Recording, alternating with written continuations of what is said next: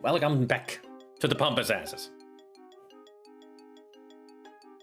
And as you can see, Trudy and Yoshi are ready to party. Or at least celebrate Easter. And also May 1st.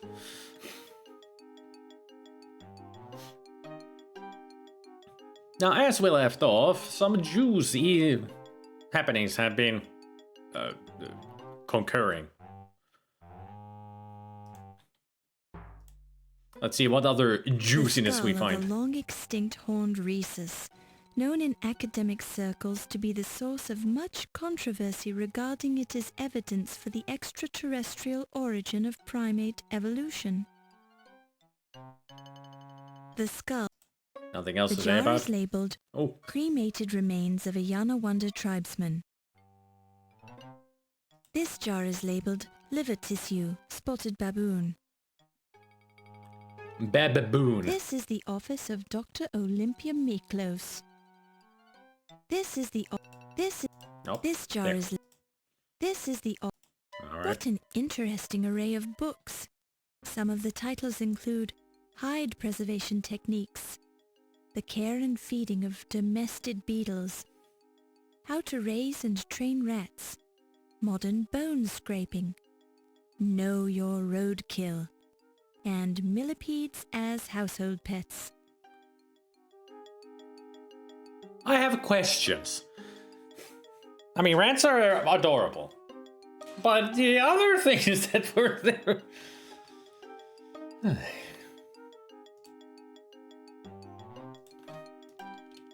I don't remember if there's a death, but I'm gonna see if there is.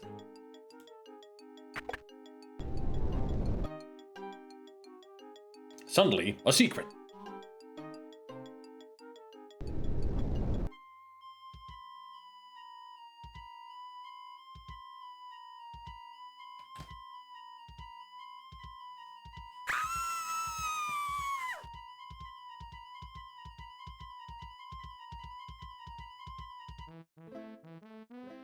In the darkness of the secret passage, you're blind as a bat. You have a brave but brief battle during which you endure the battering of a berserk and bellicose black bats without batting an eye. Then your body, bothered by bloody bites, becomes bereft of life. And that's why we needed a lantern. While this is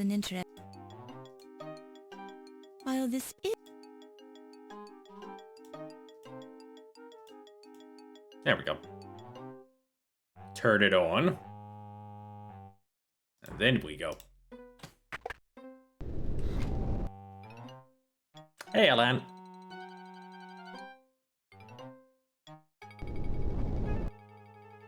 There we go.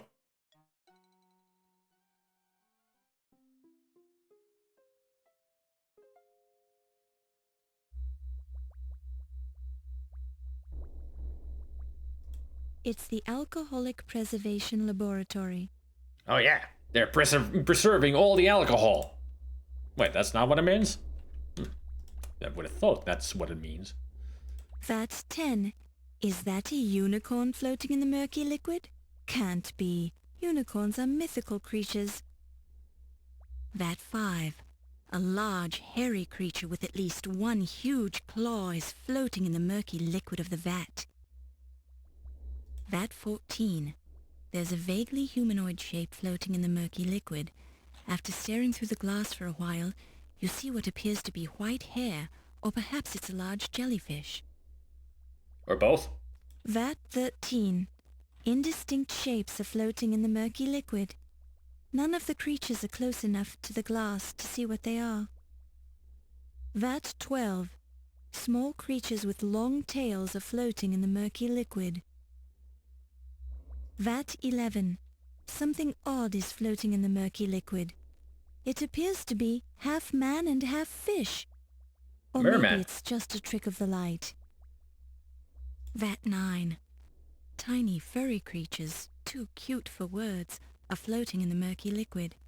There are so many of them in here that their individual shapes merge together into one massive fur ball. Triples.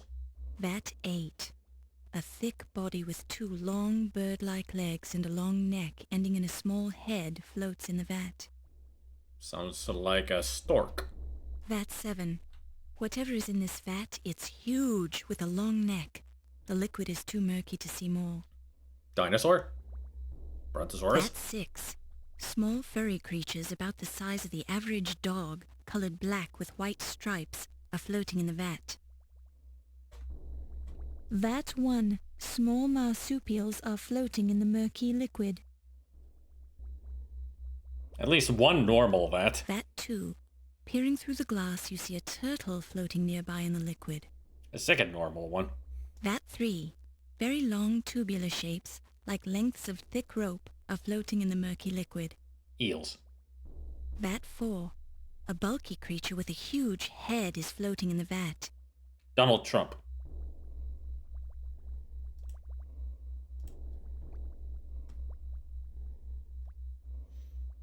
Anyway.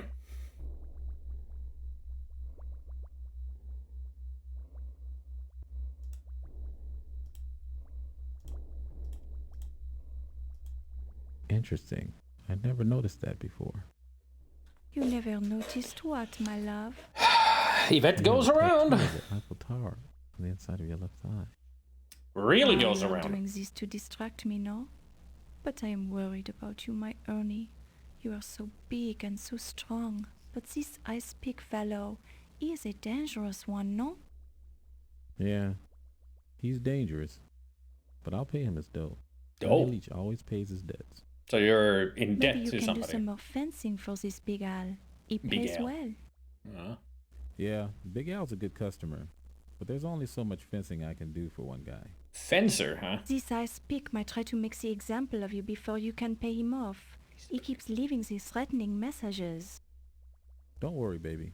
Icepick knows he won't get his dough if he kills me. Maybe I can get into a hot poker game down at the Harlem Swinger and win enough money to pay him off. No, no, no. The gambling is what got you into this mess, my Ernie. Yeah, maybe you're right. But I've got bigger problems tonight. I saw something I wasn't supposed to see. What? You're better off if I don't tell you about it. Now, what's this on the top of your Eiffel Tower tattoo? I think you know what it is, my Ernie. You've seen it before. And I always enjoy seeing it again, baby. Ah, you American men are so charming. She was with O'Reilly on her own table just 10 minutes before we got here. Like, that was the last thing that we saw before I went into Miklos's office. I mean, we know that she's a floozy, but holy hell does she work fast.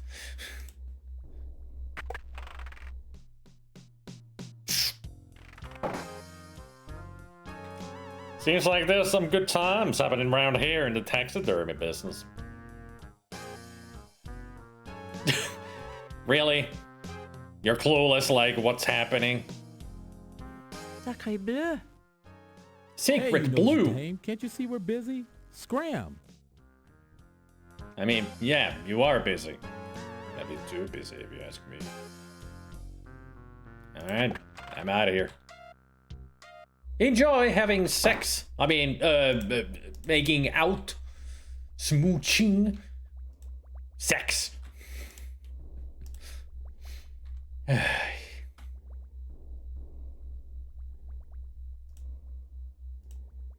Doobie-doobie-doo, A dusty specimen examination table with a drain at one end.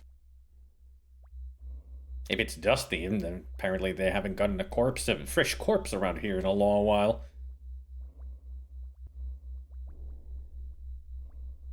Why would they even have that? I mean, that's like a coroner's thing. That's why it has to drain, because they need to drain the blood out of them.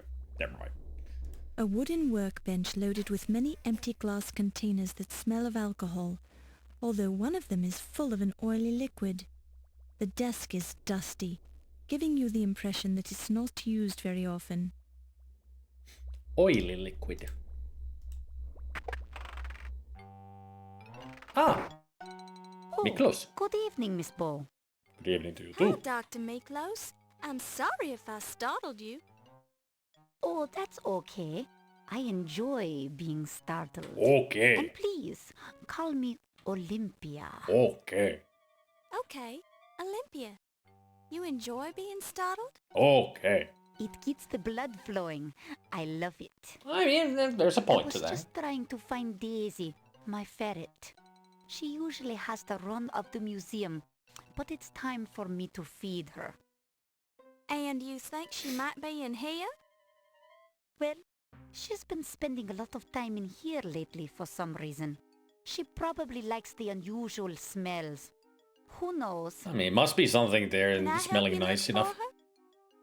Thanks, but I'm sure I can find her.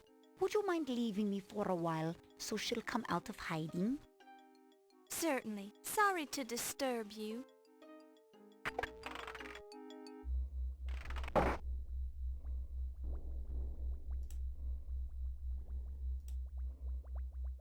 Doop-a-doop-a-doo, ba-doop-a-doop-a-doo.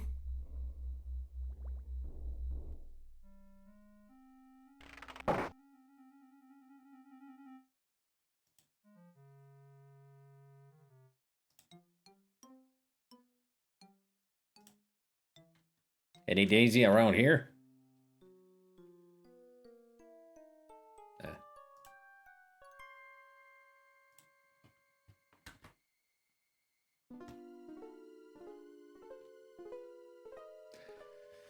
What's the next mystery we're gonna find?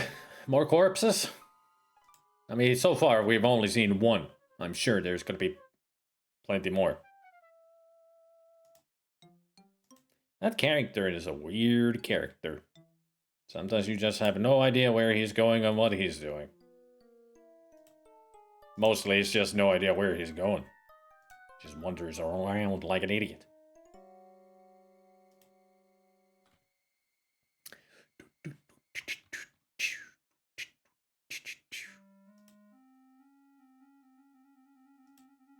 Milady.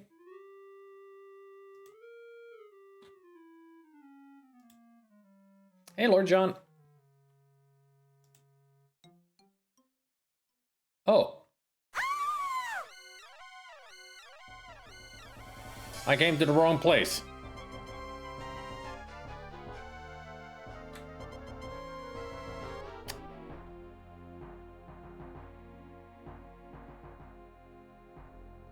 I shouldn't be here yet.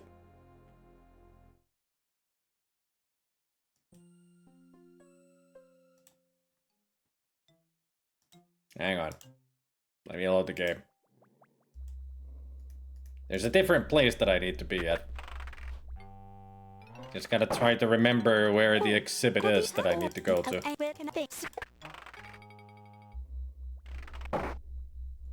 Where was it? How did I get there? I should have the map open, actually, now that I think about it. A map usually helps.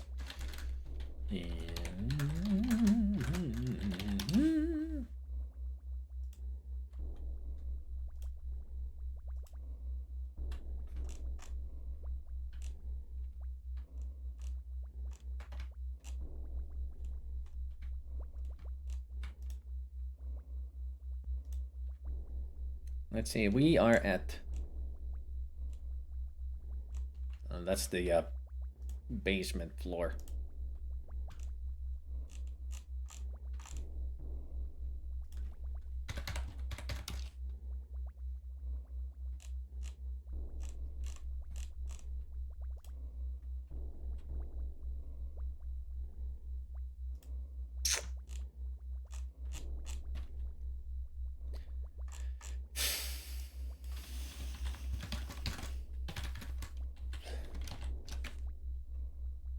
Pro streamer here, I know. I know what I'm not doing.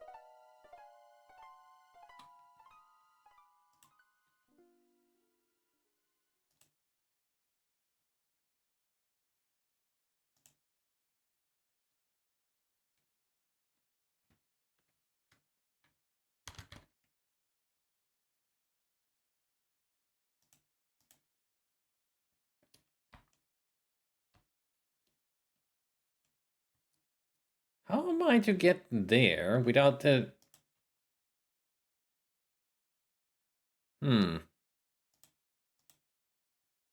That is weird. It's telling me to go to the Egyptian exhibit. But I have to go through the pterodactyl to get there.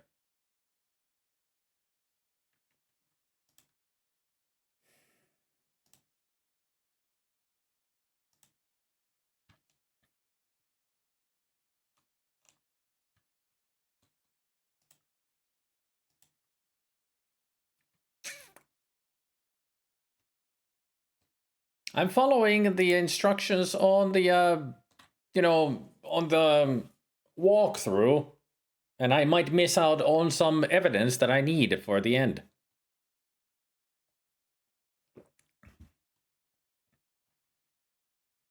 Because at the end of the game, there is the questionnaire, and I need to have all the evidence that I can.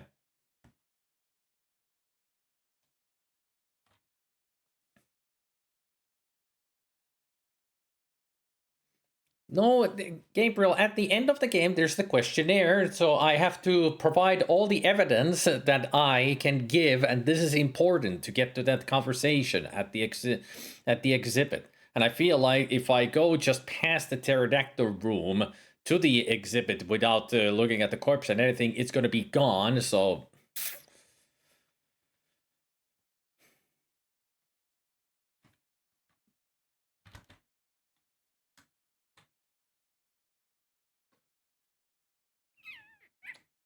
I mean, I talked to Olympia. It's telling me to go to the Egyptian exhibit. But that's past the pterodactyl room. And if we already have a corpse here...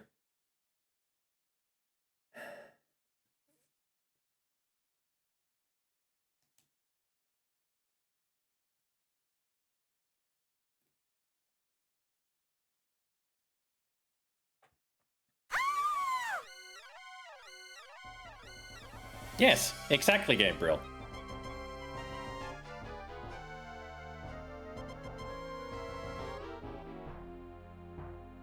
But not only that, Gabriel, it's also that since this has happened, this has now happened when this should be after I go to the exhibit, but I have to go through this room in order to get to the exhibit.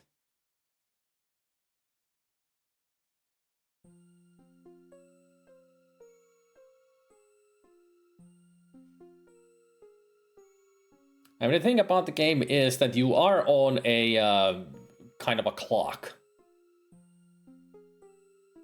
Just like in Colonel's Bequest.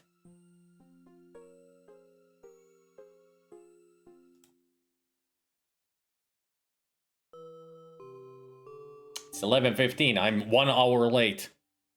Yeah, it should be 10:15. How am I 1 hour late?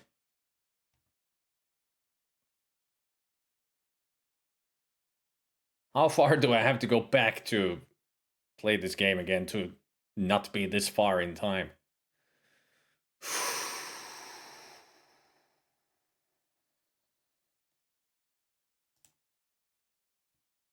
I mean, the problem also is with the game that you don't have any, like, a timepiece with you, so you could look at the clock and see what time it is.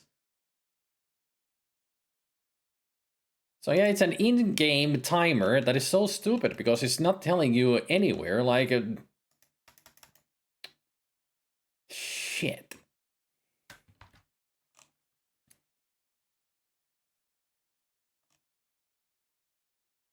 I mean, I've done everything to the script of the, I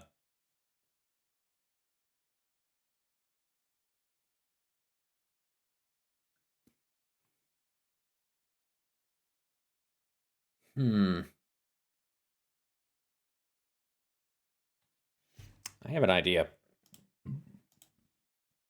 I'm gonna put up some music for you guys while I do this.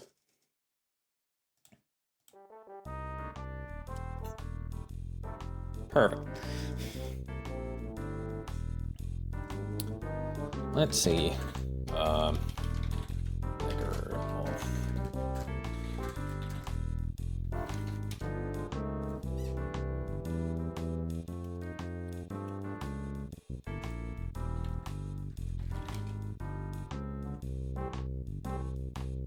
Hey, go, what's up?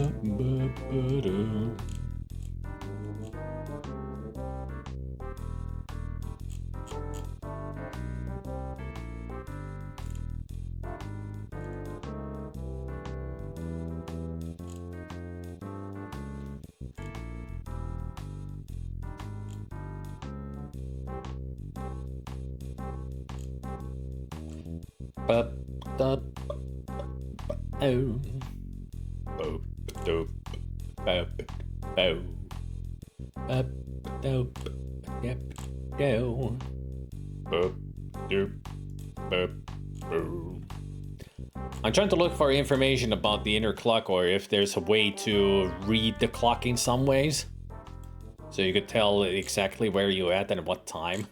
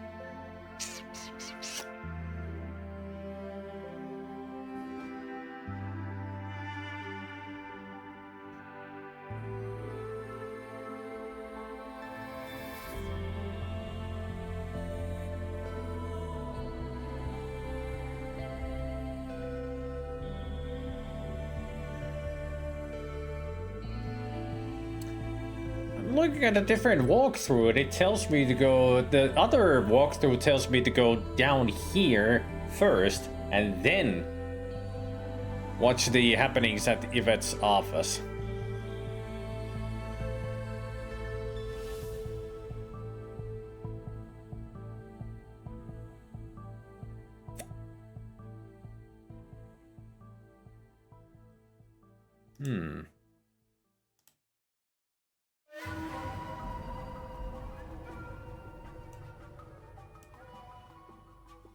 Yeah, but I don't know how far these are. Like, I should really I should go back to my old style, just name these into something stupid instead of using numbers.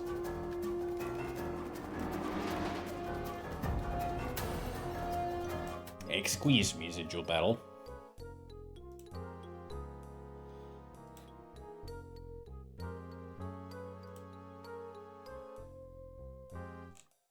Backlit, you can read the words typed into the carbon paper.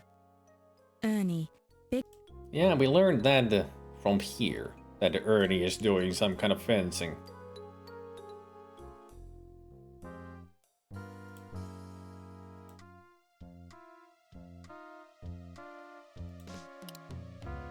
And now we gotta wait to that the bulb to cool off. We're pretty far back, actually. Was that number 4? No. Okay, now I'm at Carrington's office. I don't have the lamp yet.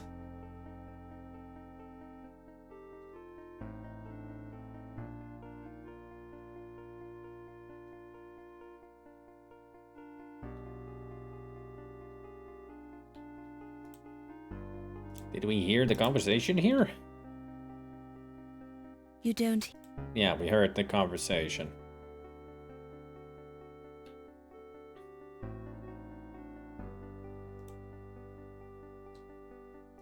Rubbing the charcoal over the note. Mm-hmm. We've done that. Okay.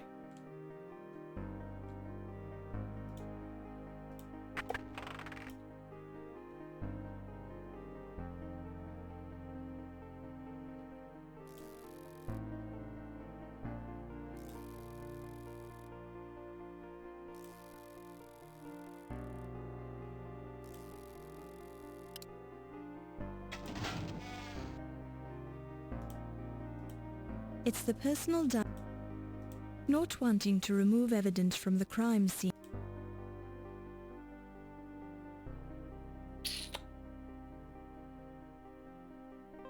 Ah, right. The magnifying glass needed to use here to read that. Glancing through the diary and the mail Give it handwriting piercer too? within. Yep.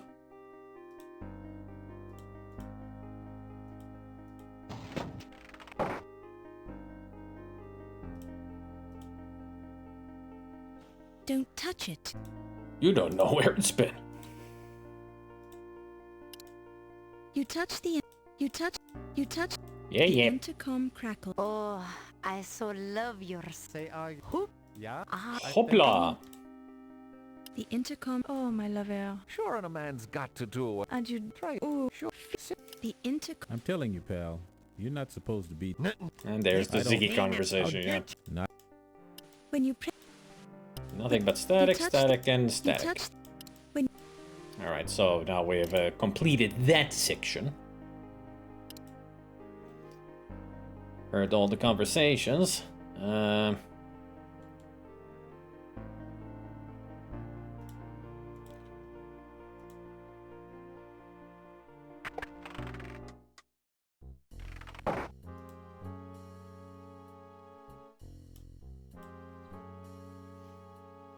Now I'll be able to take that. I mean, we're not too far away from where I You should pick be. it up and place it in your purse.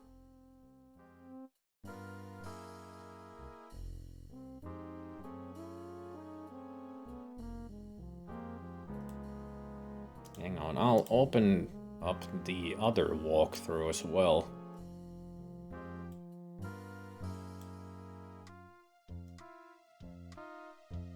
Just to have that on the side. To get through this part. Where are we? If the light bulbs to cool.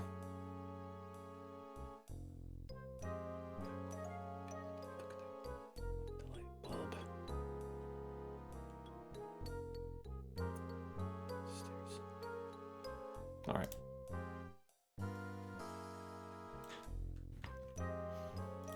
All right. Now we should be cooking.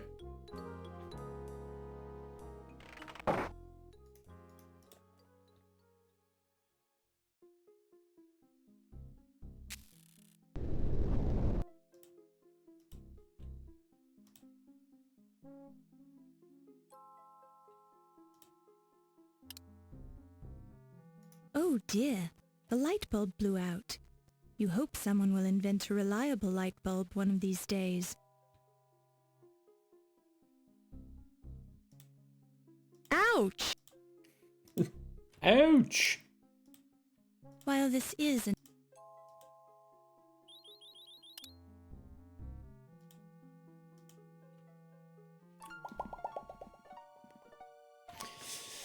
Hopefully all this will work.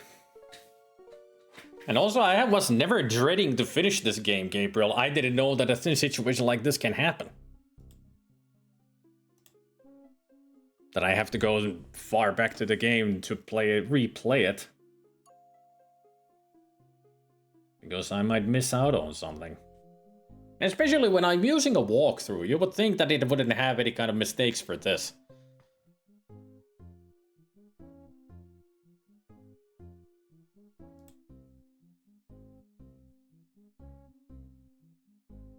I just said, Gabriel, I have never dreaded anything of any kind when playing this game. To begin with.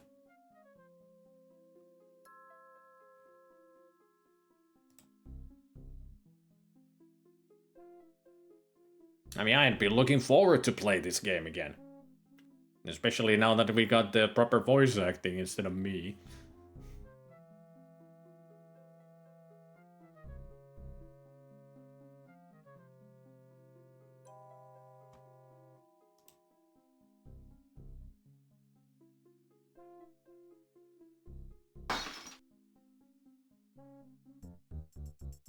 Oh. Well, this didn't happen before. Was ist los? What do you think you're doing? There's no emergency here. Nicht gefingерpoken mit der Lantern.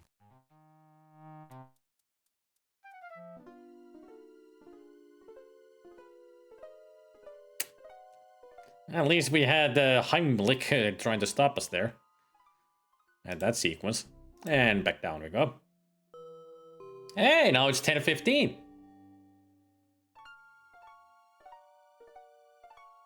Maybe I should actually go now there, now that it is 10:15.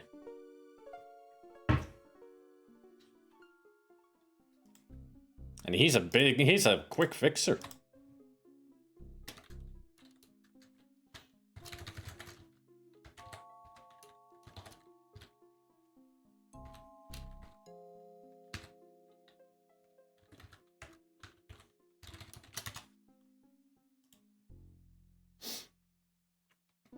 Smörgåstorta.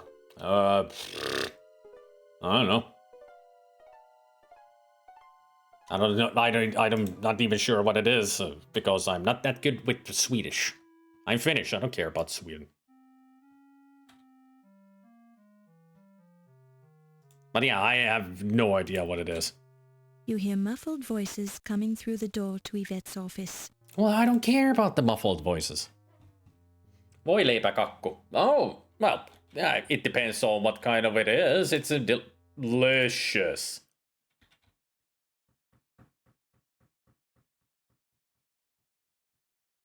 I don't see anything wrong with the game. Do you guys see anything wrong with the game?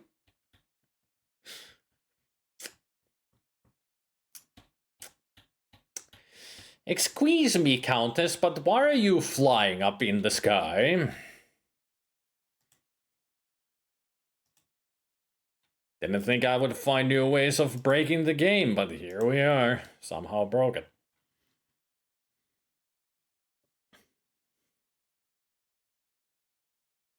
Mä en tiedä Ruotsista mitään, Vänäkäri.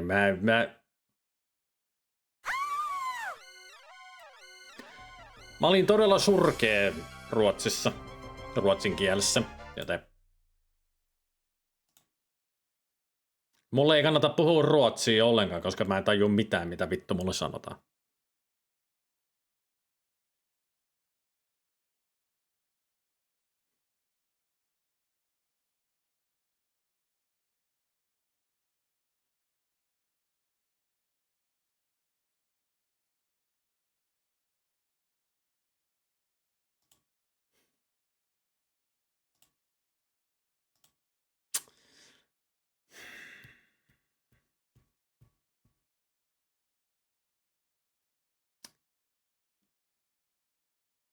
Yeah, 10:15 is when that happens. So I have to get to where I want to go to before 10:15.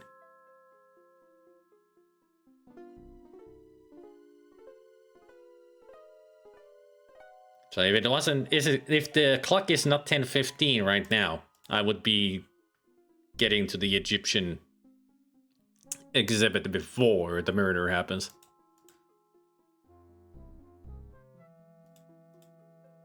But I got a feeling I'm too late even on this. Shut up! As I was saying, I got a feeling that I'm gonna be late. If only you had a watch or something, it would help.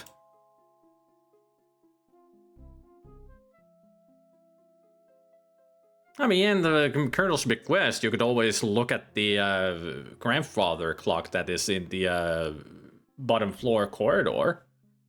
It'll always show the time that you're in. Yeah, still.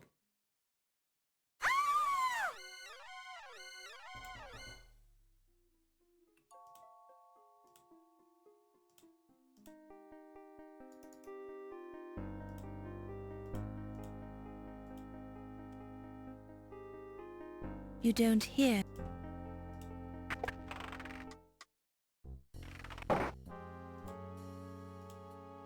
I don't know, Gabriel, but that seems to be the case. Just standing around for too long, doing nothing. Which is bullshit, if you ask me. That's not how an adventure game should work. Even if it has some kind of an inner clock. But it should be like in the first game, that certain things happen at a certain time, but it's only after you've done certain things when it activates. If that makes any sense. What I just said.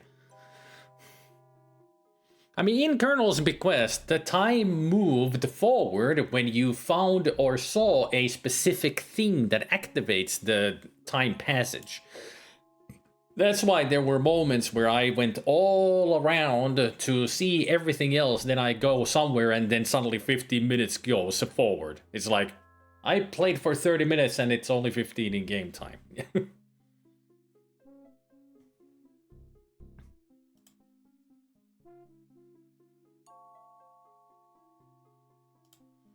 O'Reilly is here. You see a tall Irish gentleman with red hair who acts like a cop.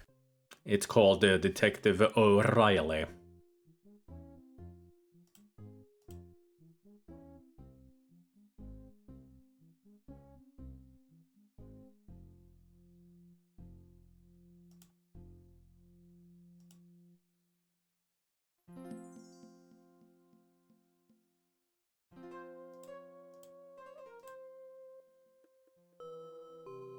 Now it's 10:15. Ah, there he is. This is what I was waiting for. Dr. Smith? Miss Bow, I did not expect to see you here. Ah, but I knew you were coming. You did? How? How is not important. The question is, why are you here? I had an appointment with Dr. Carter. You must be aware that he's dead. Dead? Why, I had no idea. Died right here in this room, as a matter of fact. I'm surprised you hadn't heard. I'm shocked. I don't know what to say. I bet you don't. Where were you at 8 p.m. when he died? At the party, of course. You saw me there. Actually, I didn't see you there at that time. Uh-huh. But you must. Oh, well, there was the phone call. Phone call. Mr. Heimlich told me I had a Phone call waiting call. on Dr. Carrington's telephone. When I arrived in his office, the line was dead. So I returned to the party. Was Dr. Carrington in his office? No, he was at the party. Did Mr. Heimlich tell you who was calling? No, he didn't take the call, and I don't know who told him about it. You and Dr. Carter seem to argue a lot about the Dagger of Amon Ra. We had our differences of opinion, yes. Did you kill him? Miss Bow, I am shocked that you would ask me such a thing. I am leaving. We'll talk again later.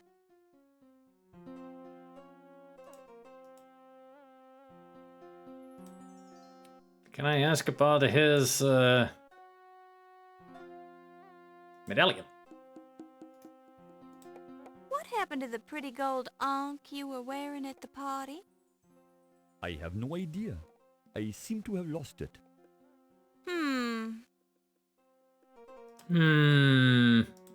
Indeed,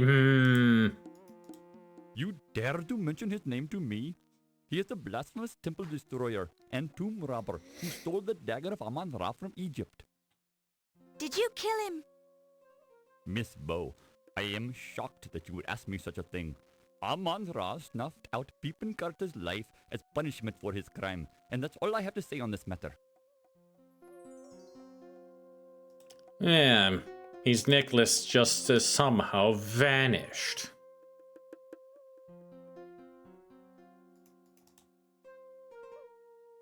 A peek into the mummy case reveals that Pippin's body has been removed. By whom and why?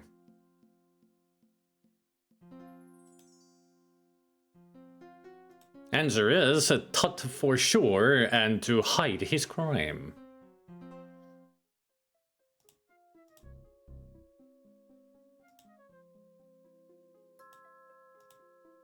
Will you move to the next screen already? Jeez.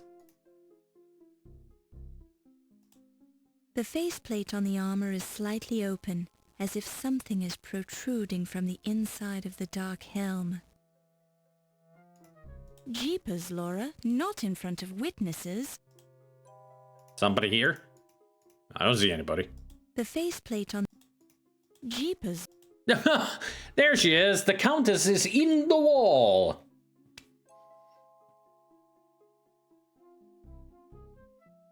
Take your time, Countess. You go float into space somewhere else. We don't have the room for your shenanigans around here. Thank you.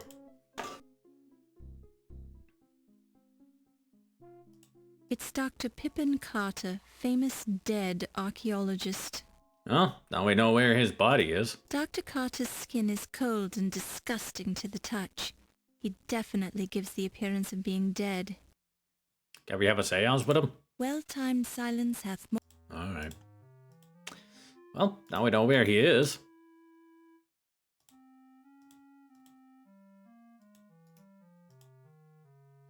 An authentic wood door from an authentic... The doorway to the dinosaur exhibit.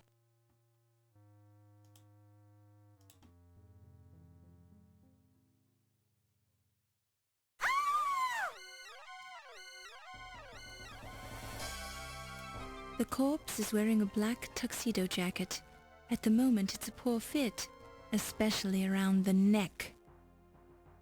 A large pool of blood has formed around the corpse. It has barely begun to congeal, indicating that the incident must have taken place within the past few minutes. The right hand of this unfortunate soul is flung out to the side. Looks. The left arm and hand are splayed out to the side. A quick glance reveals nothing grasped in the hand or up the sleeve. How ironic. After untold millions of years, this pterodactyl has claimed a new victim, a male specimen of Homo sapiens, which has been pinned to the floor by the pterodactyl's monstrous beak. Looks. The man's neck has been roughly cut. Why? That's one of the things here is they get penetrated by the gigantic pterodactyl exhibition. But why cut off their head? Like, you don't do that like in 2 seconds. That requires time and effort. How did they do this so fast? Unless they found like some, I mean, there's the arbor exhibit and everything. There must be some kind of a weapon to cut it off real quick. I mean, even with the cleaver and such, it would have to be super sharp, like a freaking samurai sword, a katana, to cut it off clean. I mean, you got all the sinews, you got the bones and everything to get through, so even with that, it's not a fast job. Unless you're some kind of a horror movie slasher. They're super strong. They can just punch your head off, like Jason does.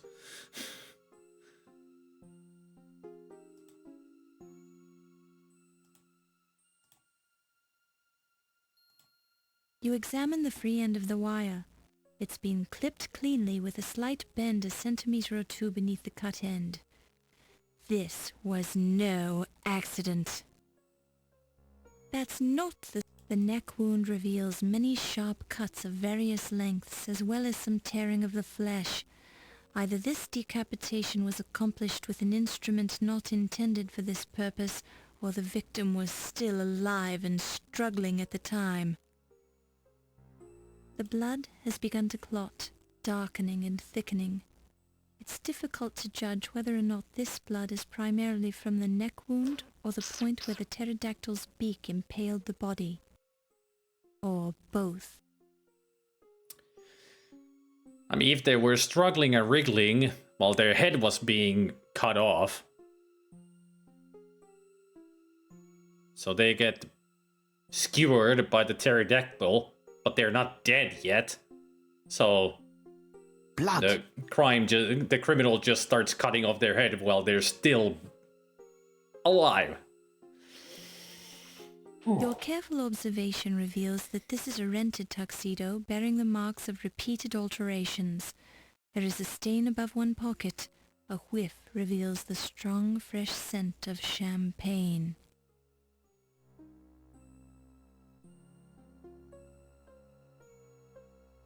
It's Ziggy. Has to be Ziggy. He would be the only one with a rented tux. Or Steve Dorian.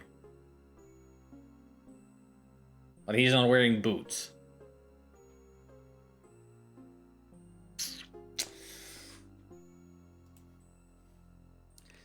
Well, Ziggy got the pointy end of death.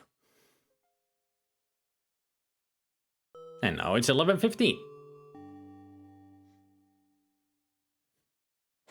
I mean, if now it's 11:15, how am I gonna miss everything else that we could have done? Like, there's still the conversation with Yvette and O'Reilly. And then there's Yvette and Ernie. I mean, those would be the next things to do.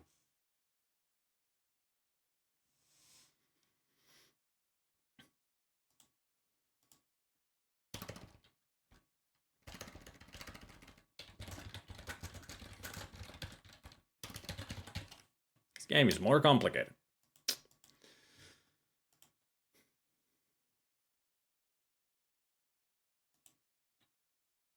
Yep.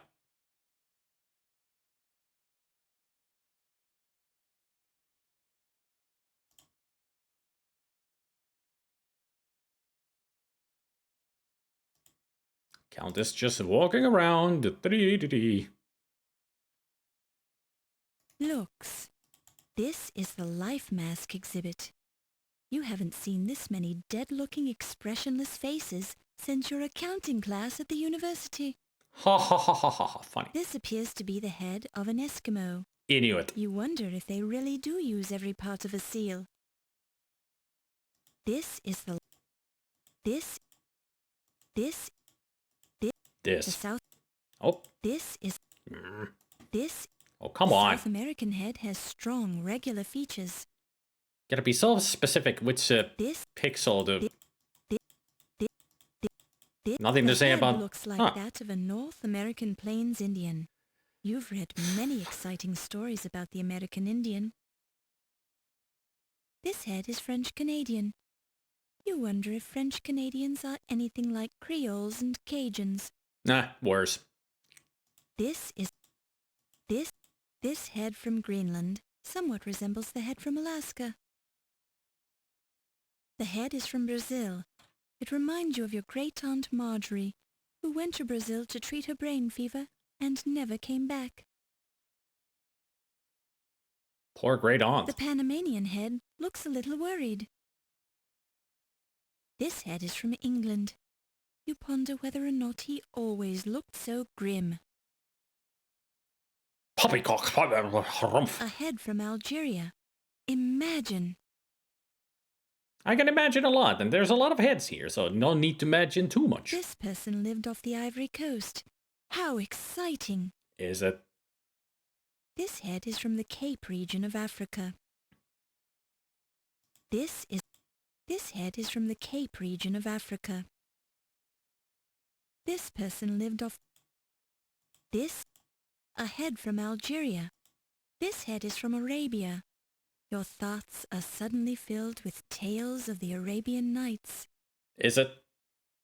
Are they? This head is from India. You close your eyes, smelling the incense, hearing the temple bells. Focus, Laura! Focus! I mean, she's all over the place now. It's the head of a Ramapithecus man. Ah, I knew once a person with Rapithipita. Why? It's the head of a Cro-Magnon man. My, how people have changed. Not much. It's the head of an Australopithecus man. Poor little fellow. The plaque says there were animal tooth marks in his skull. The head is from Mongolia. Oh. You've heard that the Mongols would have taken over the world if their ponies' legs hadn't been so short.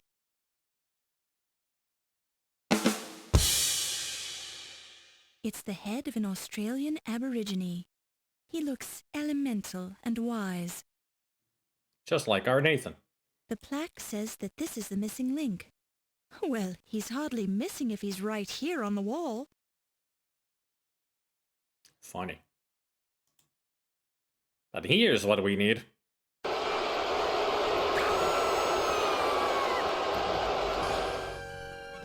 Oh no! That doesn't look like a life mask. Well, technically now it is. It's Ziggy's Ziggy's head! Oh, not Monty Python. Alright.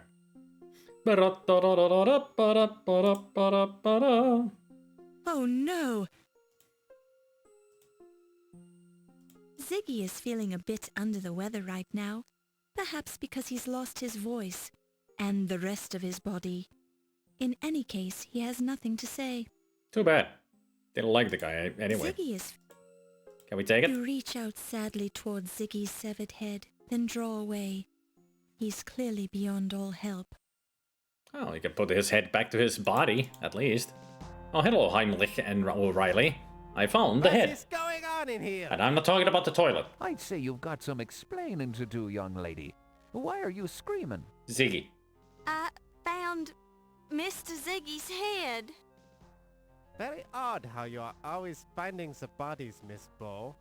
I think we should be going back to my office and interrogating you now.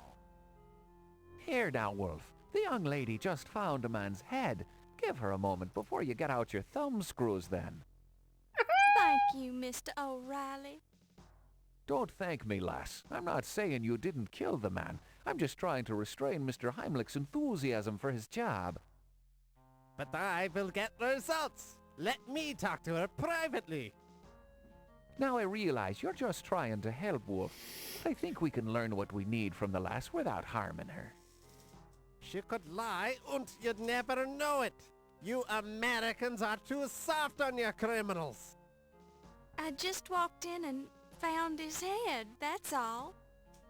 Well, Mr. Heimlich does have his point, lass. It's a wee bit curious that you keep showing up at the murder scenes before anyone else. There's only How do been you two. explain that, then?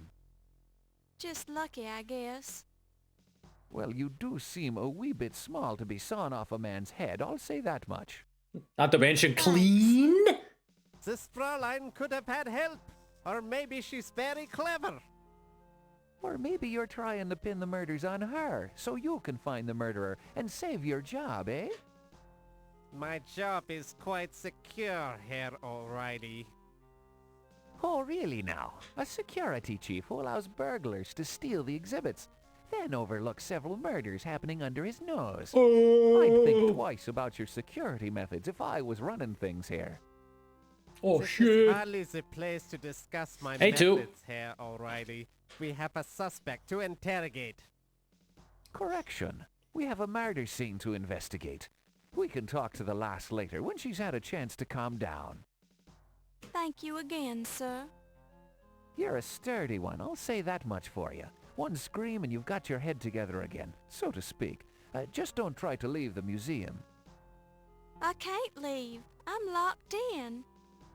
Good. We won't have to worry about you then. All right, Wolf. We've got work to do. Let's go get the crime scene tools.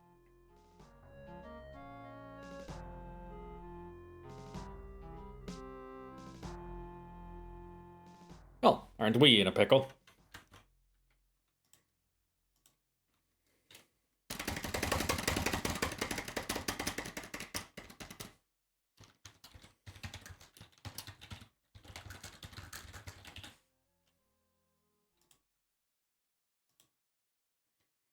Now to find out if I can actually do the other things that I missed out on. Hopefully so.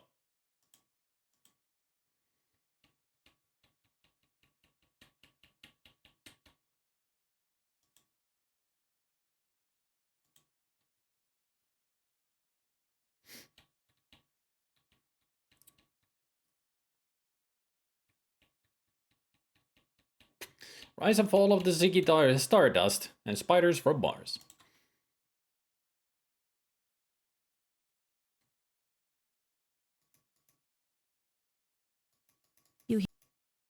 Uh-huh.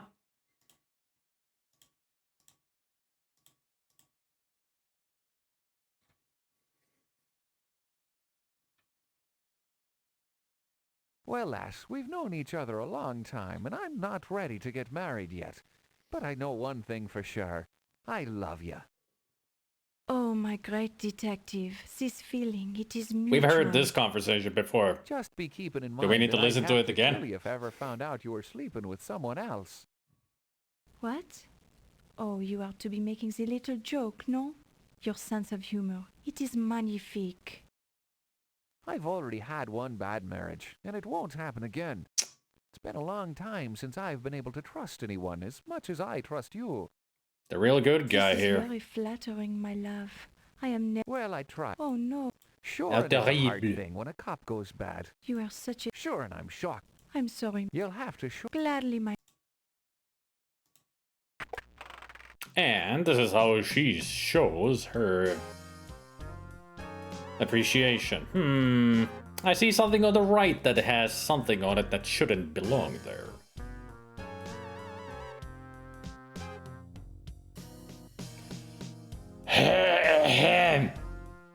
You didn't notice that the strawberry jam? Oh, excuse me. Or maybe it's beetroot? Here now, be off with you then. How about you do your job better? Not noticing what's over there. This door is locked. Oh, great.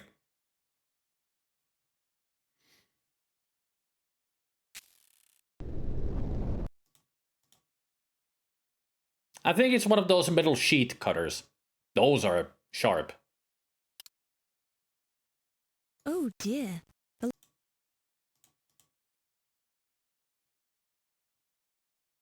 there goes Yvette. So now we can go in here. I already had the carbon, so I don't need to worry about that. But what I do need is this.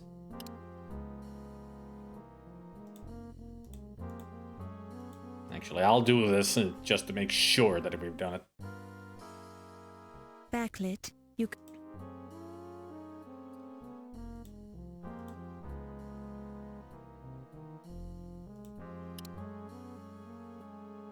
And I'm sure it's, again, too hot for me to handle.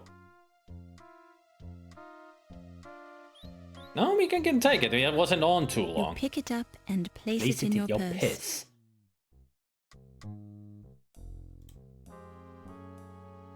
I was gonna say, a paper cutter isn't very sharp in the traditional sense. It uses a clever shearing effect to cut the paper. Well, the metal sheet cutter does the same thing, but it's much sharper. And it is heavy like that. It's a big blade.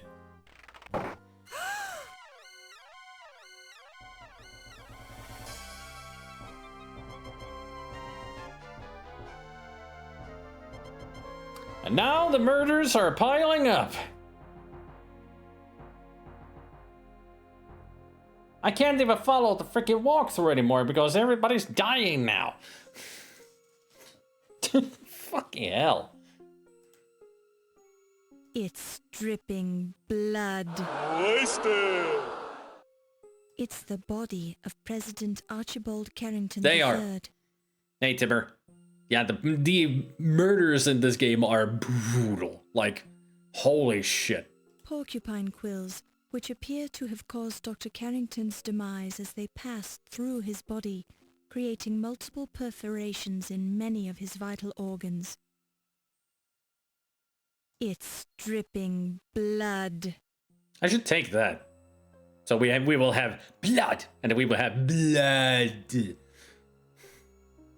clock appears to have been broken at exactly 12:04 a.m. Countess and Ziggy at 1 a.m. Medieval armor display. Ziggy won't make it. It's the pale left hand of Carrington's corpse. The fingers are showing signs of lividity. It's the pale right hand of Carrington. 2 letters written in blood on the desktop. Blood! The letters C and P are carefully written in blood on the desk, as if they were put there by the dying President Carrington. C and P. It's your official...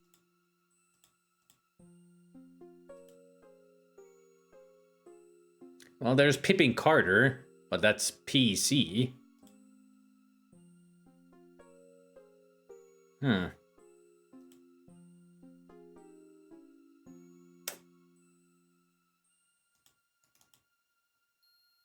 Judging by the buttons on the intercom, this appears to be the master unit which can send and receive.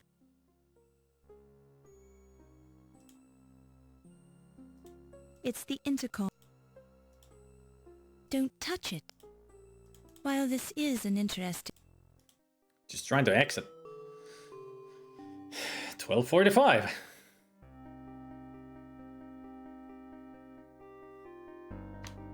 I'm gonna check the walkthrough.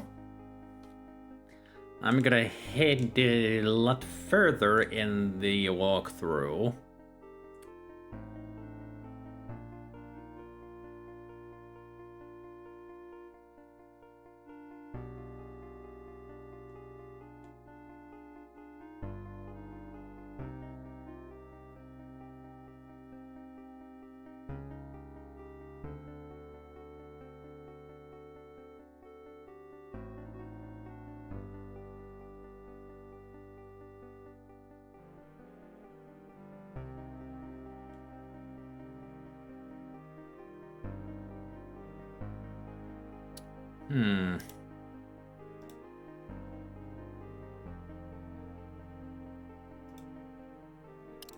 The intercom... Oh, I Say, hope Yeah, we can still hear these. The int... Oh, my love. Sure, And you... try and keep your voice. Ooh, Sure, fifth. sit up. Although, When you press the button... yeah, we You don't hear touch the the Ziggy intercom. conversation with When you Ernie. press...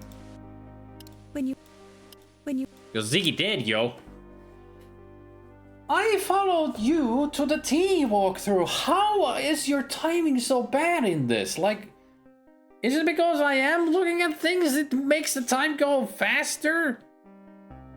Like, why? You didn't tell me anything about this, that don't look at things, otherwise time will progress too fast.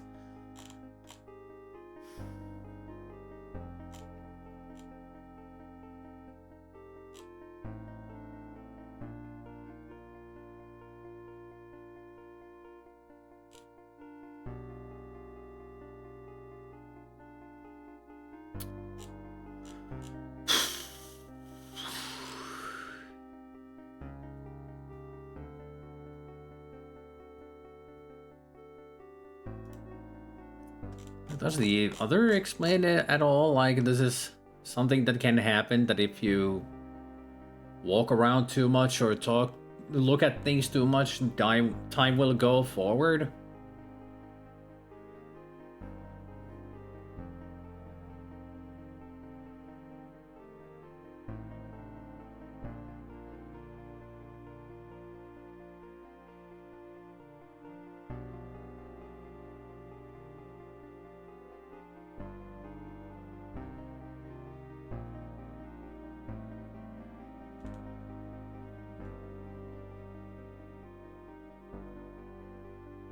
You know, I feel like I should start at, if I have a save that is at the start of the Act 2. Or at least at the start of this act, which is Act 3. Because that's where we are, and this is where things are going not so well now with the time.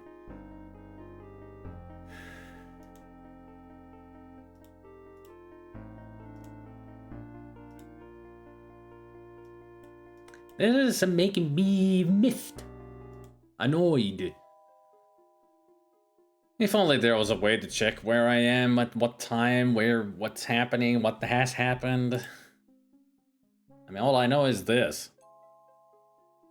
Carter's dead. So at least here we are pretty much at the start of Act 3.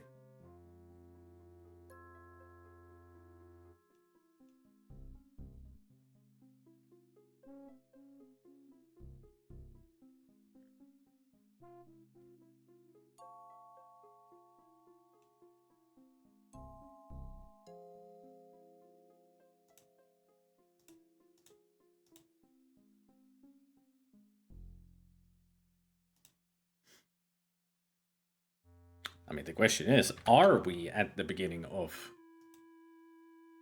Act 3? Hey, Astriel. Well, this is telling me that we are in Act 3 because O'Reilly is here.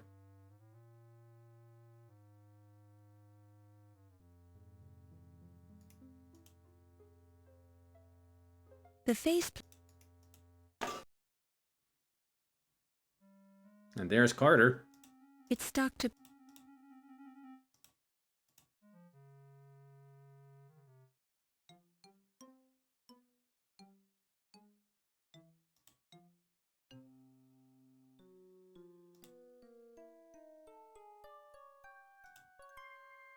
I'm not gonna follow this. I'm gonna go with the other walkthrough that I now have. See what happens. It's pretty much the same thing as before, but in a different path at some points. So maybe this will help me. Wish I was better. Still, this game has started to annoy me, because apparently I've been using a walkthrough, but apparently with that walkthrough that I've been using, things are going not according to the walkthrough. So I am really annoyed. So now I'm using a different walkthrough and I have to load up a save that is like way before where we left off. So I'm having to replay a lot of the game in order to see if I can actually... You hear muffled voices coming through... fix things.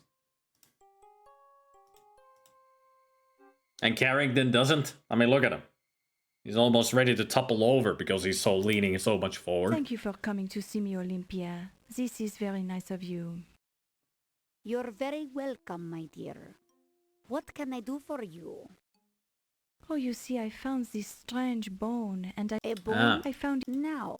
Ha! It A is- chicken Yes, bone. You are... Olymp, Oh, come closer. oh, my... Oh my.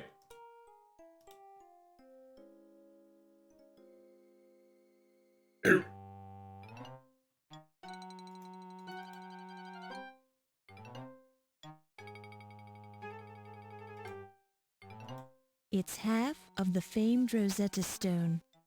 Rosetta Stone.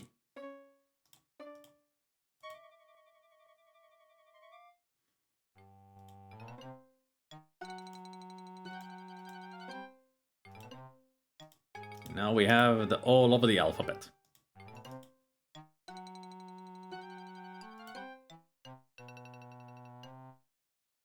The bottle says Dr. Moribund's guaranteed snake Moribund's. oil. Mammoths.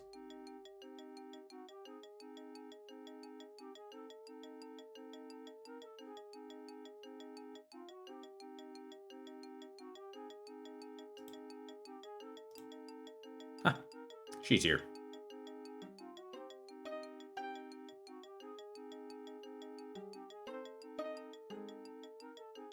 Good evening. Oh, Oh, dear. well, I see what look well. I'm sure. What's this? It doesn't charm. Well, I'm skipping all of it because we did this last time. No need to hear all the conversations again.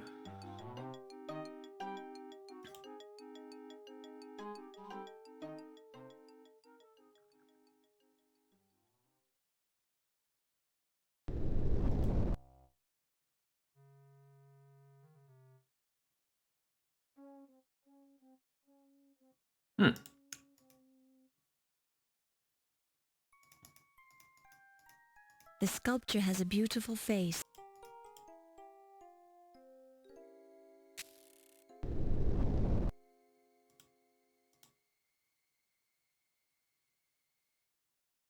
And open. And the light bulb goes out.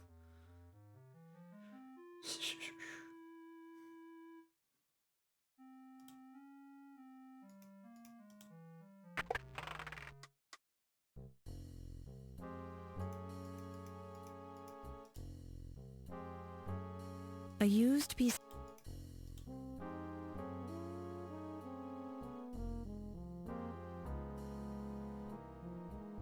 You pick it up and Place it in your piss. Ei varmasti.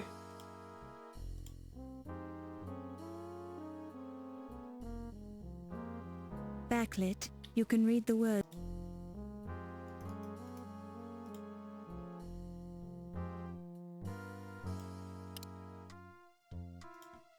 We speed running this bitch now.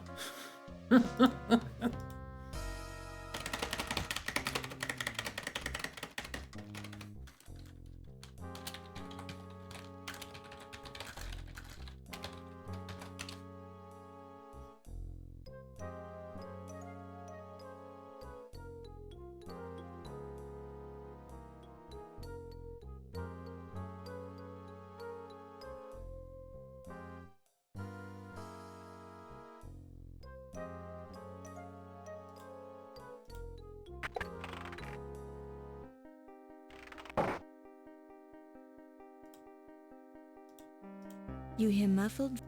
Come a little closer. Ah, the Niger one. Would you? She really goes around. Well, have you forgotten who let you? No. Then you will. Please do.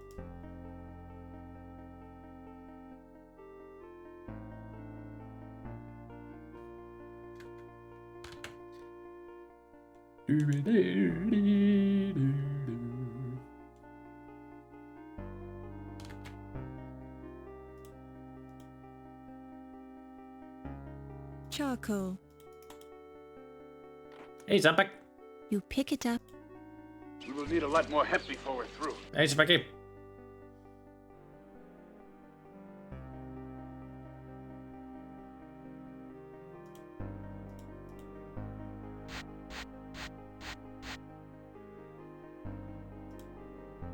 You see charcoal. Rubbing the charcoal over.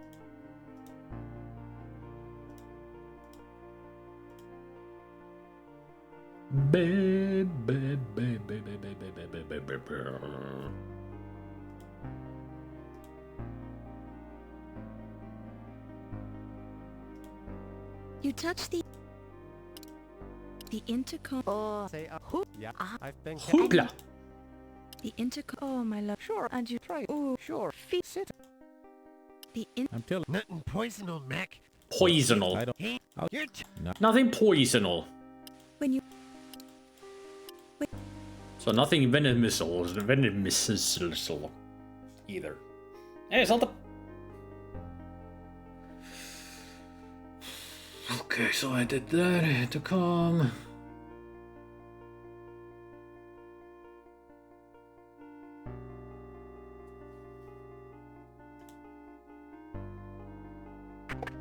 So now I can get the light bulb.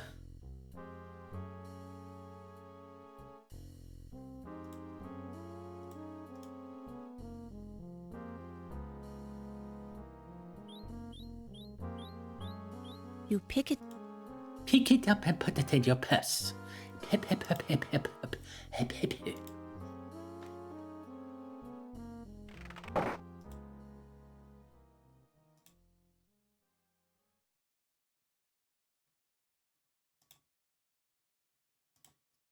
Save the game, speedrunning this bitch.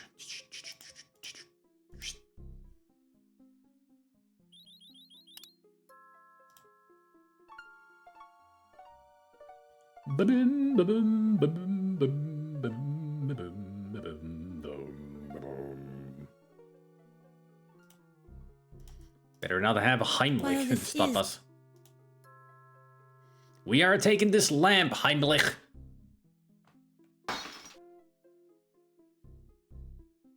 Haha. You pick it up.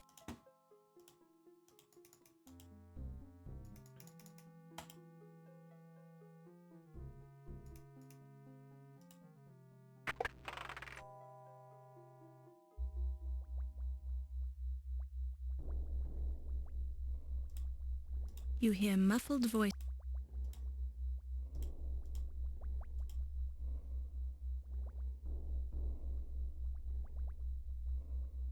Interesting. I never noticed that before. You never noticed. You have, yeah. Maybe this. Don't The worry. tattoo of the Eiffel Tower I somewhere. think you know what. And I always enjoy seeing. Are you American? So charming. Haha!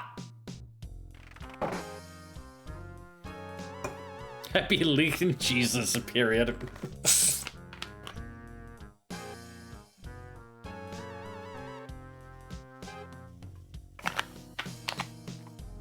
Sacré bleu. Sacred Hey, you know- blue! The room feels remarkably well preserved. Must be all the alcohol. Or the pickle juice.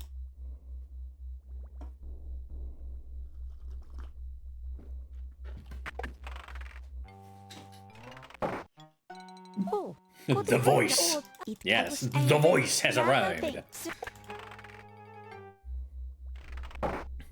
Alright, now we're pretty much almost at the same part as we tried to get to without the timer going too fast.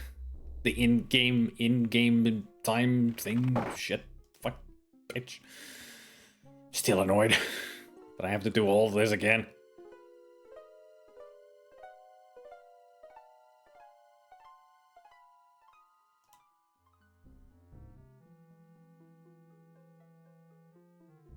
At least now we're at the part that when we get to the exhibit.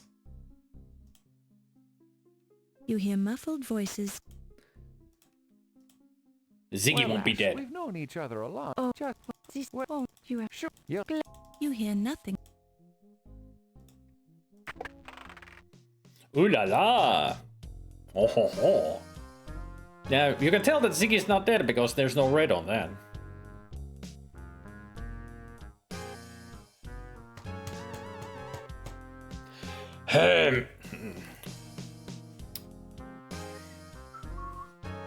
How's it going, Yoshi? Oh, excuse me. Here now. Be off with you then. Oh, she's gonna be all fine. You know what I mean. She's too innocent. Laura's too innocent for that kind of stuff. I mean, when she was looking at Ernie and Yvette going, she was like, I wonder what they're doing.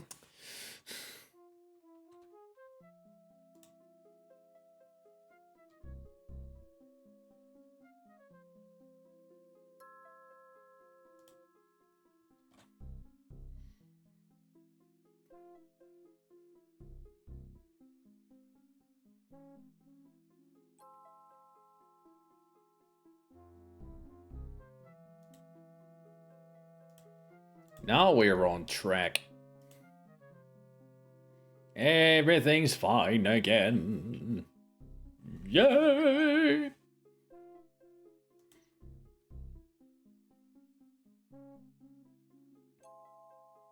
So it seems like the other walkthrough that I was using, and that's on the Sierra chest, and those walkthroughs are very thorough. But it seems like on that one for this game, the order of things is wrong. That's why we were so far in time. At least it feels like it. That's what the case was. Also, before I go to the exhibit, I should go down here and show you guys. Better start from the beginning. Oh no! This is the life mask exhibit. Notice something missing until we see it there? It's the head of a Neanderthal man. He looks so brutish. This is the head of a Smeltdown man. You've heard rumors that Smeltdown man just may be a hoax. Smeltdown man? Smeltdown man.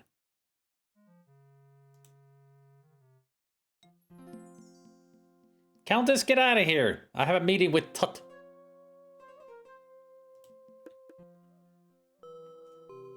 $10.15.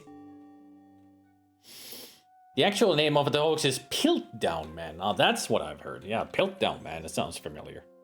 Good evening, Miss Have you I had an appointment. I had no phone call. Did you? Miss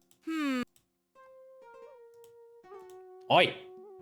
You're not leaving until I ask you about this. What happened to the pretty gold? I have no idea. Yeah. I happen to have it in my... I mean, I don't have it in my purse at all.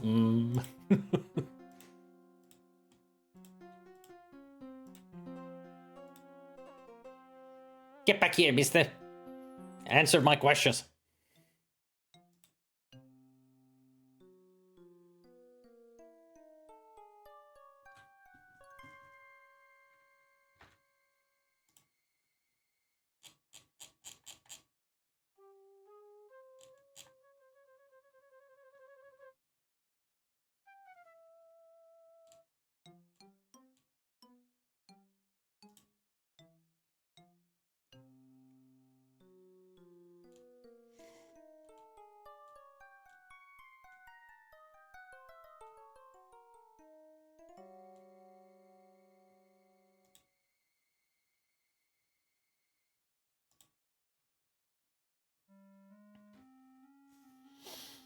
The thing about the Lich is that it is just that. It's a powerful magician or king straining for eternal life. And achieves it by using spells and rituals. Nowhere but D&D does it actually state that a Lich has to be evil.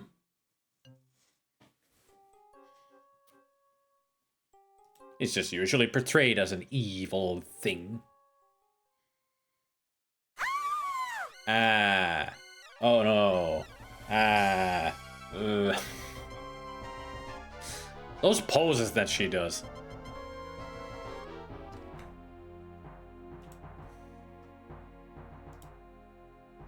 Bum.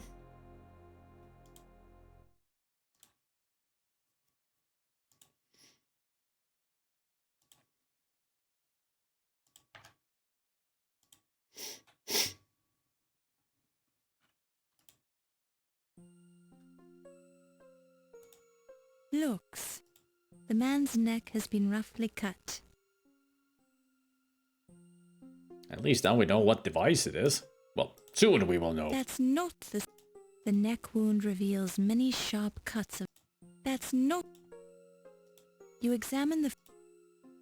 This is one of the 3 wires that did a less than satisfactory job of keeping the pterodactyl suspended over the museum floor near the overhead catwalk. Check his vitals. Not a good recovery there, Brannigan. The guy doesn't even have a head anymore. I'm sure that he did, yo. Looks. The corpse is wearing a black tuxedo jacket. At the moment, your careful observation reveals that this is a... You search the left arm for clues. You find a large grease stain on the right sleeve. You give it a quick whiff and identify the scent of turkey hors d'oeuvres. Just, yeah, the decapitation is just a flesh wound, yes. We'll call it a draw.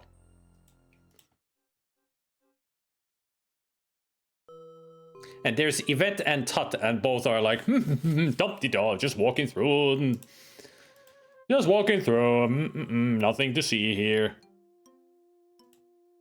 It's just funny how nonchalant they are. Like, there's a corpse without a head, and both are like, I wonder where I should go. I'll go check out the T-Rex.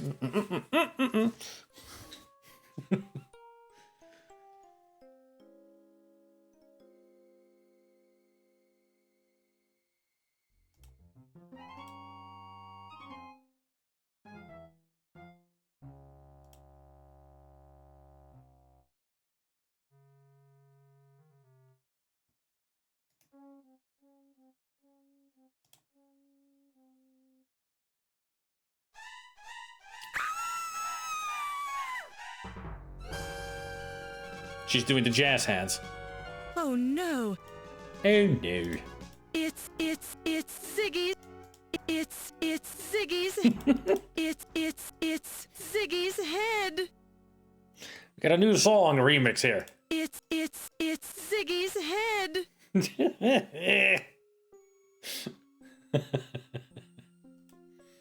Sorry, Ziggy. You're too funny. Anyway. Was ist going? Correct. You're a There. Now we have caught back to where we were without missing anything.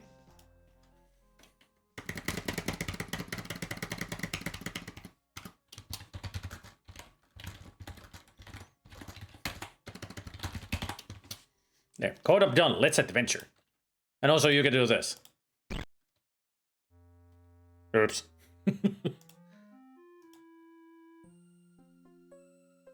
Your head has sympathy in better places, I know. Especially your own neck.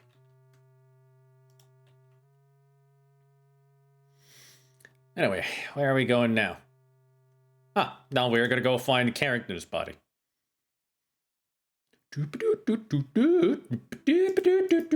You eye this woman with a certain amount of jealousy.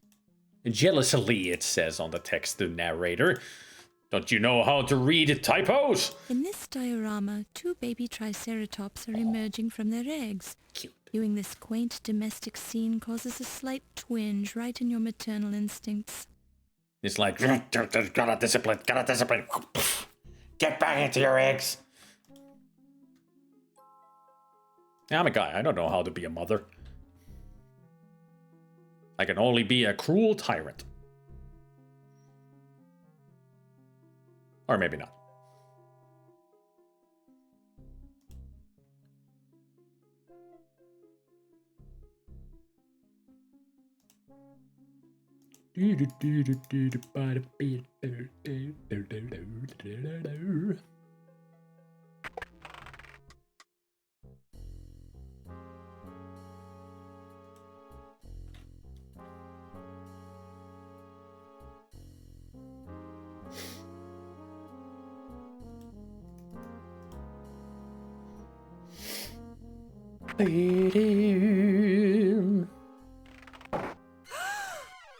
Gasp.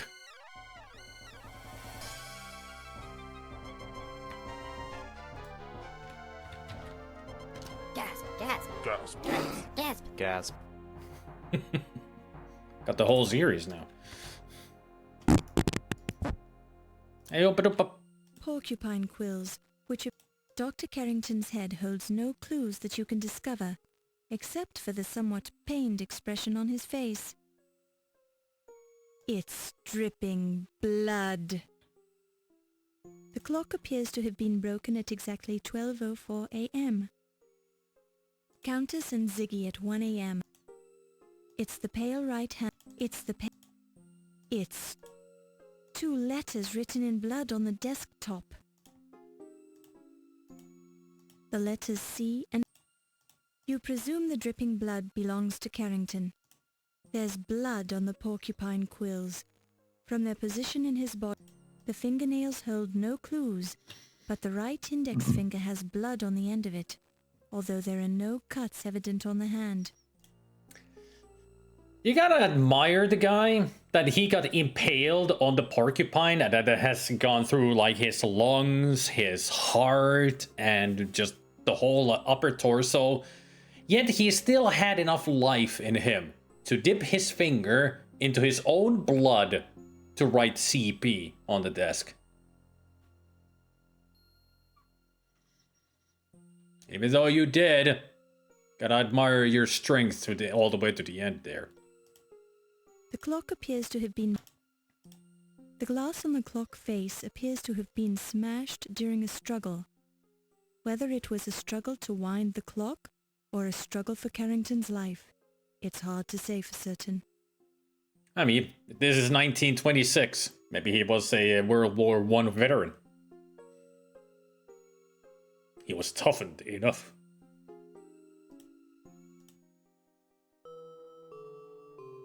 $12.45.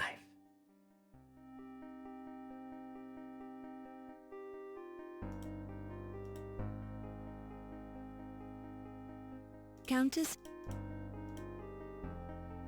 using your phone numbers.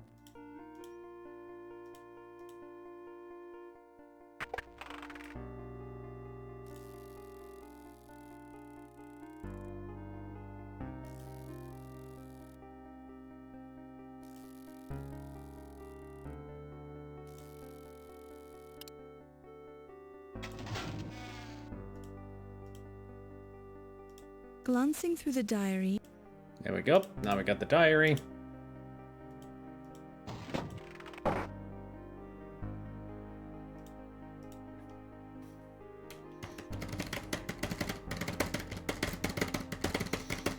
Yep. At my 45th.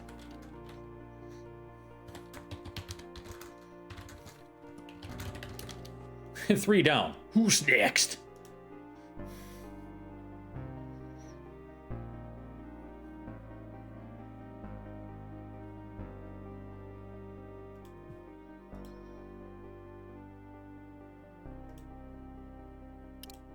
You hear only... You touch the... You hear only... You touch the... You hear only... Only static. You touch... You touch... Come on. When you press... There we go. When you press... When you press... Nothing. No conversations, no nothing.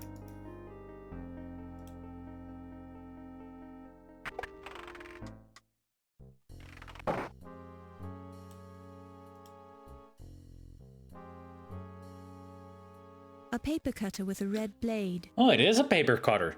Kind of huge for a paper cutter. I mean, usually those are metal sheet cutters, but apparently that is a paper cutter. Alright. Now you're The red stain on the paper cutter blade could be red ink or blood. Perhaps the last person to use it had an accident? Yeah, they lost their head. That kind of an accident happens all the time. It's like, I'm gonna cut this paper. Oh no, I lost my head again. Yep. I mean, how do you even do that? Do you just like hack the head off? Or do you... I mean, the thoughts of it, like, ugh. Disgusting. There's a homey old Norwegian phrase stitched into this needle. Nice needlepoint stitchery, with some dust stuck to it. A handwritten card attached to the plant pot reads, to Yvette from Olympia. Thanks for the wild night with the mummies. Yvette doesn't care what you have between your legs. She'll go after everybody. Like, seriously, that Yvette has problems. You know what they say, what goes around comes around. So I've got a feeling that Yvette might be dead soon. At this rate.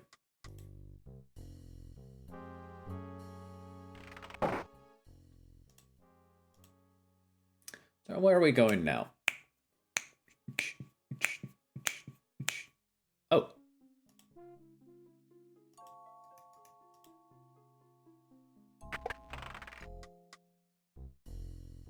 Don't touch it. I didn't want to touch the wall. I wanted to go through the door.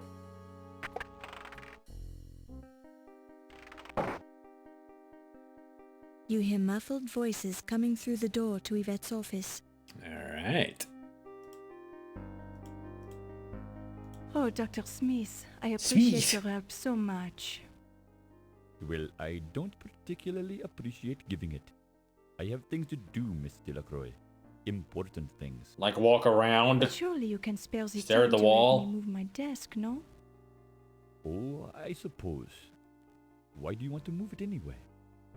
Oh, there is a terrible stain on the rug. Yeah, the I paper don't cutter want works to like a be scissor. sure. We don't have to move the desk very far. I mean, you got the blade for the paper cutter, and then you got the It's heavy. Oh! where you put the paper, and then it just Oh, I am cuts so, like a so scissor. sorry. Did you hurt yourself? So it's not really that sharp. Yes. Heavy though. No, I'm bleeding. You owe me one, miss. But of course, Mr. Smith. Mr. I'll do Smith. Anything you say. Anything. Didn't I let you in when you asked?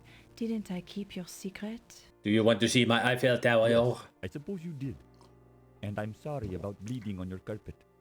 At least it'll blend in with the old stain. What is that anyway? Oh, it is only strawberry jam. It's her period. I'm That's sure what it is. I don't want to know, Yvette. Uh-huh. You don't. Probably not, Dr. Smith. Now, let's go to your place. Does he even have a place? I don't think so, unless it's the toilet. It's where he belongs. And they moved nothing. That is true. The more paper you stack on each other, the thicker it gets and more durable it is. I wonder if there's enough paper, if you stack enough sheets of paper, it will stop a bullet. Probably.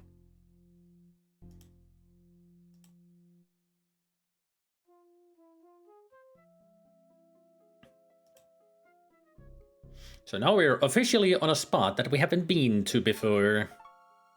Now we can actually properly continue the game without any worries. This walkthrough works. Unlike the other. I mean, the other worked until the moment as we started with, but now it's much better.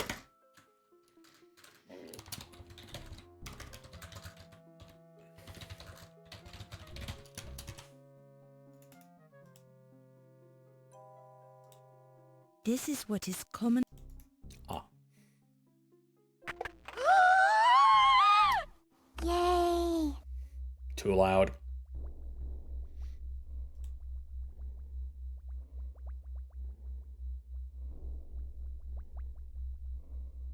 This door is locked. Huh. This door is an office door. An office. This door. You don't. That's intriguing. Well-timed side. It is better. This door. Well, the walkthrough did say that to visit Ernie's office if you find Ernie there and chat with him. But apparently he's not there.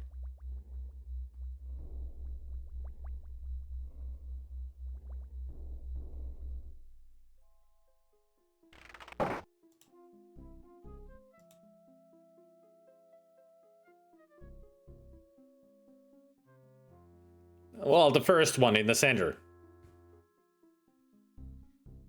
You can clearly see the horse-like shape. Daisy, Daisy. No Daisy? No.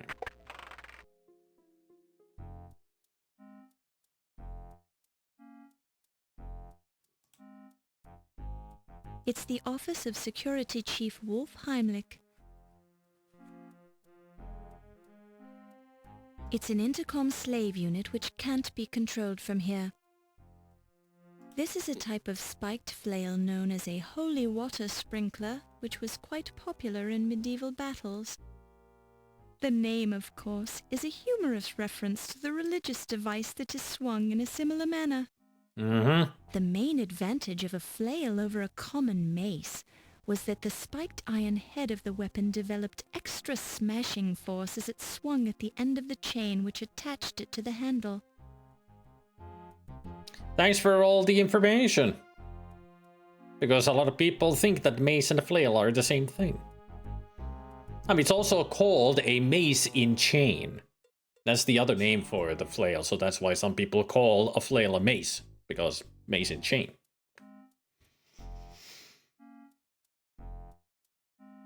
A pair of evilly spiked ballet shoes. Ballerinas were tough in the old days. Heh. Part of Heimlich's antique weapons collection. A fine broadsword imprinted with the mark of the Toledo swordmakers in Spain. It looks very sharp and deadly. Ah, he's even got this. It's one of those exotic oriental weapons you've seen before, although you can never remember the name of it. That is true. That's the 3-part nunchuck. Instead of being The intercom crackles and you hear... 2, it's 3. Wolfie, it's Olympia. If you can hear me, meet me in the armor room at 2 o'clock. Promise to show me your private scars. Private. Remember? See you there, Wolfcakes. Sweet cakes.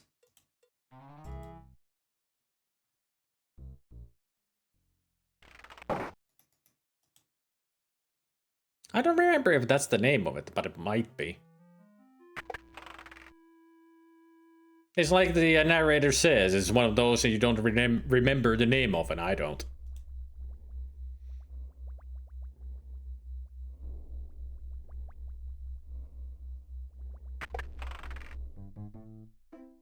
Hey, Ernie's here. Something I can do for you, Miss Bo? Yeah. Talk. Finally get to talk with him about everything. If that fella were any more full of himself, he'd rise up and float away like a hot air balloon. The way he carries on, you'd think he discovered Atlantis. Maybe he did. Just didn't tell anybody. Well, I don't see the gent too often. We working class folks don't see the big guys too often, you know what I mean? Mm-hmm. Only in passing, but not any other way. Oh, I guess he's an okay fella. For a cop. No, he's not. I do wish he'd stop leaving those grape stems all over the place, though. He really loves his grapes, don't he? Now there's a Weasley little fella. Mm-hmm. I've heard he's a stool pigeon. That's a dangerous way to make a living. Well, he a dead pigeon now. Dr. Miklos is a strange bird, but she's a decent sort all the same. I see her a lot at night working late. Sometimes she invites me in for coffee. She certainly is taken with the plate in my head. She must have looked at the scars a dozen times. Yeah, she's a weird one. Miss Delacroix is a wonderful lady, Miss Bo. A delight to work for. Sure it is. I mean, we saw how you two interacted previously, eh? That fella gives me the willies. He's always hanging The around, heebie-jeebies. looking over my shoulder with those suspicious eyeballs of his. Also, to tell you the ugly truth, I just haven't trusted the Germans since the war. Makes sense. That Kaiser guy was a real high hat. You fought in the Great War, Mr. Leach? Wait until you meet the next one. Yes, I did, Miss Bo. I came back with a plate in my head and a chest full of medals, and then I couldn't get a job to save my soul. I'm sorry to hear that. Oh, don't let it bother you, Miss Bo. I'm just jawing. I'm doing fine now. Especially with your gambling habits. He's a quiet little fella. I think he does some accounting for the museum. Seems nice enough. Yeah, but he's got secrets as well as everybody else. Oh, he seems like a nice enough fella. I don't know him too well. He's a handsome man. You trust us there. The Countess is a quite colorful old dame, isn't she? I can't help liking her. And I can't help distrusting her. I mean, there's something going on there after what we have witnessed with evidence and all. Well, he's an intense sort of a gent. He's all bent out of shape about this dagger business, and he hangs around Dr. Carter a lot. Not anymore. He looks ready to blow a blood vessel to me. Oh, he blew a vessel all right, but it wasn't his own blood vessel. Why, that's me, Miss Bo. Ernie Leach. I thought you reporters were supposed to have good memories. Yeah, but I was hoping that you would tell me something about yourself. At first, I wasn't sure I'd like it here in this big spooky old place. But it was so peaceful at night, and there's so many interesting things everywhere. I really enjoy it now. Good to hear.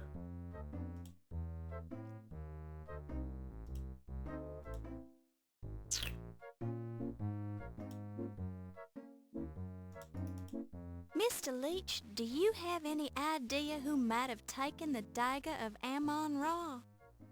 Amon don't. Ra. Well, I halfway wonder Amon if it wasn't one of Fresh. those Egyptian fellas. They probably think I took it. Was the dagger well guarded?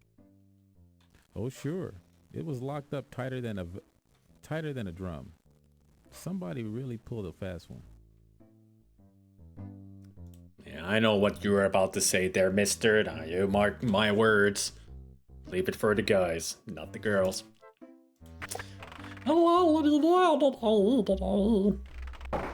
This door is... Well, that was quick. Locked up behind him. Save the game. Yes, tighter than a vice. Yeah, that's what he was about to say. At least that would have made sense. Tighter than a drum. I mean, drums are supposed to be tight so you can get the sound from it, but vice would be better than the thing he was about to say. I mean, yeah, tighter than a drum is a saying, yep. So it's a good thing he corrected himself.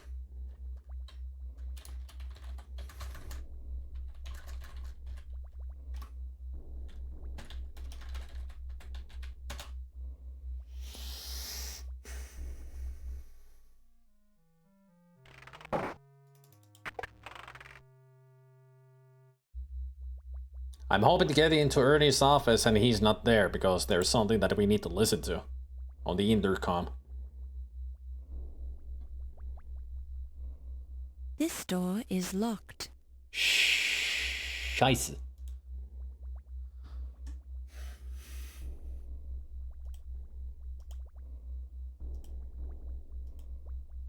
Ernie, will you leave your office so I can get in there so I can listen to a message that you're supposed to get, but I want to hear it, and also there's a lot of stuff in your room that I need to get, so could you please go away?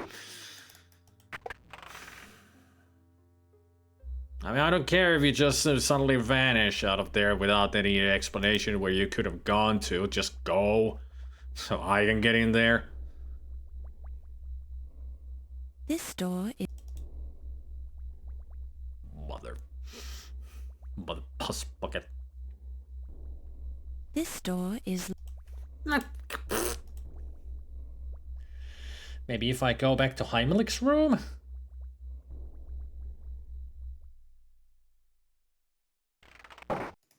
I go back in here. Then I leave. And maybe then we can go to Ernie's. To spend a weekend there. Well, sorry, that's weekend at the Bernie's. It's close enough.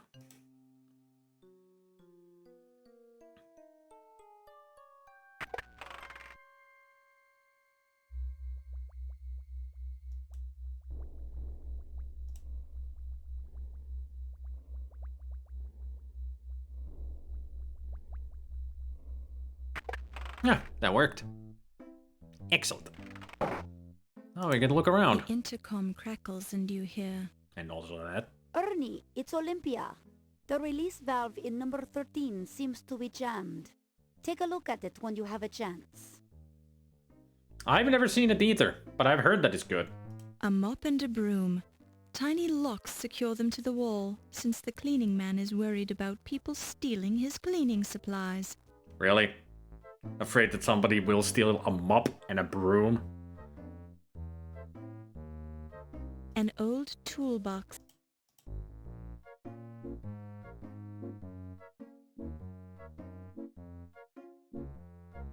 This curious device is a lasso at the end of a pole, used for the humane capture of snakes in the wild, or wild snakes, or something like that. Or just animals in general. You pick it up and Unless that is specifically a snake lasso. this curious device. Nah, it's a snake lasso. Yeah.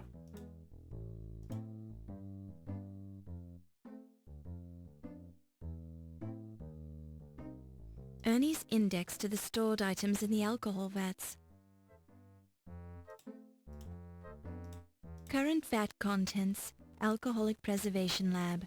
Okay. 1. Koala bears. Ah, 2. marsupials. Yep. Turtles. 3. Snakes. Ah, not the eels, 4. but snakes. Hippo. A hippo. 5. Ground sloth. Uh-huh. 6. Skunks. Mm-hmm. 7. Loch Ness monster. Well, I did say dinosaur. 8. Ostrich. Ah, not a... 9. I thought it was a lemmings. crane. Lemmings. 10. Unicorn. Not triples. Unicorn. 11. Creature from the Black Lagoon. The what now? 12. Rats. Eh? 13. Warthogs. 14. King Edward of Daventry. Well, he did, yo, so it makes sense, but eh. There's your references.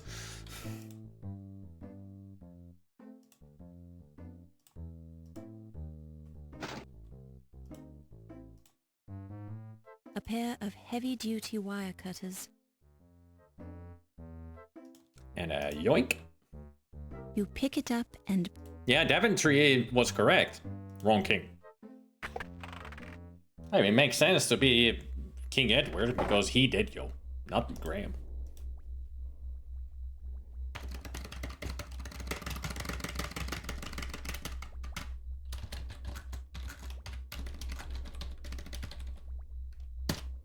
That's my reference to Fallout because one of the tunes is called The Vats of Goo.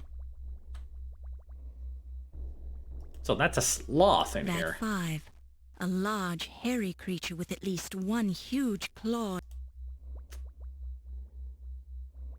They have big claws. No leisure suit Larry because he isn't born yet. Yeah, he isn't born yet. We can actually climb and take a closer look.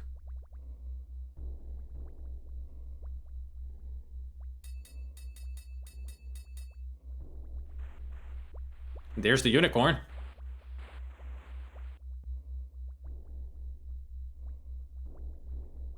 Probing around in the vat with the net, you find nothing more than an ordinary dead unicorn, possibly left over from a King's Quest game. Which is King's Quest Boy, 4. the alcohol fumes sure are strong in here.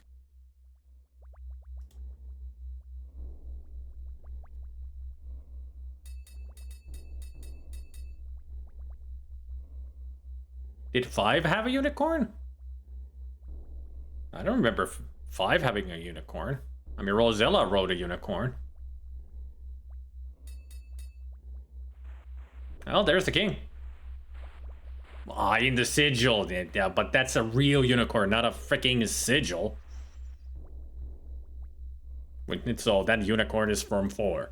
Wielding your skimming net with authority, you probe around in the vat, completely ignoring the corpse of a king who keeps getting in the way of your search. Yeah, get out of the way, King Edward. We're the new The king. strong fumes are making you dizzy. Or queen of Daventry. Vat 9. Vat 13. Indistinct shapes are floating. Vat 11. Something odd. So that's the... that's some goo too. So this is the creature from the Black Lagoon. Close enough. Looks more like a Bigfoot. The strong fumes are making you very dizzy. Oh!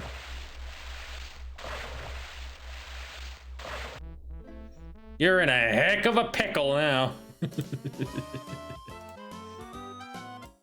Yeah, if you look too many of them in a row, that happens. So let's take care of the right one, the 13. That's what we need to explore.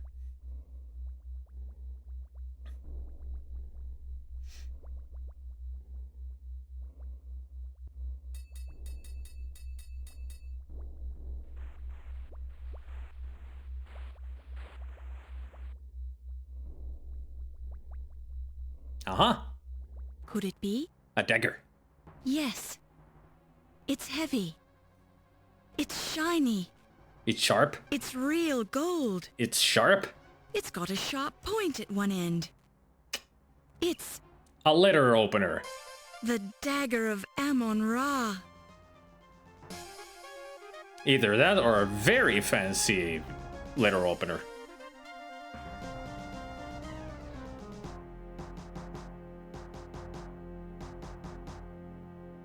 You pick it up and place it in your purse. Kinda ruined the moment there with your narration. Boy, the alcohol fumes.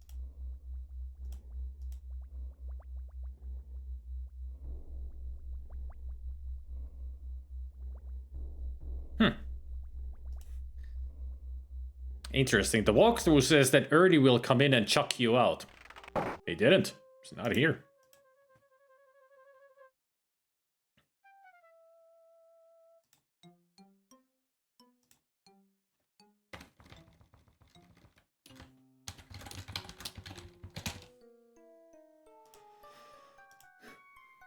A pair of... It's the infamous, wonderful, Infamous? not to mention stunning, gold Dagger of Amon Ra.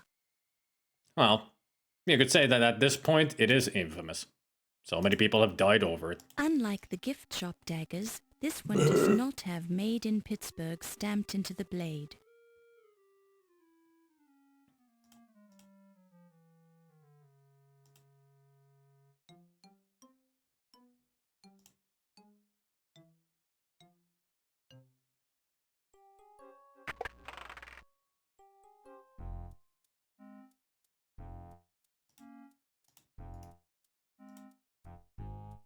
It's too far away for you to get a good look at it, but it's definitely cheese, and it definitely stinks. Ah, the good kind.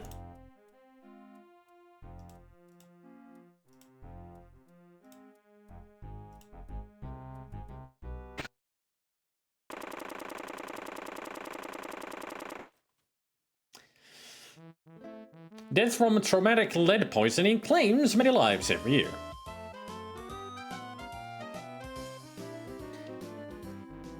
Heimlich may have gone a little overboard with the mousetrap, but only a little.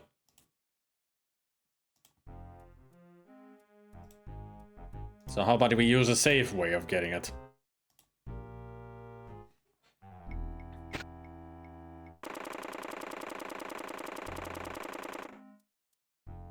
I mean, that would very efficiently kill a rat.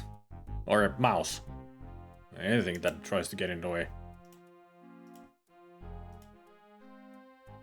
You pick it up and place it in your purse. Hey, we have cheese. A closer look reveals a bit of mold on the cheese. Oh, now we can fix our magic wand then.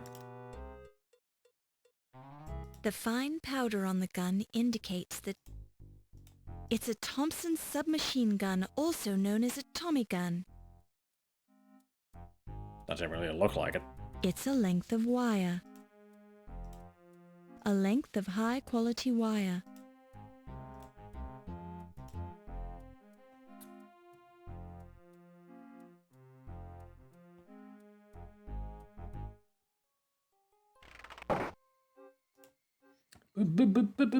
A can opener of raw.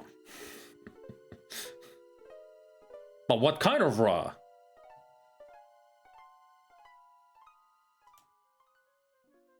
A child raw, a woman raw, or a mon raw? Hoorah, rah rah.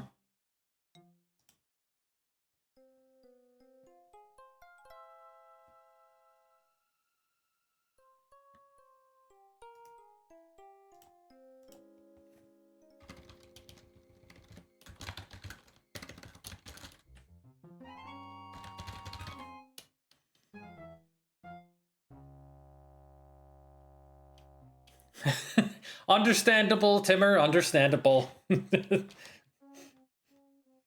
So we'll see you later.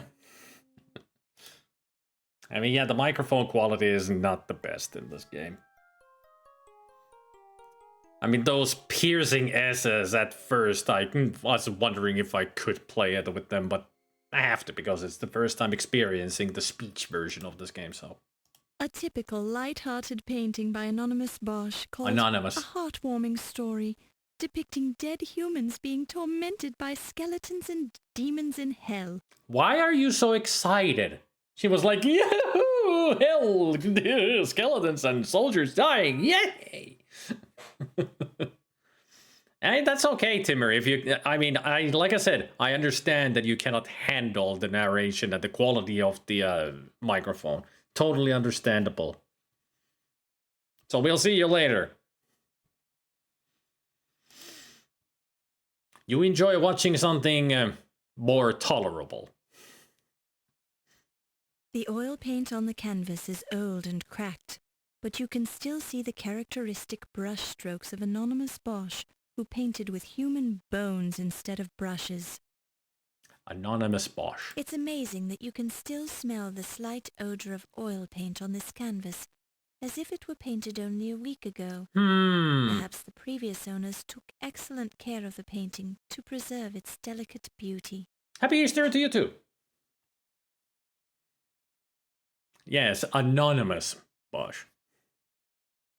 I wonder if it's possible to clean up remaster these audio files. Possibly, because you can extract all the audio files and then just do a cleanup. But the way that the quality is, it would be so much hard work, and you cannot really reduce that much of the hard S that she's got without lowering the quality of the audio by a lot. Because getting rid of that hissing noise is not the easiest, but it's possible. Yep. I even posted the news on Discord, Zempecht.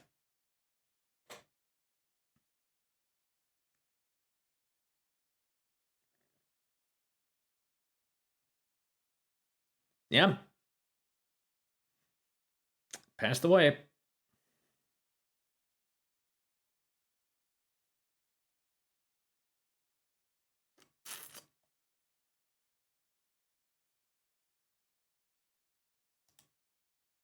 A typical light. One of the skeletons in the Bosch painting appears to be holding an object that glints in the light. The oil paint... There we go. An authentic recreation, at least in Bosch's mind, of happy-go-lucky skeletons tormenting a dead king named Graham. They appear to have stolen a key from the king, which one of them is placing in their treasure barrel. There's your King Graham reference.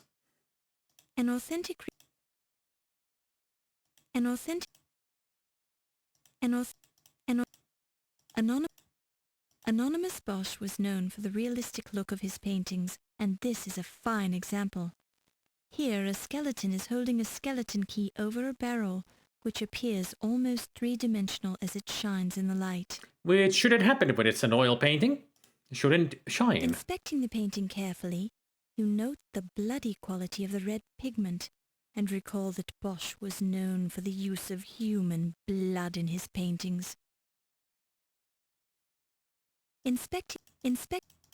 There we go. It's an actual skeleton key, glued to the painting as if it's being held by one of the skeletons. That Bosch was a stickler for realism. Maybe a bit too much.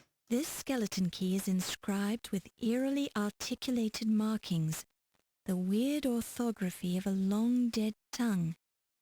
It offers no clue as to what it unlocks. Pandora's box, perhaps? Nah, it's not locked. Rosella opened it without a key. Easy peasy. Jeepers! The shiny key on the painting even feels real. Probably because it is.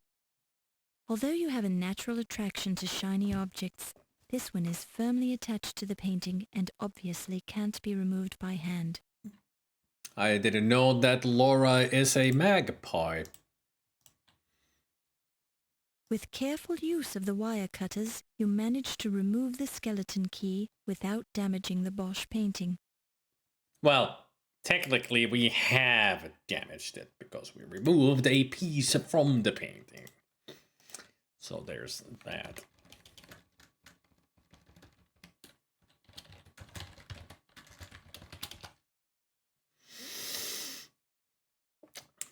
Ba ba ba ba ba ba ba ba ba ba ba ba ba ba ba ba ba ba.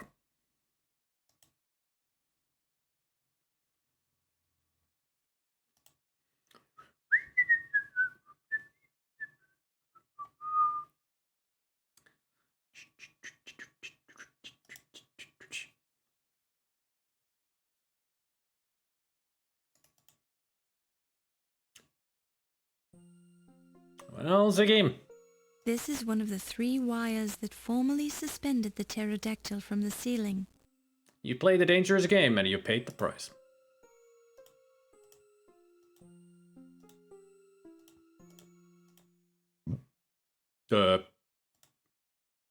Uh. Huh? Oh. It's a You cuts. pick it up and place it in your purse. Great sound effect.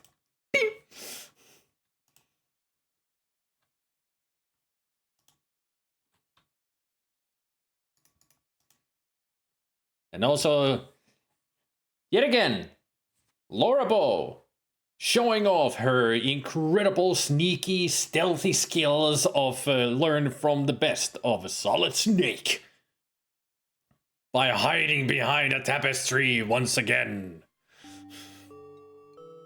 as she is known to do.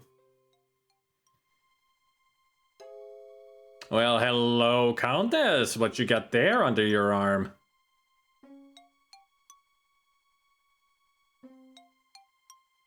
I mean, I guess you didn't see that Ziggy's dead, yo. Well, well. Good Well, evening, well. Countess. What are you doing here? I just happened to be hiding behind the tapestry. Just happened. You're lying. No? Why did you would she tell? lie? Nobody just happens to hide behind a museum tapestry.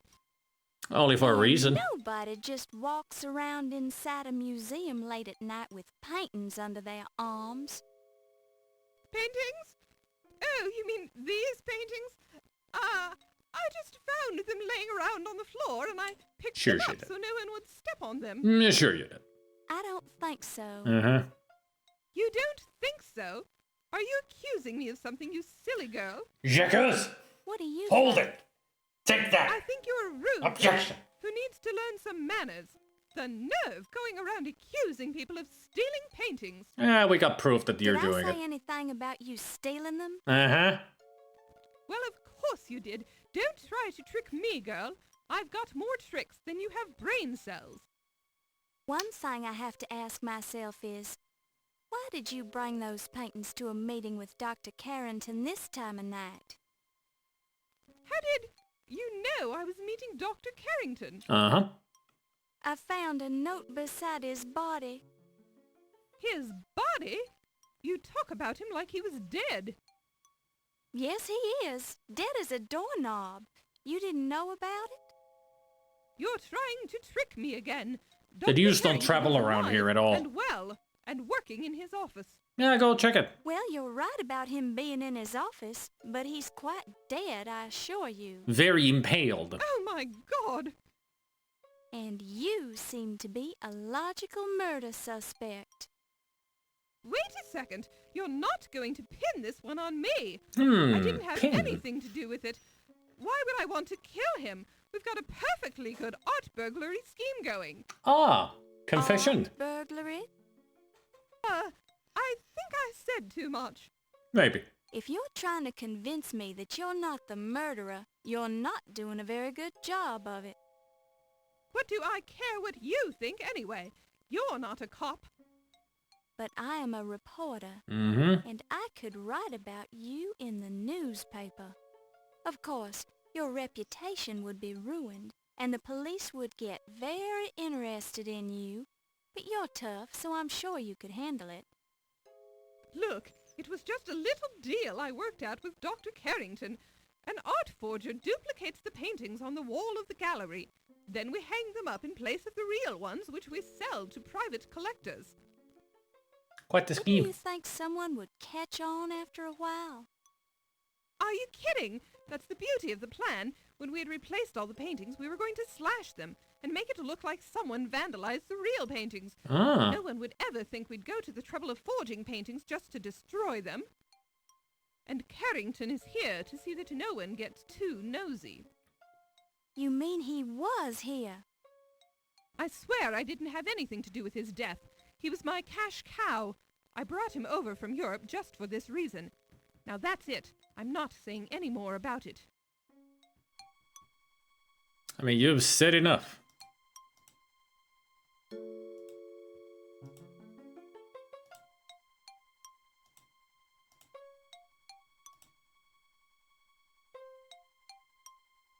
I don't think there's any topic new to talk to her about. Maybe the Ankh medallion. I don't feel like talking. Alright. Bye.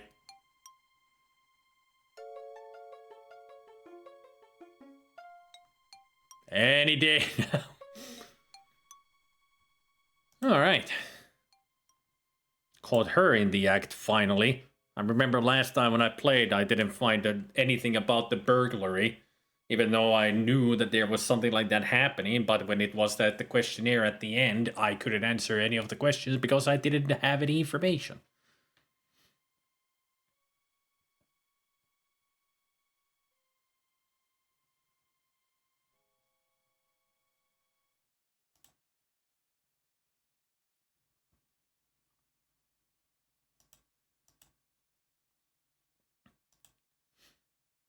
I hope you don't mind, Countess, if I come along with you.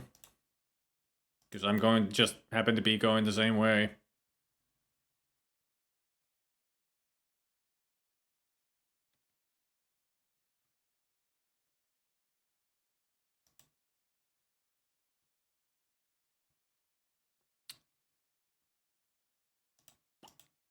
Got a long way to go. Going all the way back down. To the lab, or the place where we found Miklos talking about losing her ferret. Speaking of, Daisy, you around here?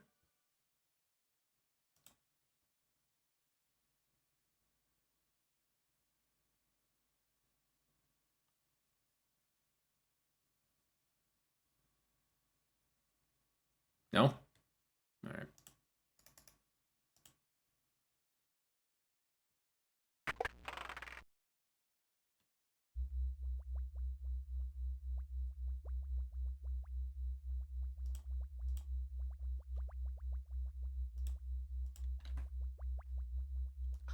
Now I can delete these. Actually, I should just do it. Just delete all the numbers.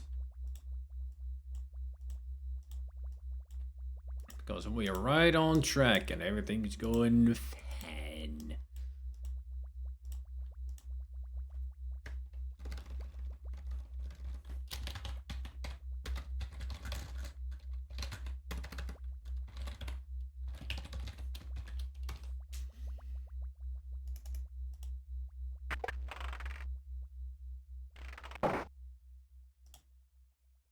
It's Olympia's ferret, Daisy. Oh, I can talk to Daisy and ask about things. Yes, yes. Quite. Do you know anything about the Ankh medallion? Thanks for the info. Hello, little ferret.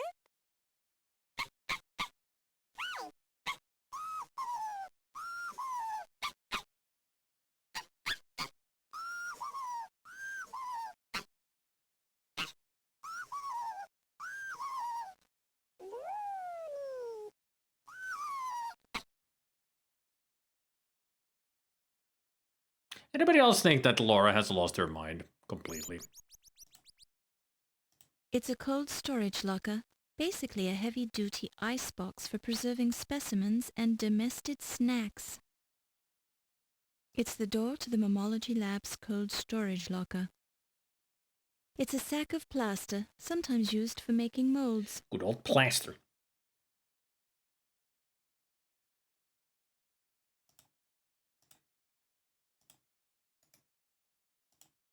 This trunk is locked. Not for long, now that we got the skeleton key. Feels like a... Feels like a key. Looks like a key. Smells like a key. Must be a key. Aha! The trunk has a name tag identifying it as part of Carrington's personal luggage. Beside it is another sticker emblazoned with the logo Andrea Doria.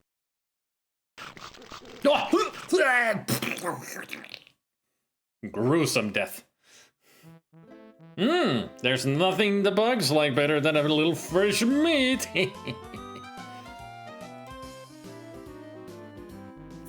Everything honky-dory.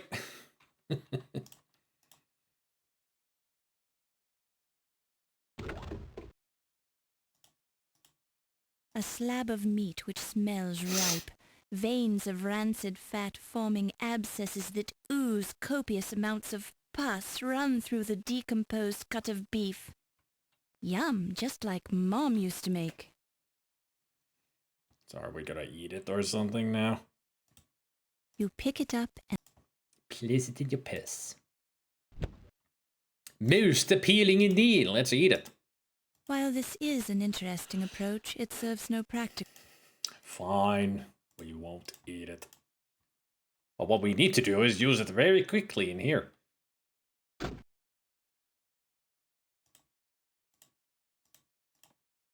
There you go, my friends.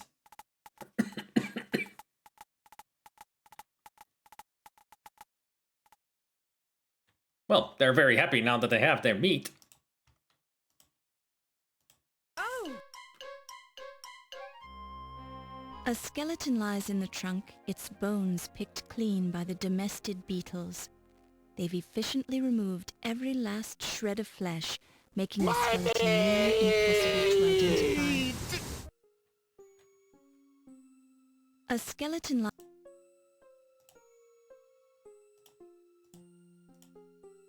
Ah. It appears to be a gold pocket watch. It appears to be... A close look reveals an inscription on the watch. To Dr. Archibald Carrington III for your years of dedicated service, many thanks from your staff at the British Museum. Now we have made the connection that the body that we saw in the beginning put into the trunk is Archibald Carrington III. So who is the character that died at the office? Impaled by the porcupine. A close look. You pick it up. 145. A skeleton...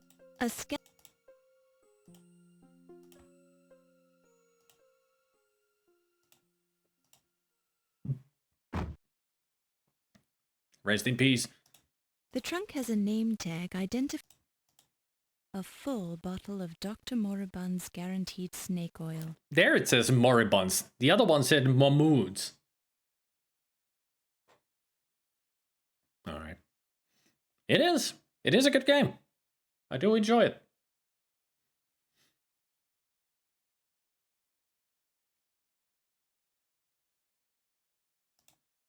You pick it up. There. Now we got snake repellent.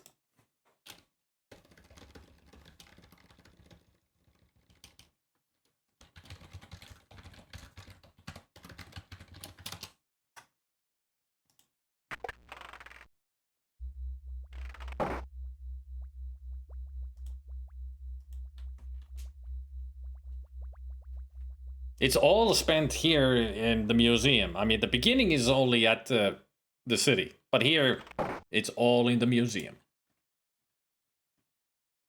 Now let's take a break. I am hungry. I need food. I need sustenance. So now you may play this intro music. Thank you.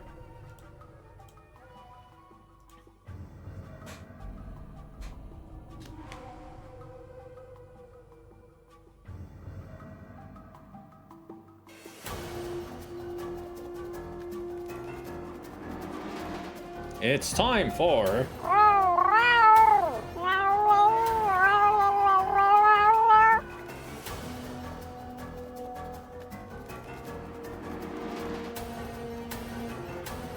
kitty cats. To some dwarves.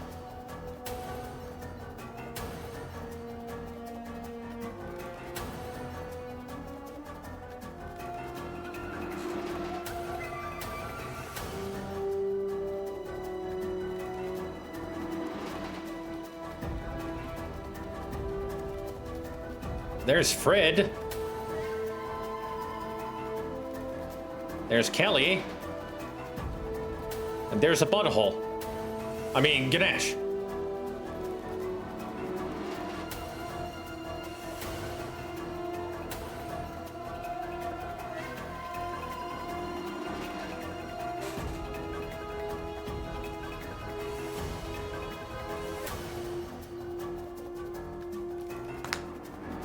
X marks the spot, as always.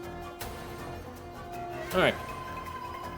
You guys enjoy the music while I go make myself some food.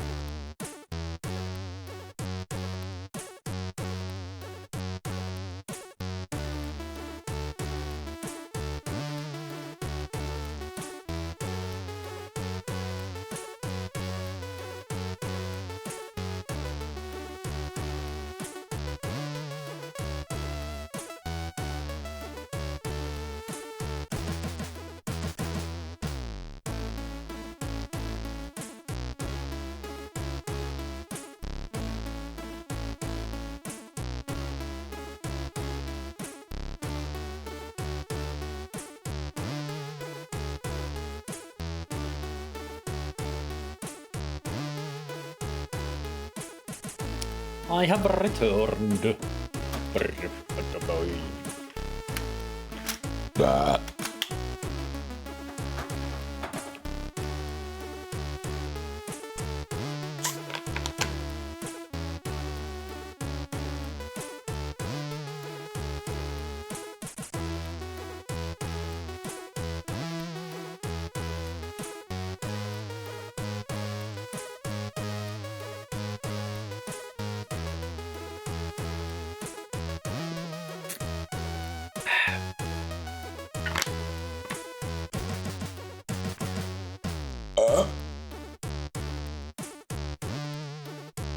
What's for dinner?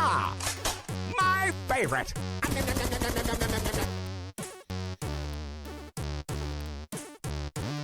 I'll give you a visual clue.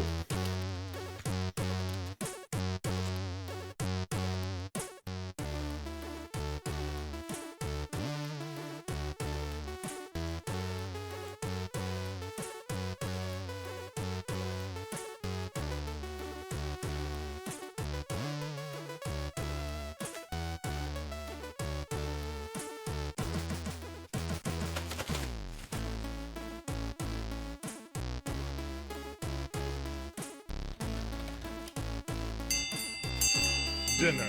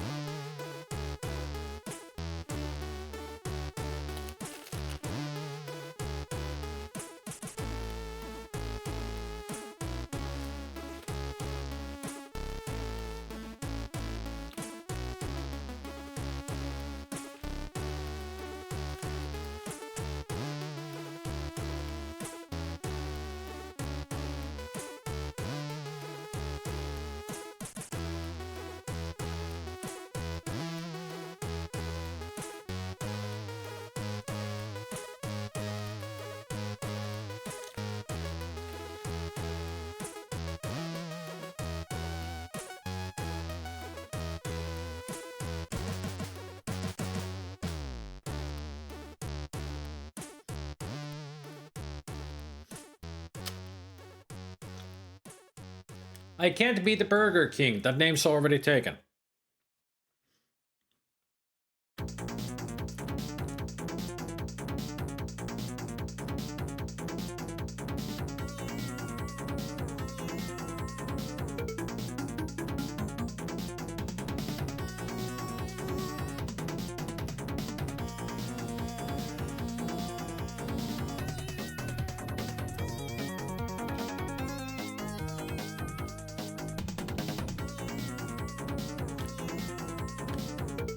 I'll be the Borgor Emperor.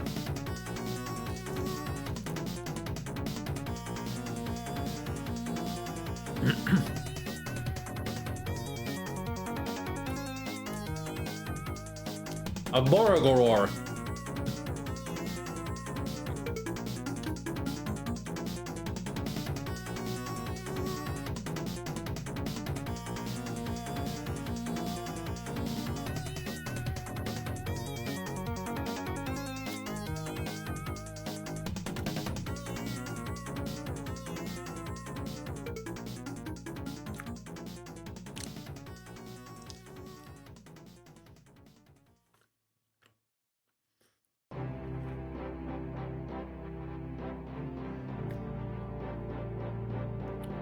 That is true, I would destroy it.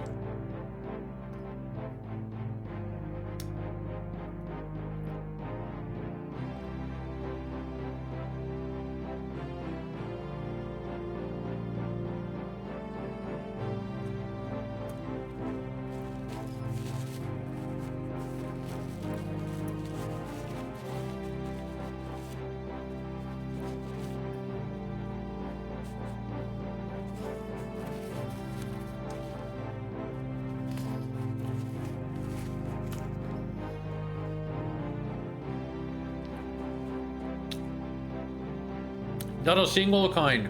I do not like mustard.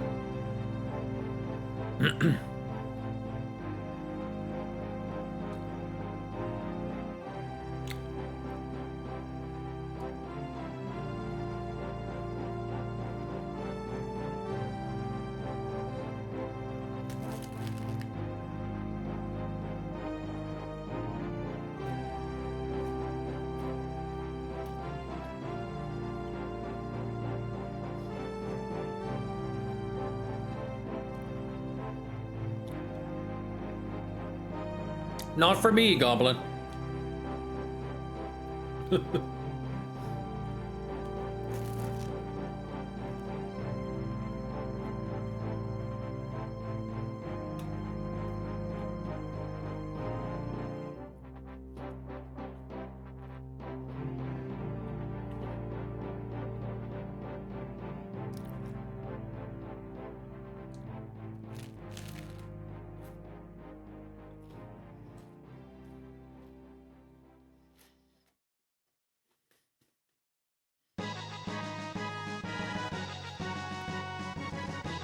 The air fryer makes the buns so crunchy.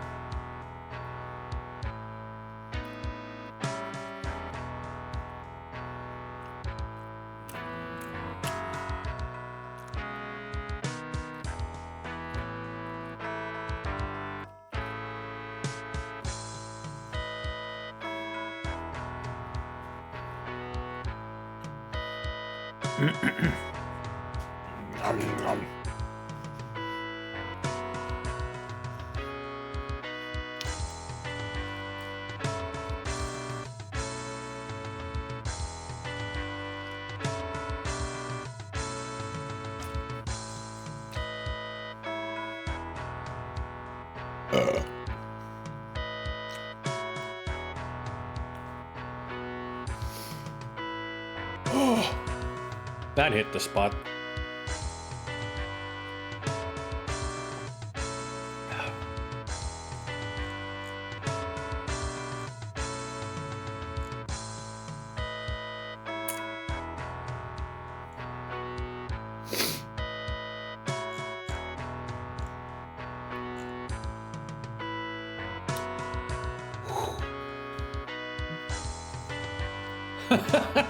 Yeah, me, who drinks no coffee at all.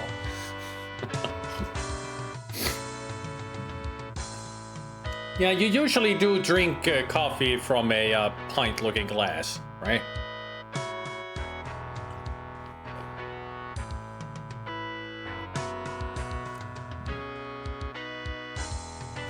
You silly Swede, you're so silly. Maybe you should change your name to Silly Swede instead of Simple. Tempered glass. That would work. At least there's that.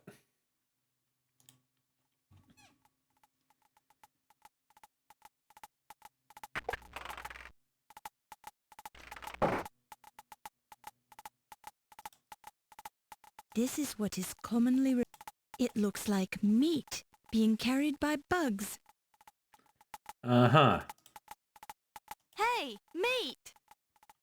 The meat doesn't respond, and the bugs continue on their journey.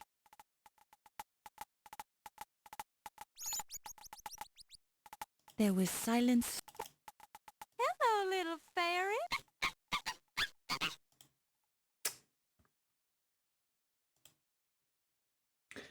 I don't think we need to ask how they opened the door. They're ants.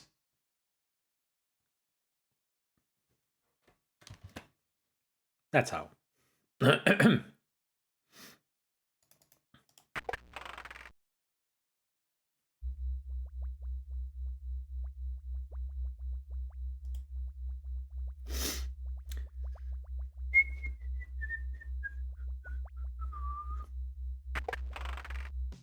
Well, hello. They're together again, I see.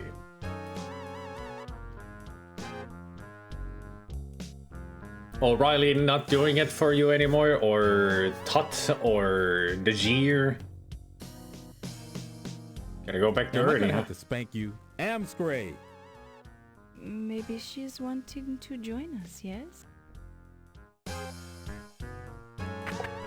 Better get out of there, Laura, before you get into more trouble than you should. Because you don't want to catch what she's got.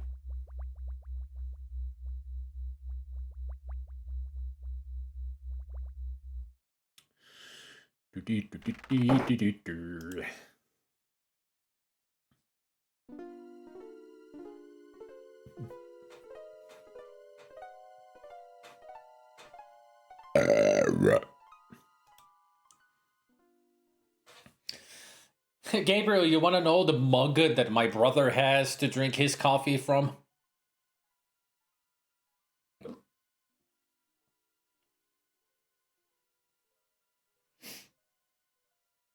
It's a coffee mug, shaped and in the size of a good old Oktoberfest beer stein. It's this big. Like, he drinks his coffee from that.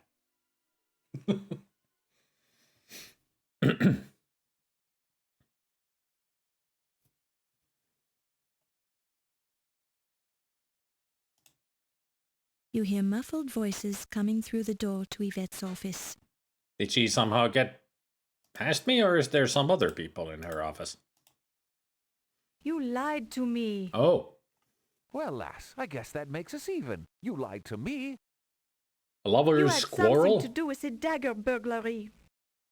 You've been sleeping with someone else. I saw you go off with that dock worker. Dorian? Steve? I've What? never slept with Steve. And the Ziggy fellow, he told me about you and the dagger. And you believe that little weasel. Maybe that's why I've arrested Ziggy's the man dead. more times than I can count.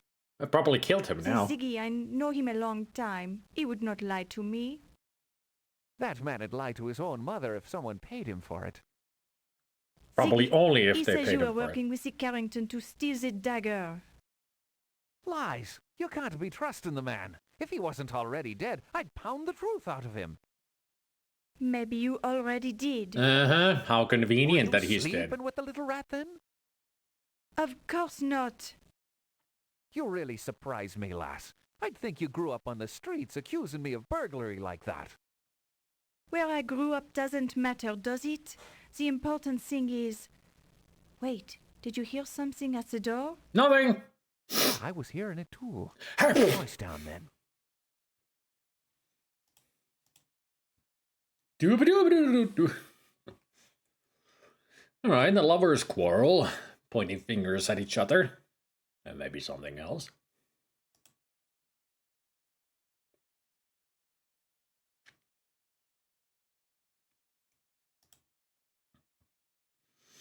Doop-a-doo, doop-a-doo, it's almost 2 a.m. Now it's time to go listen to some people talk while hiding behind the tapestry again. Dee-dee-dee-dee-dee-dee-dee-dee-dee.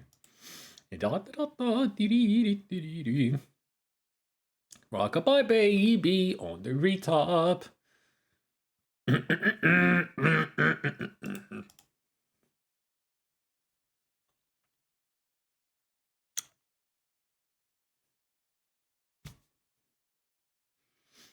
if you allow me, Swede. Ugh.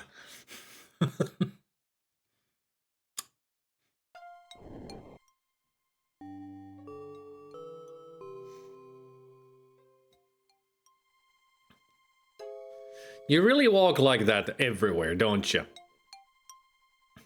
You must have the thighs of a god. Wolfie, your facial scars are so wonderful.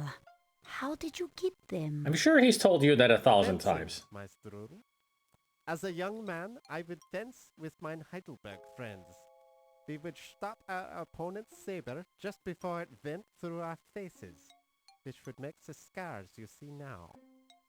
Ah, that is very interesting. Very You interesting. did not use masks to protect your faces? Nine. That would have been considered unmanly. Ah, you're idiots.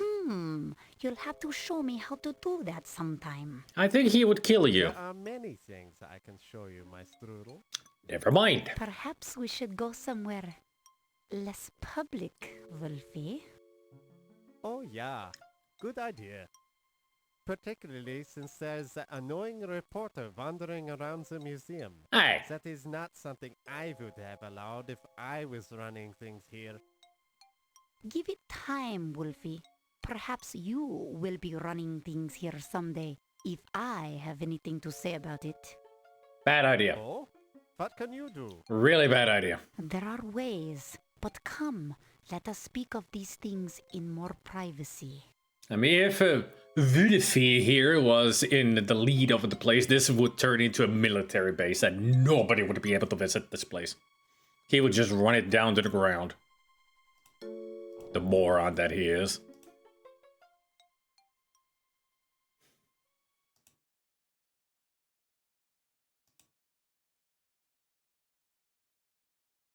A fairly accurate model. Ah yes, Astromimic. Ostromimic. A fairly accurate. Strathiomimus. Strathiomimus. Oh. You guys didn't notice? Oh no, a dead body. Oh no. How horrible. So horrible. Dead body. It's Ernie. The fabric of the shirt appears to be clinging somewhat to Ernie's chest.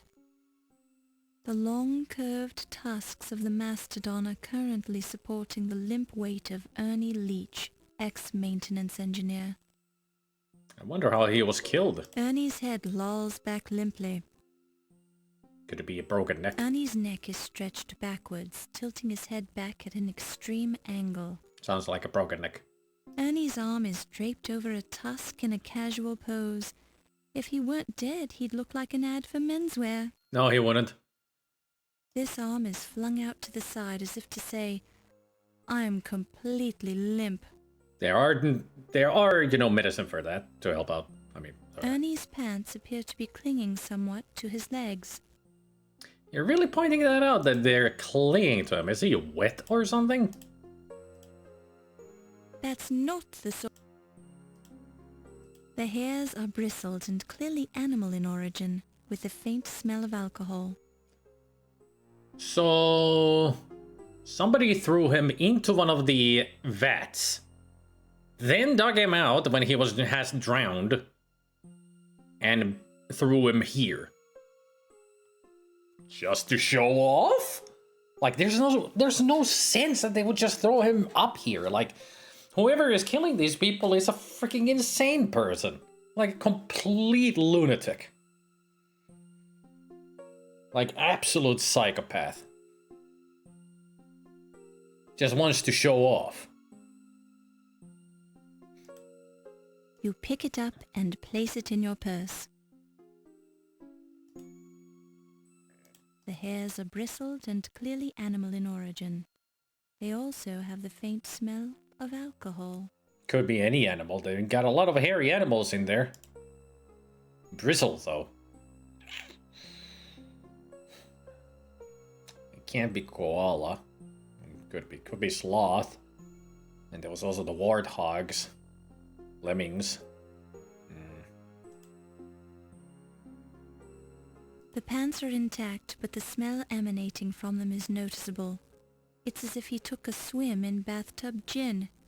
Oh, even worse. Vodka goo. You look closely at Ernie's eyes, but find little except a few broken blood vessels.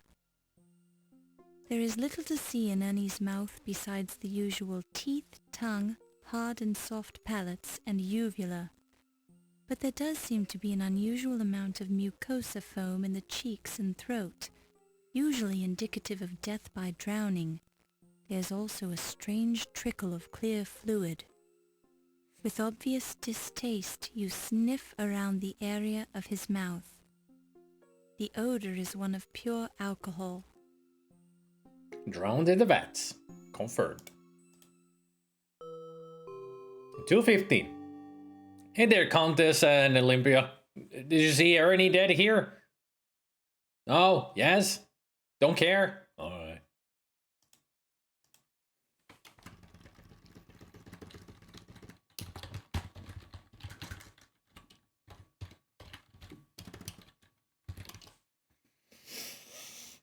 I mean, it's the only conclusion about everybody here, because there's bodies everywhere, but they're just nonchalantly walking around the museum as if nothing is happening. They're all psychos. Everyone's a psycho. Has to be.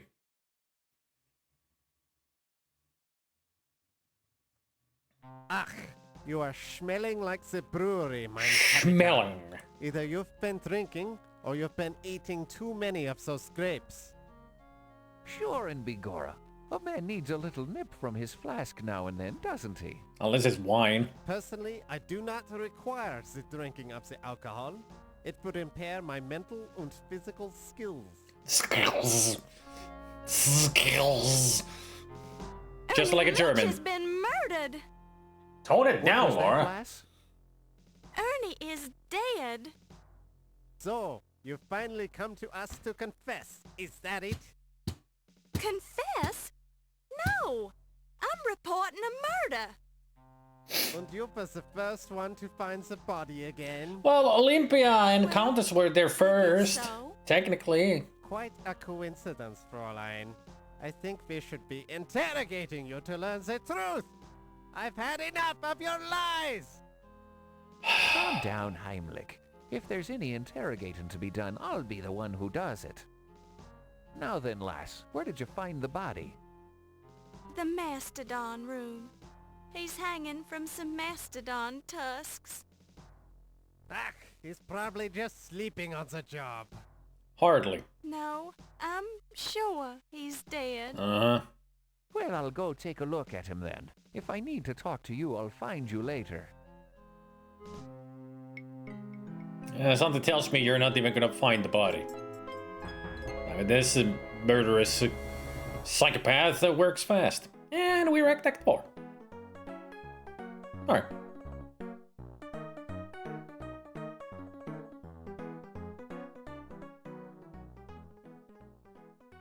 You're doing a fine job, Laura. A fine job.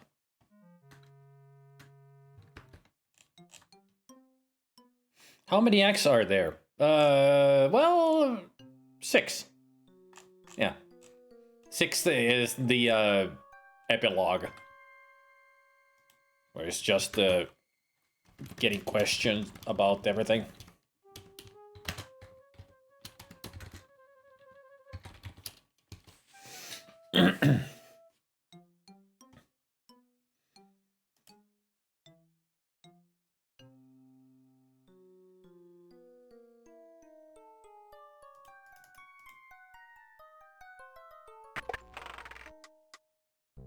Hey, Bet.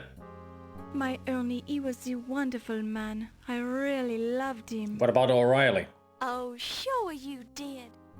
I know your type, Yvette. I know you didn't really love him.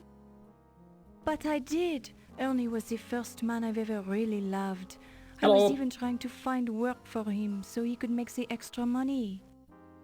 Why did he need extra money? He had a good job here, didn't he? It was the gambling. The ice pick. He killed my Ernie for the gambling debts. Ernie wasn't killed with an ice pick. No, the ice pick is the... How do you say it? The lone fish. Lone fish. Lone fish? Oh, you mean ice pick is the name of a lone shark? Oui, the ice pick is an evil man. You're sure he's the one who killed Ernie? My Ernie, he was worried about the ice pick. He told me about him this evening. Very curious. I'm surprised you had time to see Ernie tonight. Why is that? Because you've been spending so much time with Mr. Dorian. Uh-huh. Oh, you mean the Steve? Yes, the He's Steve. the attractive man, but we are only the friends, no? But my Ernie, what will I do without him? I can Only see friends, you're huh? upset. I'll leave you alone.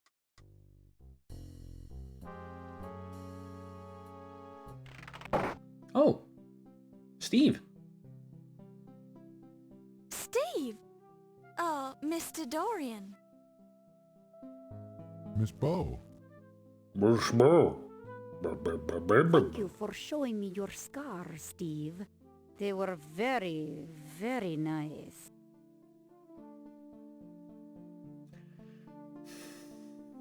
Everybody's just going around showing her their Haven't seen you in a scars. while, Mr. Dorian. Yeah, where have you been, Steve? Well, women keep carrying me off. Eh? Carrying you off? Yeah.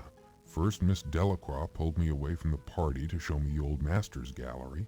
Then there was Dr. Miklos. She's been pestering me about my scars ever since she found out I worked on the docks. Weird lady. And we haven't been able to take you away. Don't seem too upset by all the attention.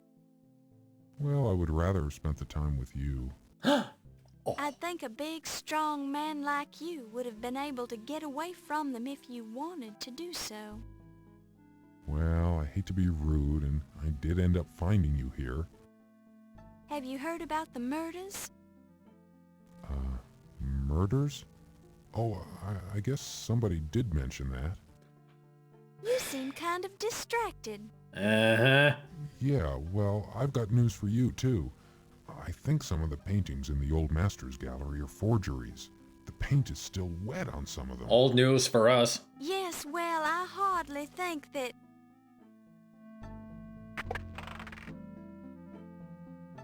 Miss Delacroix. Oh, Steve, a terrible thing has happened. Ernie is dead. Ernie? Yes, my Ernie. What will I do? Oh, I need a big man to cry on. Please, come into my office. Sorry, Miss Bow. The poor woman seems very upset. Maybe there's something I can do for her. He's too nice for his own good. Guess what that is. Mm-hmm. We can talk more later, okay? At this point, Laura would be justified to slap him in the face We'll because he's see a about fucking idiot. that. Yeah. Even I would simply slap him in the You hear face muffled because he's an voices idiot. coming through the door to Yvette's office. Do we even dare to listen to what they're doing in there? We have to. Ooh la la. How does that feel? It is magnifique. Mmm. What the fuck are you I'm doing? not rubbing too hard, am I? The harder the better, mon ami. Well, we all get a little stiff now and then. Ooh, and you are so good at working out the kinks. Mmm. Why does this game have more sexual innuendo than Larry? Would you mind not moaning so loud? You might draw attention. Ooh, I cannot be helping it. You are so big and so strong. Mmm. Oh my. Ah. Just massaging her shoulders, yeah. Hey, Donda.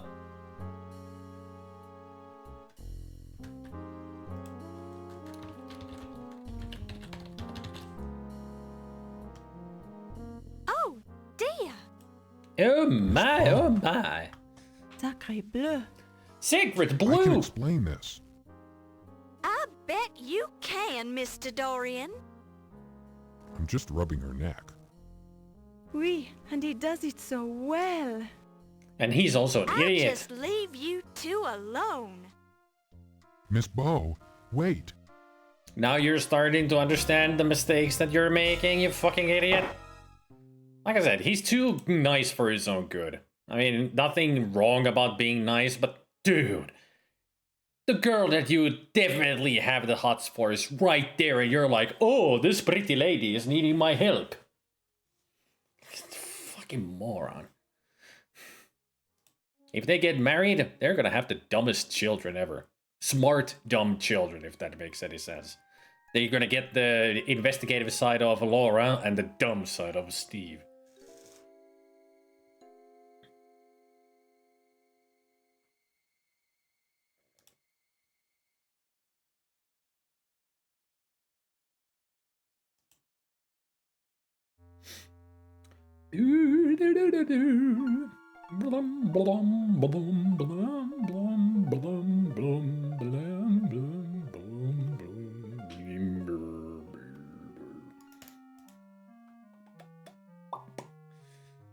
Almost then 3 a.m. There should be a meeting here.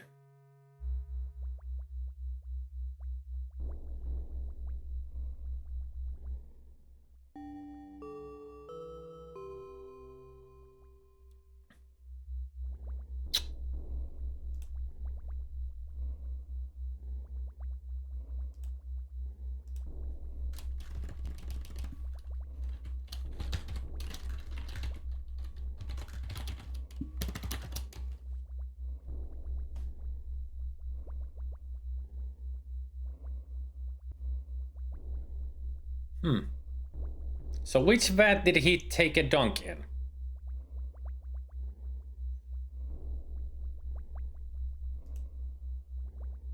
It would have been vat 13 with the warthogs where we find the dagger if we didn't a little bit of a sequence break. But it's not really a sequence break, but since you get the message from Olympia to Ernie that there's something wrong with vat 13, you go check it, you find the Dagger of Amon Ra, but apparently it was some Ernie who hid the dagger in there.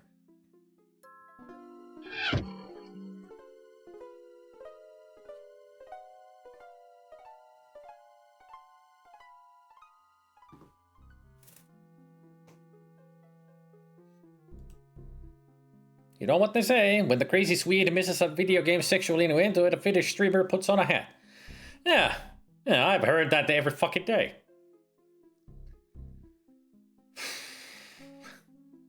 Sometimes Swede is weirder than normal. Never change, man. Never change. We love it when you're super weird. It's on the floor, but it's actually a desk lamp. Oh, is it now? It's a desk chair. Now a floor chair. One of those new portable typewriters. At a mere £50, you can take it anywhere. Well, you could if it... It's a waste basket full of waste. Waste of my time, that is. It looks like a shred of clothing fabric.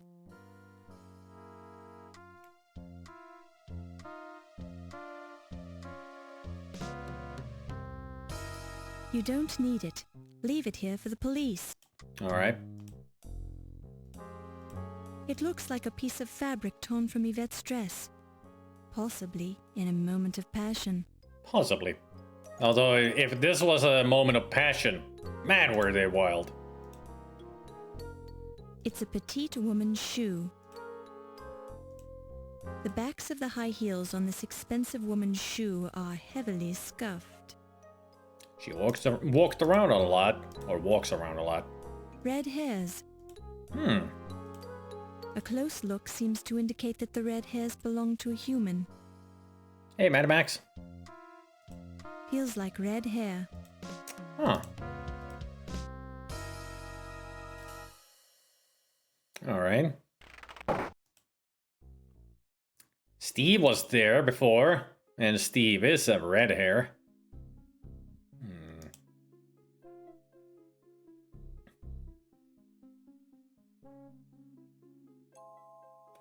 Anybody notice something out of place in this room?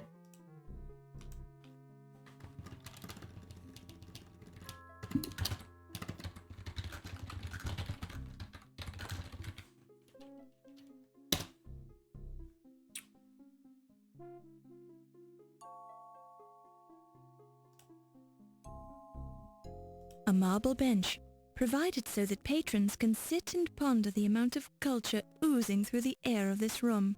Oozing. A fine example of neo-quasi-Italian Renaissance sculpture by Alberto Ravioli. Ravioli, huh? Sculpted in 1525, the humanoid statue is called, appropriately enough, Ruminations on Death and Dismemberment. Beautiful.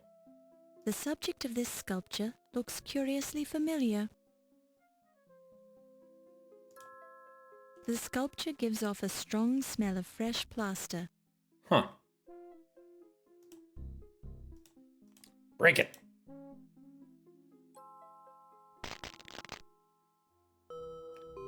$3.50.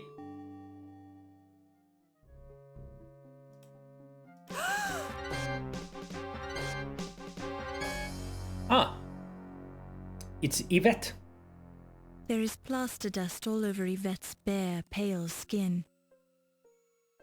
Yvette's hair, formerly full of bounce and shine, is now lifeless and dull.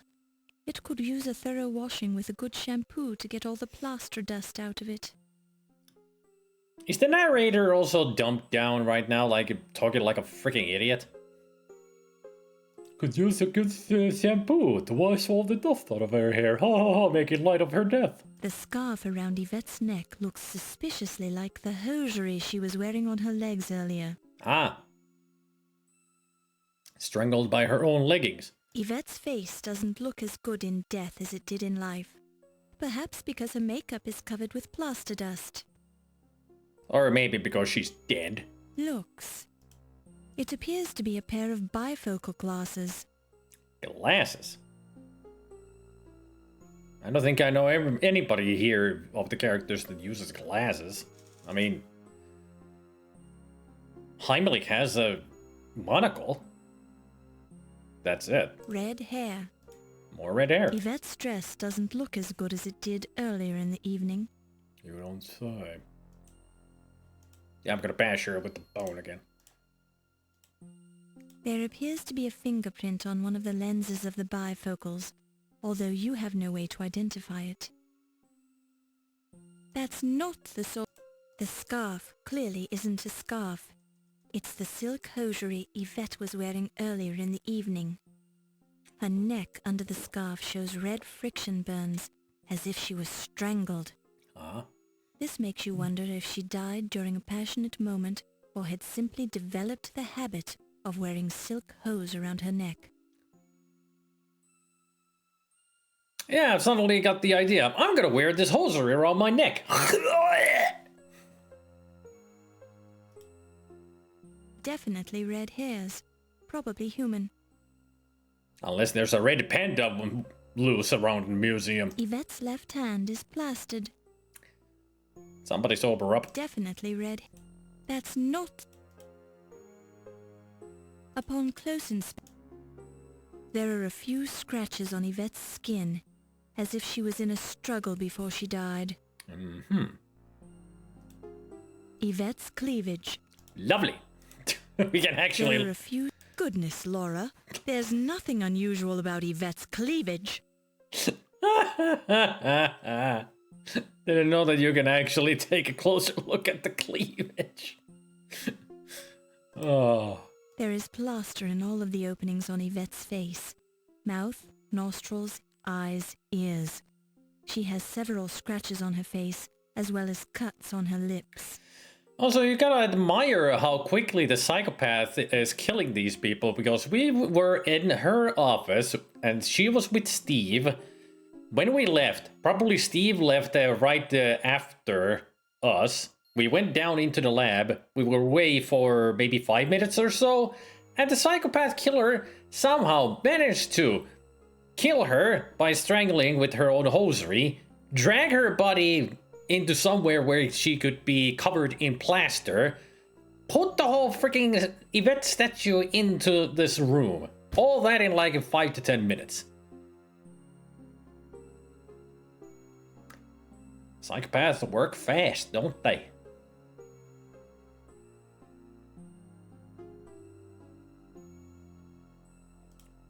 It's Yvette's right hand. Upon close inspection, you see nothing new here. It's Yvette's left hand is plastered. There appears to be a finger. Upon close... That's not the... Yvette's right hand is plastered. Yvette's left... Nice weave in the hardened fabric of the dress. Yvette's left... It's Yvette's left... Red hair. It appears to be a pair of... Yvette's left hand is Yvette's definitely red. Red hair. It's Yvette's left hand. Looks.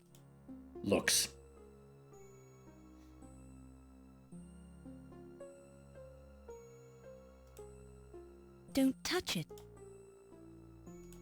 Red hair. You pick it up and place it in your purse. You pick it up and place it in your purse. Told you it's a suburban Sasquatch, yep. Upon close inspection. Definitely. Looks. It's Yvette's left hand. Yvette's right hand is plastered.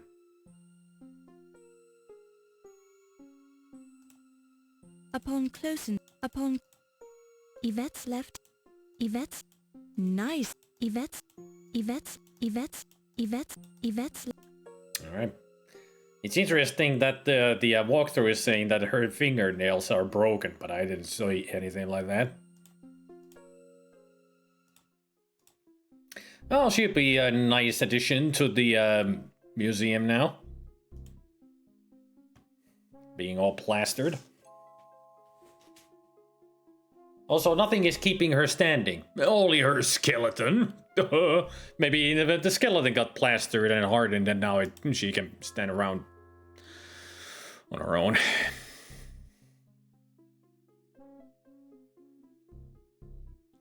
I mean, did you know rigor mortis can happen really fast?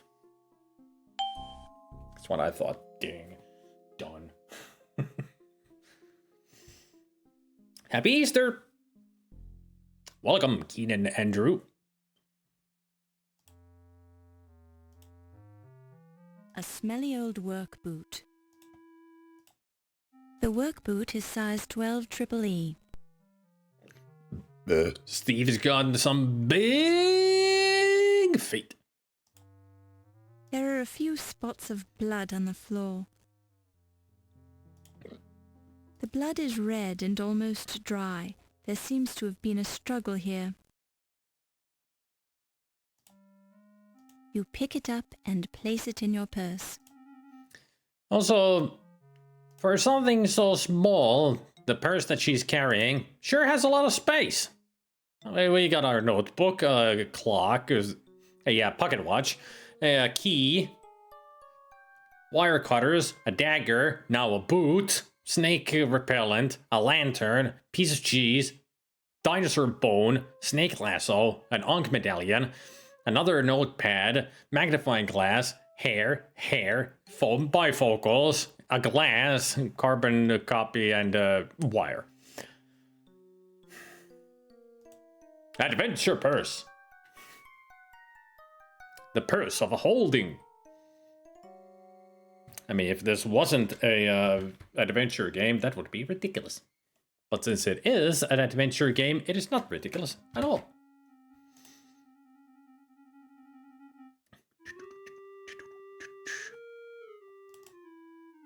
Now all we can hope is that Steve is not dead.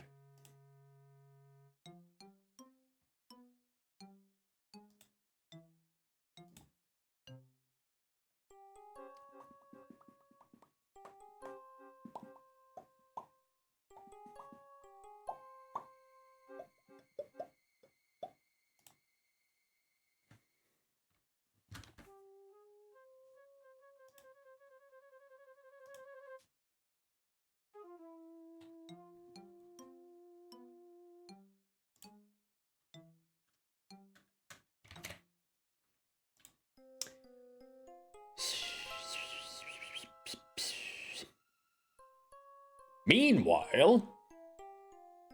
Didn't expect a meanwhile.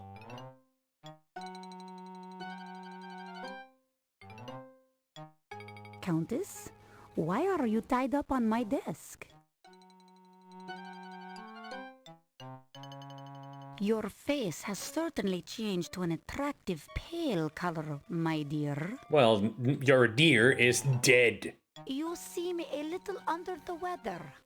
Are you okay?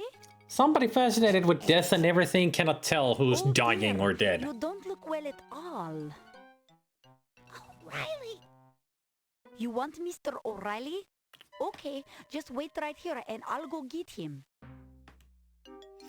Yeah, let's go get O'Reilly, the guy who is a doctor for sure. Dr. Miklos.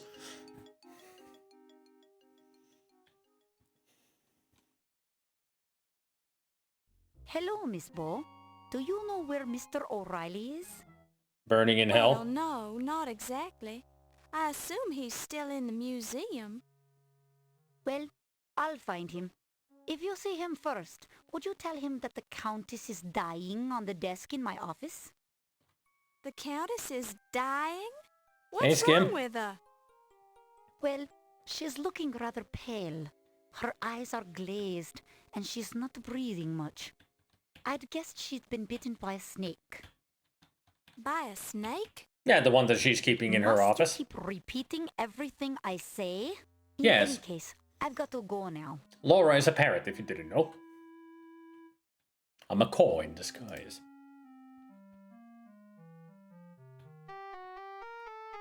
If I were to ask you, Skim, what would you guess that the Miklos's that lady's accent is?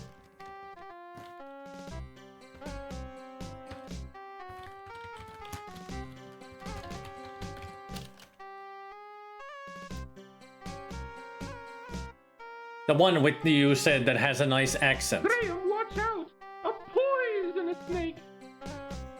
It's right there on the bottom left.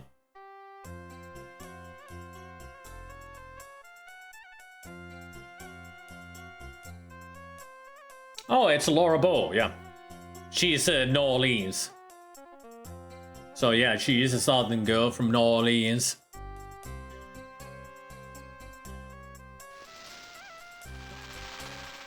Here's to you too.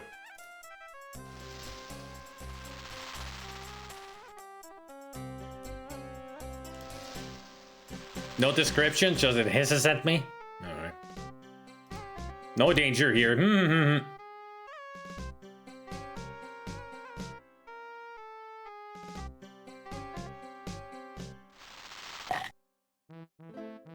Your dying thought is, when am I ever going to learn?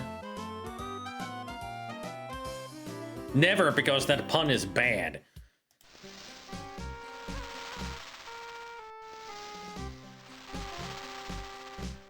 No, it's New Orleans. I mean, Laura Bow is a New Orleans girl.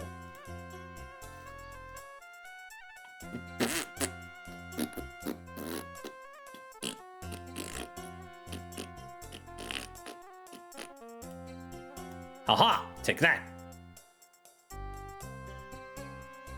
And take this!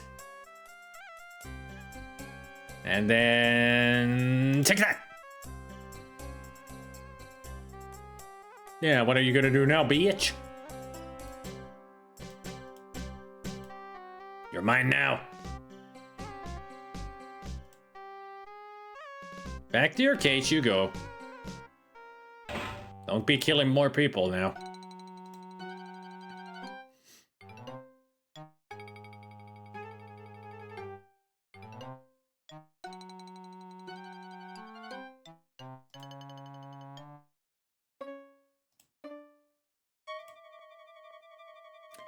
If you're wondering why I'm suddenly just walking away, the walkthrough is saying do not inspect the body yet.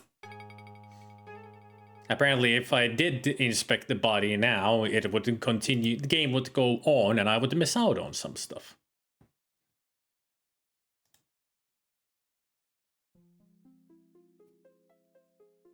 Not to mention I need to go replenish the snake oil.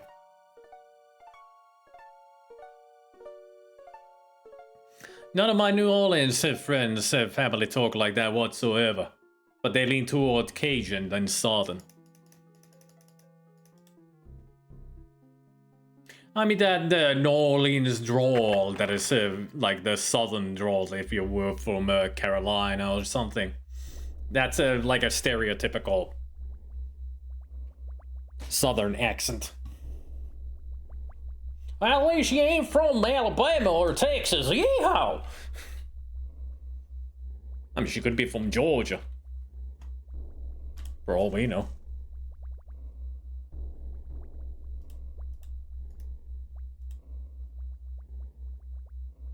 The container is full of an oily liquid. The strong smell of the oily liquid reminds you of the snake oil, leading you to speculate that it is in fact snake oil. Smart.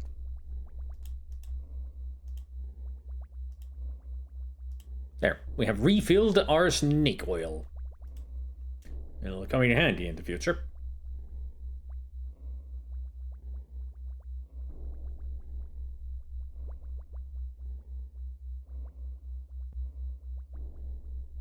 You forget sir, yes sir, in every third sentence in the conversation. No, sir, yes sir, would it be if they're in the army? Sir, yes sir.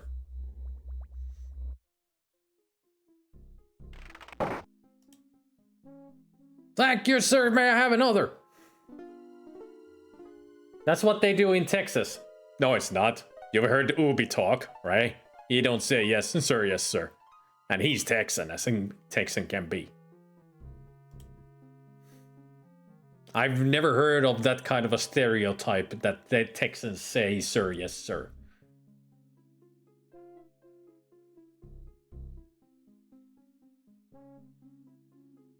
At least I don't remember that kind of a stereotype thing. Ubi's more Texas than toast and brisket. Mm-hmm.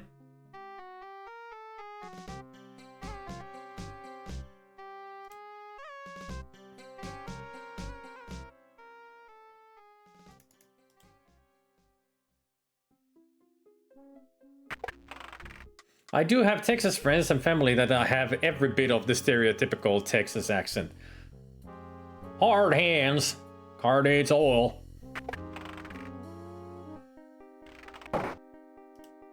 Numerous hefty tomes on the topic of medieval armor. Looks, the collected catalogues of the Smithsonian Museum. Numerous, look. First editions of classic literature. Ooh. That's what I need. That's not upon, that's not, I guess I can't look closely at it. Alright. First edition. Look. Numerous the collected works of Knut Hamsun, Norwegian novelist. His masterpiece, Growth of the Soil, won him the Nobel Prize for Literature in 1920. Cool. The complete text of the Code of Hammurabi, the fullest extant collection of Babylonian laws.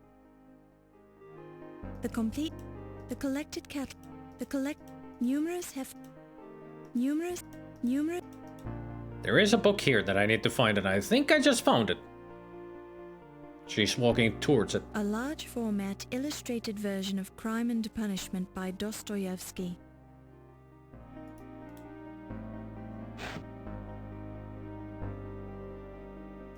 You notice that this is one of the earliest translations of Crime and Punishment into English. Cool. Uh-huh. There's a police file hidden in the book.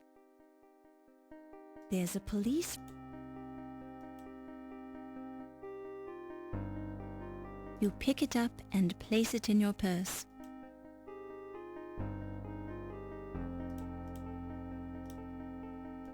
You read a police report on the criminal career of one Watney Little, conman extraordinaire. The file contains an amazing list of offences, mostly fraud, conspiracy to commit fraud, and various degrees of larceny.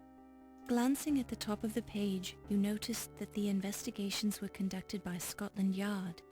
You also noticed that the last entry describes Little's recent escape from Dartmoor Prison.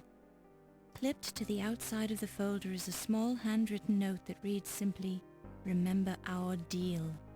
Apparently this file was provided in exchange for somebody's silence or service. Say hello to Whitney Little, everybody. The corpse on the desk. No, that's the narrator. The narrator is British.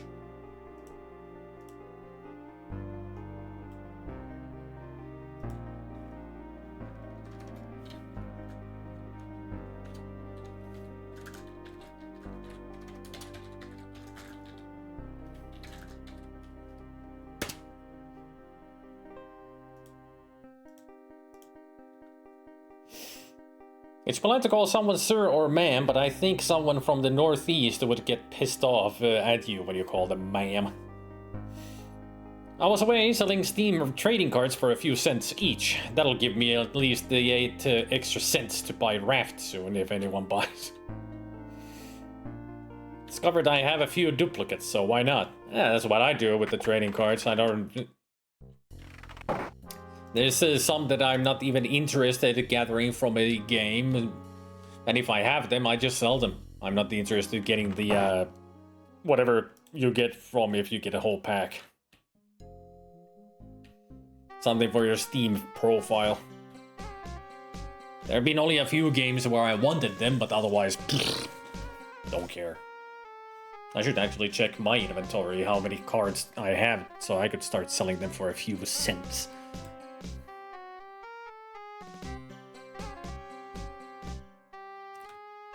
Me neither that much, really. I mean, nowadays it is that if I have those cards that I've gotten from playing the games, I just sell them. Have a couple of extra cents in the Steam wallet. Your own discount when you buy games.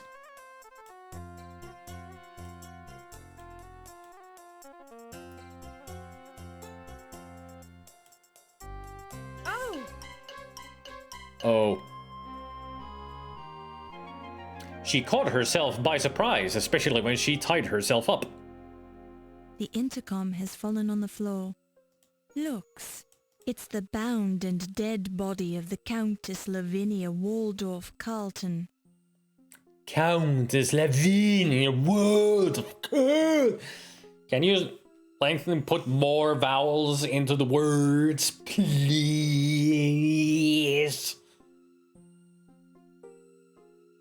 She was paid by the hour.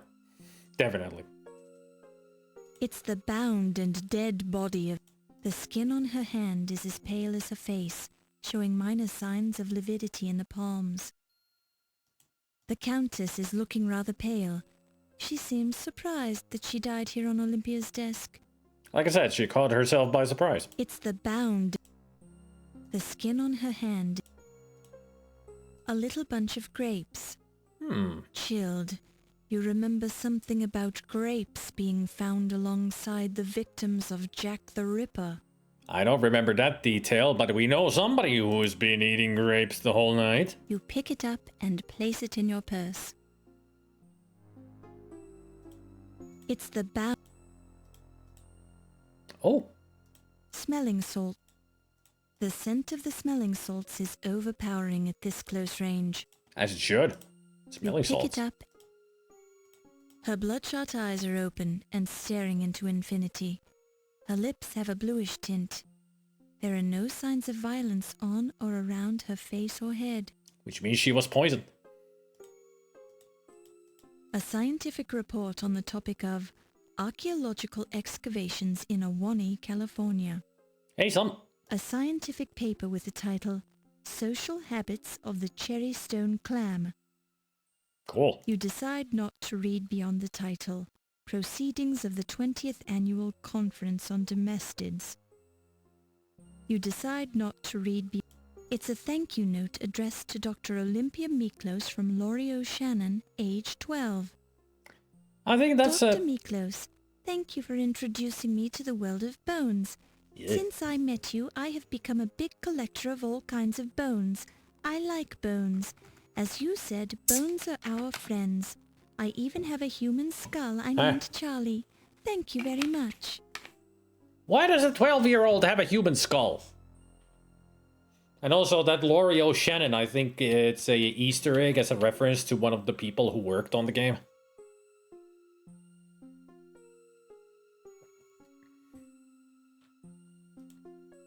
A scientific...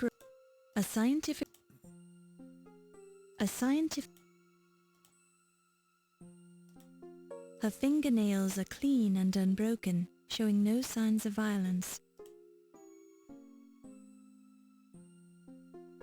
So O'Reilly just bound her up, then let the snake bite her and left her here. Psychopath.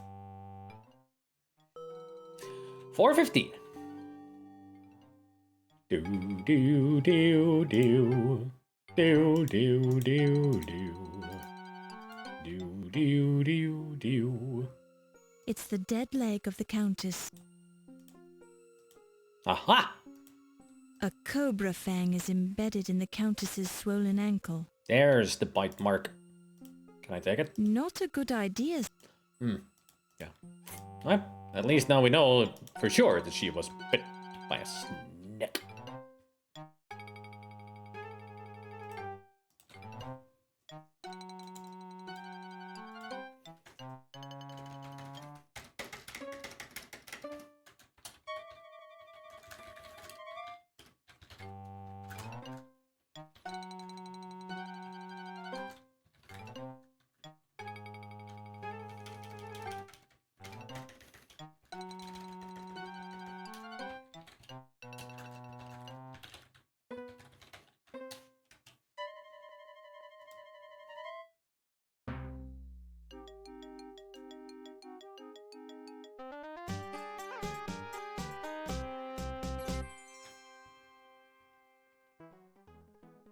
Oh, Act 5.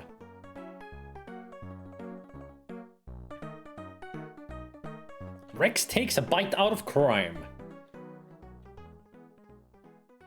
So far, so good. Keep it up. Thanks. Yeah, now it's a danger time, because now the killer is after us, and we need to run.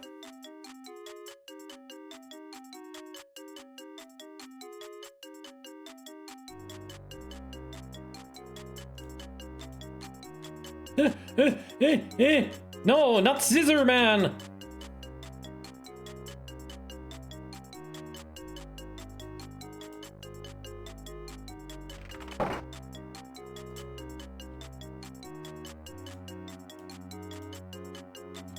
There we go. Not a whole lot left to kill. There's me, Steve, Heimlich, Olympia. 4 characters.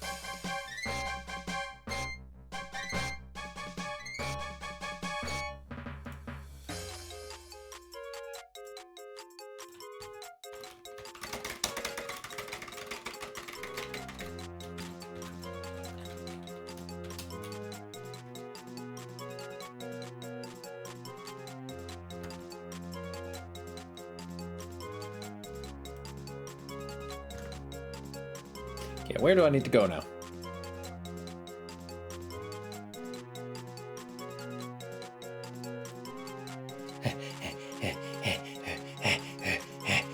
It's not easy to run in high heels.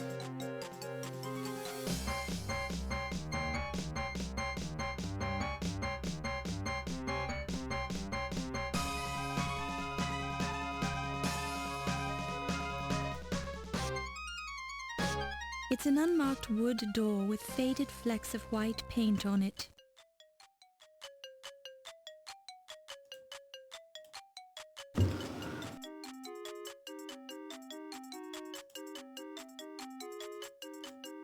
While this is an...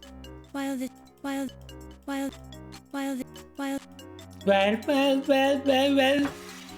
There.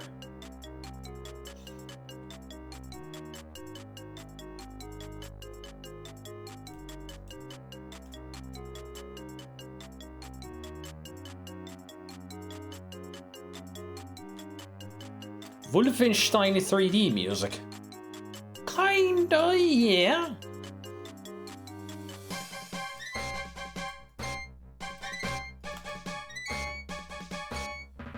You don't want to hide in here. The memory of Pippin's dead body and the blood all over the inside of the case convince you to look elsewhere. Oops.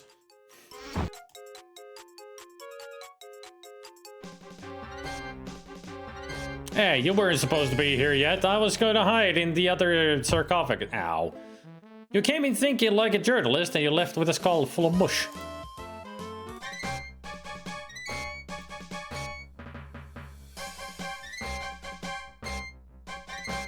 What? Oh, come on. How am I late? Took too long with the freaking storage room door, I guess. Let's get dangerous.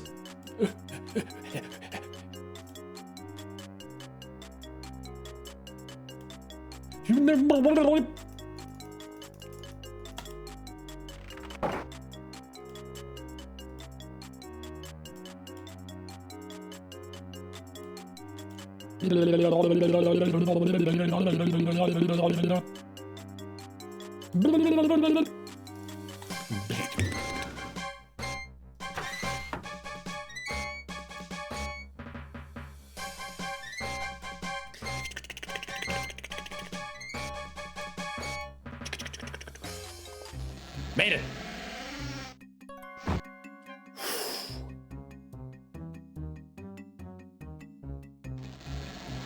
You hear the sound of someone breaking down a door in the next room.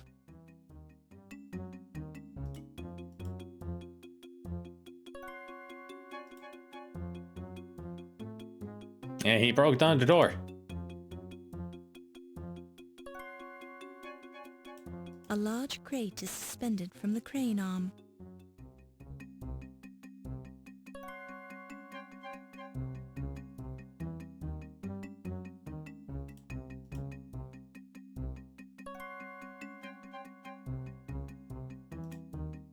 Now, cut it. While this is... While this... Cut the wire, cut the wire, cut the wire, cut the wire! While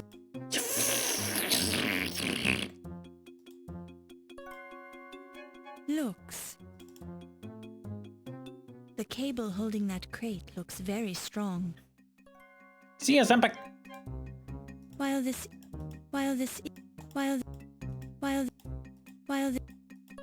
There we go. That did the trick. A large crate is suspended from the crane arm. Not anymore. Looks aren't everything.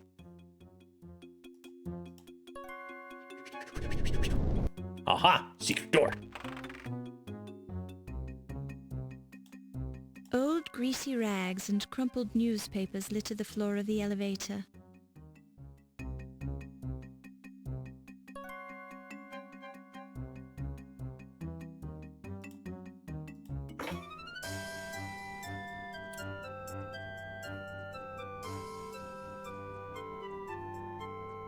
Yeah, we're getting close to the end.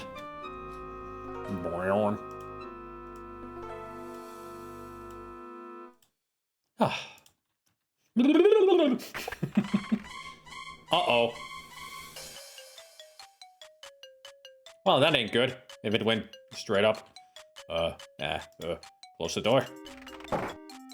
It's the mummy case of the pharaoh Rat Hotep, who ruled in the 14th dynasty. This is a rare piece because most evidence of Rat Hotep's rule was destroyed after his death. Rat Hotep tried to introduce the worship of the rodent goddess Munchatan. This proved to be unpopular, and he was eventually judged a heretic. Rat Hotep and Munchatan. This is the sarcophagus of Ames I, a pharaoh of the 18th dynasty. Ames was known for his love of hunting wild geese. This led to his nickname, the Mighty Goose King of the Upper Nile. It's the lid to the mummy case of the pharaoh Mackenzie-tep. Mackenzie-tep. It's the mummy case of Snivelin-hotep, the whining one. A ruler in the 15th dynasty, Snivelin-hotep drove several slaves to suicide with his constant wheedling. He was mummified with a large onion in his mouth so his car would be silent in the afterlife. Yeah, because nobody wants to smell an onion when you're somebody's talking. It's the mummy case of Sebek Ra, a pharaoh of I mean, the garlic 13th would have been better. dynasty. Sebek Ra was a fanatical follower of Sekhmet, the ferocious lion goddess. So deep was his devotion that he slaughtered his entire entourage for her. After that, he just couldn't get good servants. I wonder why. It's the mummy case of Rakshplat II, who ruled in the 17th dynasty. Poor Rakshplat was a terrible public speaker. He mumbled so badly that he was almost never understood. Famous. Yep. The hieroglyph painted at a time. Little. It's the mummy case. Famous quotes attributed to him include, "My fish dances in the parking lot," and "My spleen is long and yellow." Great quotes. The hieroglyphs on the mummy case identify the occupant as Pu, a high government official who died in 330 BC. Painted at a time when mummy cases were viewed as being less important, the artwork looks like it was done quickly, with little care for detail or quality, as if the artist assumed it was going to be buried and no one would ever see it again anyway. Little did the artist realize that his work would be dug up 2,000 years later and placed in a museum. Now it's in storage because the artwork showing Pu in candid poses with Thoth and Osiris is considered amateurish. Clearly, the artist should have taken the time to paint it right in the first place, rather than being embarrassed for the rest of eternity. It is the mummy case of Amenophis III, who ruled in the 18th dynasty. Amenophis was known as the Shy One, since he had a terrible fear of crowds and rarely appeared in public. He finally created a wooden replica of himself to hold court in his place. Clever. He earned the reputation of being a very severe judge, since his advisors frequently interpreted his silences to mean death by crocodile. Ooh. It's a mummy from the Ptolemaic period around 330 BC whose name was Pu. His wrappings seem to be in fair condition, but exposure to the air is starting to make them crumble. You pick it up and place it in your purse. You just picked up a whole mummy and put it in your purse. It's a mummy from the Ptolemaic period whose name was Pu. Just shoved it into the purse. There, that'll keep him from coming in too soon. It's the mummy case of I think I saw Puditut There it is. IV, a pharaoh of the 18th dynasty. He was known for his strange affinity for cats. I think I saw a putty A tat. worshipper of Bastet, the cat goddess, he had so many cats at the time of his death that it took his servants 3 days to find his body amongst the hairballs. Jeez. I think I saw a putty tat. Yeah. It's the mummy case of Rathotep. A snake protrudes from the mummy case's headdress. You remember that the snake is a symbol of Egyptian royalty. Oh, we could do a thing with that. While the snake shifts just a little, and you hear a click.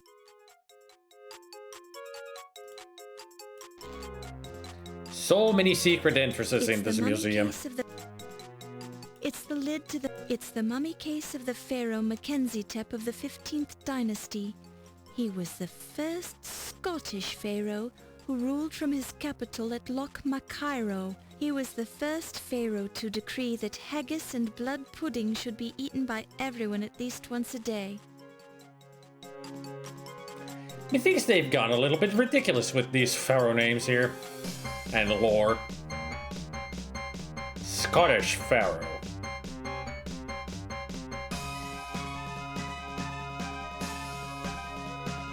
If I was a pharaoh, I'd be Taco Bell Tep, the Lord of Burritos. I would be Plusho Tep.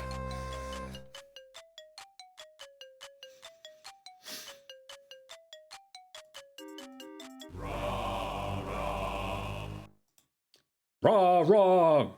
Rah, rah. Ooh, rah, rah, rah. They're starting to sing Lady Gaga. You hear ominous chanting as you encounter a strange ceremony. Raw man and spoon some ramen. Give me soup. Si spoomba.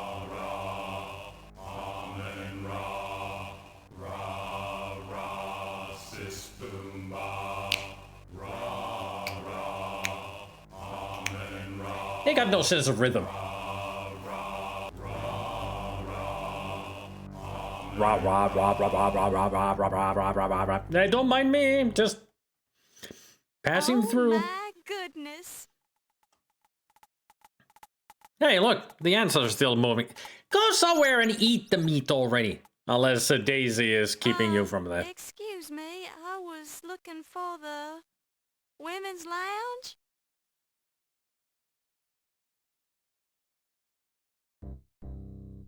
Oh, it's You're Najir. coming with us, young lady.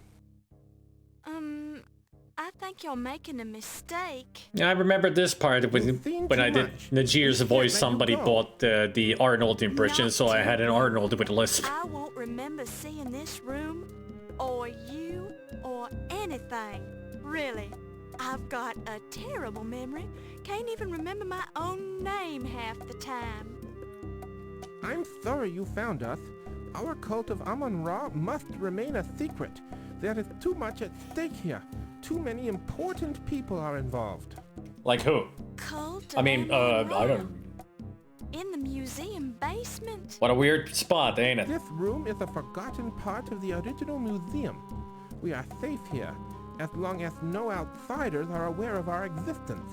Ah. Oh, well, my lips are sealed. If you want to dance and sing and have little meetings down here, that's your business. You cannot be trusted, Miss Bow. You're a newspaper reporter. We could be a featured article on page 1 of tomorrow's newspaper if we let you go. But people are going to miss me. They'll search the museum. The police will never find this room or your body.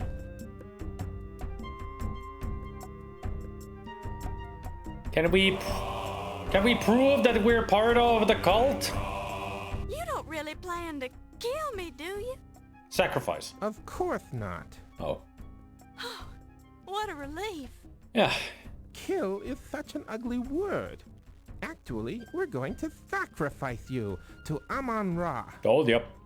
Can we talk about this? There is nothing to discuss. You should be proud to die in such an honorable fashion. How about you do it? Young Egyptian maidens used to fight for the privilege of being sacrificed to the great Amon Ra. Now, wait a minute. I thought the ancient Egyptians didn't make human sacrifices. Yeah, so did I. You're familiar with the history of ancient Egypt, Miss Bow? Well, I've learned a few things. Perhaps we could test you. Go ahead. Do I have Test any me. other options? I'll throw you. We can test you or sacrifice you. It's your choice.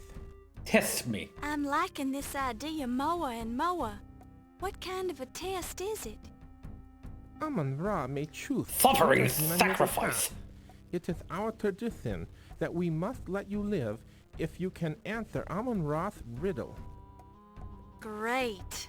Great. Of course, you'll have to answer the riddle with hieroglyphics. Of course. I was afraid it would be something like that. Oh, what else? Okay. What's the riddle? Actually, it's a two-part riddle. All right. What is the room you leave without entering? That is easy. That would be the womb. As in W O M B. That's correct. Now, the second riddle. What is the room you enter without leaving? That would be the rhyme for this riddle, which is T-O-M and B.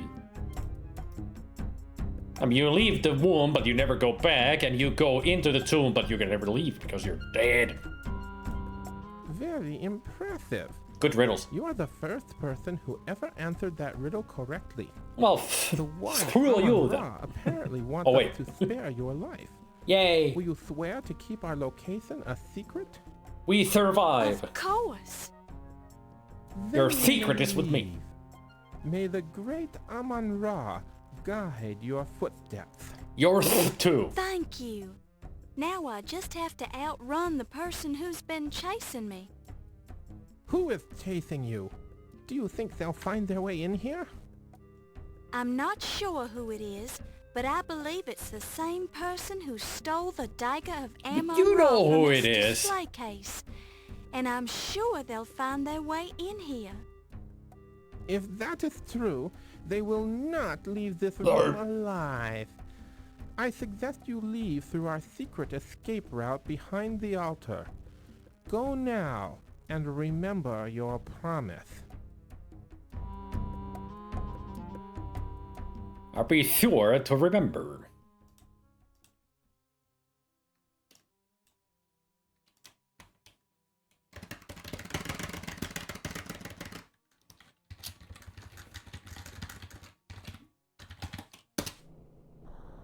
An immense furnace dominates the room and seems to be putting out a tremendous amount of heat. Well, it is a furnace. A large, circular, ornately carved stone is hung on the wall here.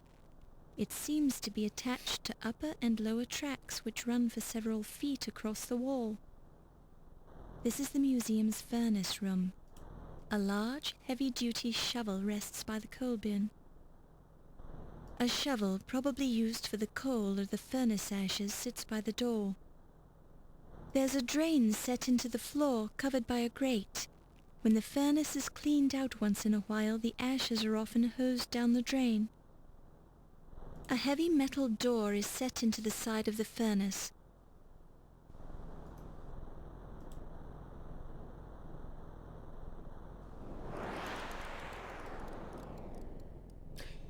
That's some flames, all right.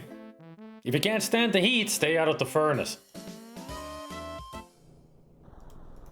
There's an unconscious man in the coal bin. Although the coal has dirtied his face and hair, it looks suspiciously like Steve. There's a large pile of bituminous coal in the coal bin, used to keep the furnace stoked. The musty scent of the coal reminds you of the cellar in your father's house, where you used to play while your father worked on his pet projects. But you digress. You played in a dusty, murky basement? Laura, did you have any friends when you were a kid?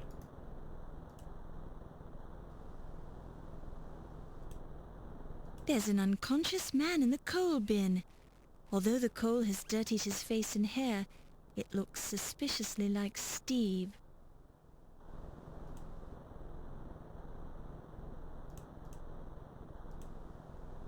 Wakey, wakey. There he is. And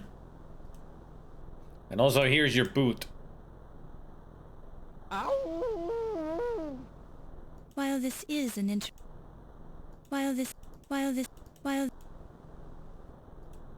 Steve appears to be in great pain.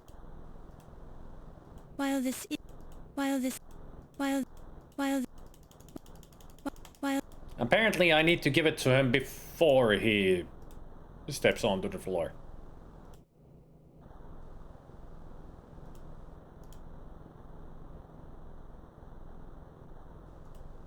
Can I put the boot on his leg now, or? I guess not.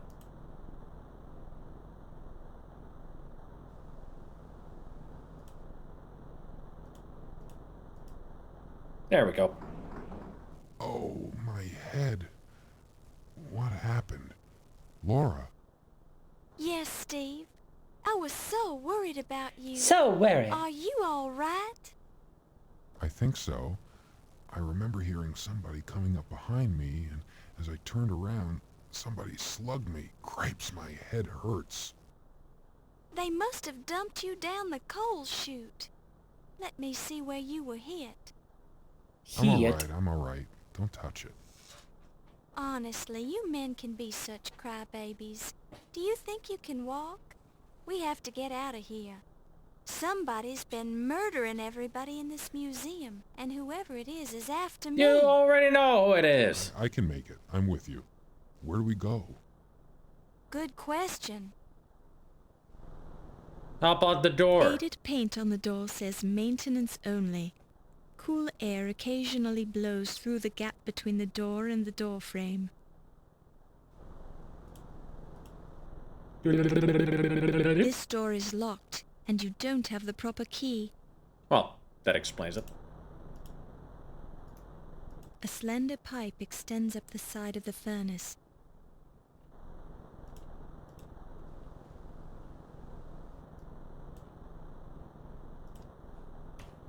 Yeah, but that's not the proper way to go. The skeleton key only works on the trunk with the body in it, or the skeleton in it.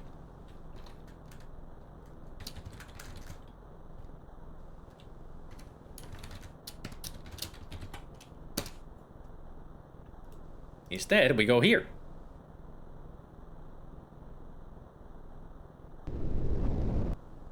Ta-da!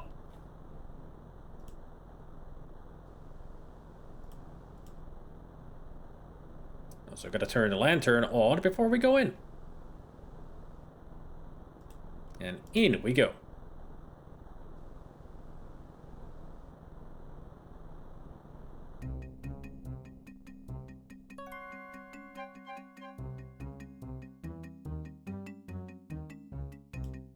How strange. Hieroglyphs are carved into the wall. You get the feeling that this is not just another air shaft. If your herpetology doesn't fail you, you're pretty sure these are king cobras. It's a lot of snakes.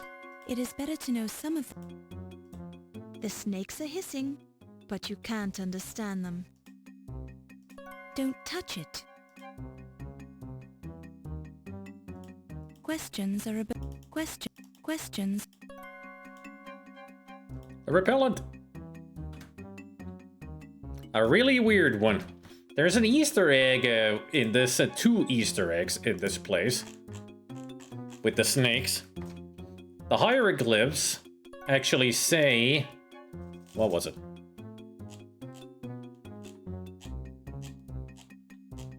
Hang on.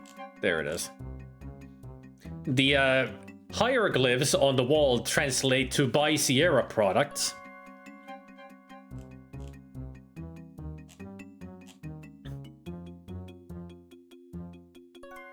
And I tried to talk to the snakes, but didn't work. But at some point, the response could be, "This ain't King's Quest, Laura." I guess it works only on the floppy disk version.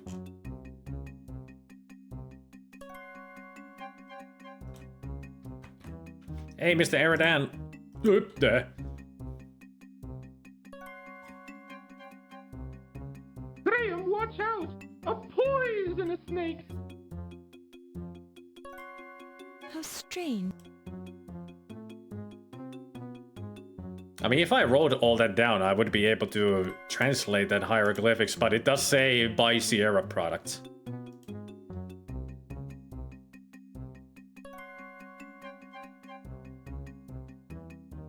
That's the smelling salt, not the smelling salt, that's the snake repellent that I just threw to the ground.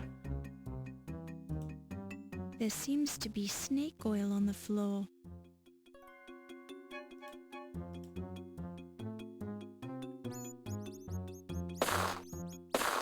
You hear the sound of gunfire from the direction of the furnace room. Sounds like someone's chasing us, Laura. You think? A ravening swarm of enormous wharf rats are scurrying toward you. Wharf rats? The rats are squeaking, but they don't seem to be trying to tell you anything. Now we get to use the moldy cheese.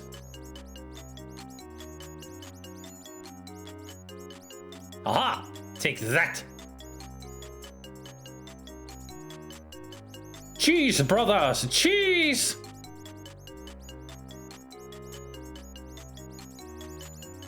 You You watch in relief as the last of the rats scurries out of sight. You can barely smell an unpleasant odor, like burning hair. The last one did a freaking cartwheel into the furnace. And yes, that leads to the furnace, so they're dead.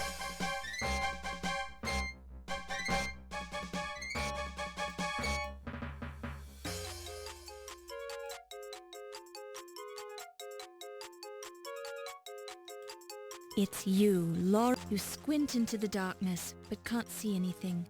A slight draft makes you blink. With mold on it. Don't touch it.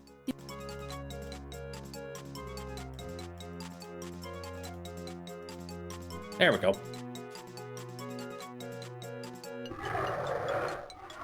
Oh, we...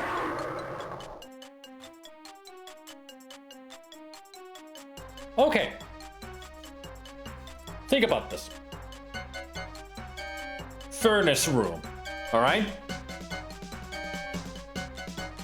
A door leads outside. Another one leads to the altar room that we escaped from, that there's a coal chute. But there's a secret door that leads us to a long, slanted corridor that leads to a room that has two ways.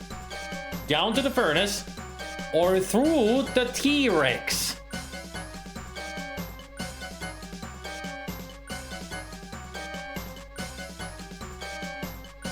We crawled into the asshole of the T-Rex in order to get out of its mouth. Who designed this place?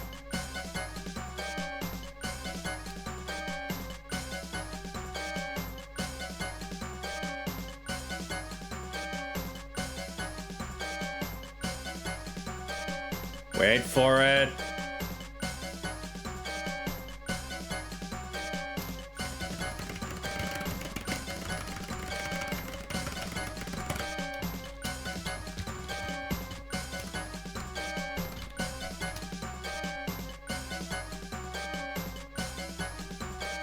Here he comes.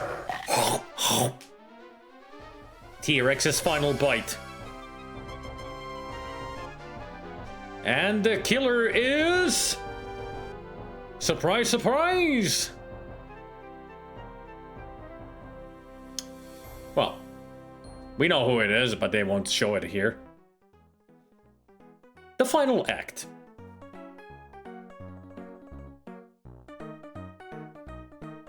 The coroner's inquest. With a little more effort, you'll be the best investigative reporter Tulane ever graduated. What do you mean a little more effort? I've done everything perfectly. Inquest, Miss Bow.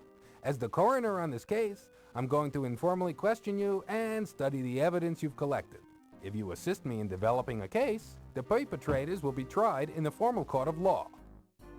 We're primarily concerned with the museum murders, but we're also interested in the theft of the Dagger of Amon Ra and other matters that may have a bearing on this case. My examination of the corpses has been fruitful, but I need more evidence to build a case. Any information you can give us would help, but you must justify your conclusions with the evidence you've acquired.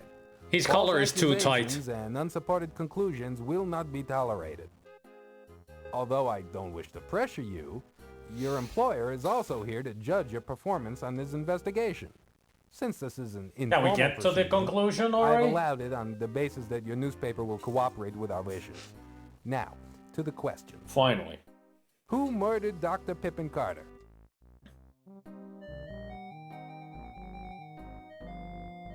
Detective Ryan Henryhan O'Reilly. For financial gain. Who murdered Lawrence Ziggy Ziegfeld? Moided. It was O'Reilly again. To cover another crime. Who murdered Ernie Leach? O'Reilly. To cover another crime with him as well. Who murdered Yvette Delacroix? O'Reilly. For jealousy. Who murdered Countess Lavinia Waldorf Carlton? Yet again, O'Reilly. To cover another crime. Who was the skeleton found in the steamer trunk? And that is Dr. Archibald Carrington III. Who murdered Dr. Archibald Carrington? That's Watney Little. Who impersonated Dr. Archibald Carrington? That's Watney Little again. Who murdered Watney Little? That would be O'Reilly. To cover another crime. Who actually stole the Dagger of Amon Ra from the ancient Egypt exhibit? Watney.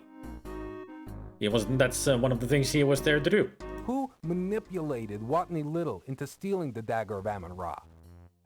That would be O'Reilly. Who was the woman involved in stealing paintings from the Old Masters Gallery? The Countess. Based on what we now know, your assumption is correct, Miss Bow. Good work. Good work. Who was the man involved in stealing paintings from the Old Masters Gallery? That's Watney Little. Based on what we now know, your assumption is correct, Miss Bow. Good work. Good work. Who was the middleman who provided forged paintings for the Countess and sold the real ones for her? Ziggy. Ziggy. Lawrence Ziggy Ziegfeld. Based on what we now know, your assumption is correct, Miss Bow. Good work. Colonel Mustard with candlestick in the library. The Amon Ra sun worshippers. That is Ramesses Najir. That's correct, Miss Bow. You're very observant. Which museum employee runs a fencing operation as a sideline business? And that's Ernie. Or was Ernie. That assumption is correct. Mr. Leach was moonlighting with his own business as a fence installer. In fact, he put up a very nice fence around my house. I have one Not that kind of final piece fencing. evidence to present, Mr. Coroner. I have an eyewitness who would only feel safe to come forth if I established my case against Mr. O'Reilly. Now that I've done so, let me introduce Dr. Patah Shep Tut Smith of the Cairo Museum. Mr. Smith's testimony is safe with us. Many thanks. I was in the Egyptian ceremonial room, underneath the museum, when Detective O'Reilly killed 2 of my fellow sun worshippers. I saw with my own eyes how he gunned them down without mercy when they tried to stop him from chasing Miss Bow. Ah, so that was the gunshots. However, we only managed to slow him down. His hood fell back briefly, revealing his evil face to us as he slaughtered our people. That son of a camel should not be allowed to run free upon the sands. I don't think he survived the Will you bite. testify in court to what you witnessed, Mr. Smith? Happily, sir. My dead fellows expect their revenge, although Amon Ra will certainly destroy O'Reilly's car when he journeys through the underworld. I'm not qualified to give my opinion on Mr. O'Reilly's spirit in the next world, Mr. Smith, but I'm sure your testimony will help your dead friends sleep peacefully. Thank you for coming forth. I must admit that I'm impressed by your methods, Miss Bow. Not only have you identified the murderers of those unfortunate individuals, but you have also uncovered the skullduggery involving the Dagger of Amon Ra. Our case is very strong now and prosecution can begin. The New York Police Department owes you a debt of gratitude for your assistance in apprehending these malefactors. I'm sure that We get the best commendation ending. of valor from the police department is in order. Thank you for your help. You're welcome.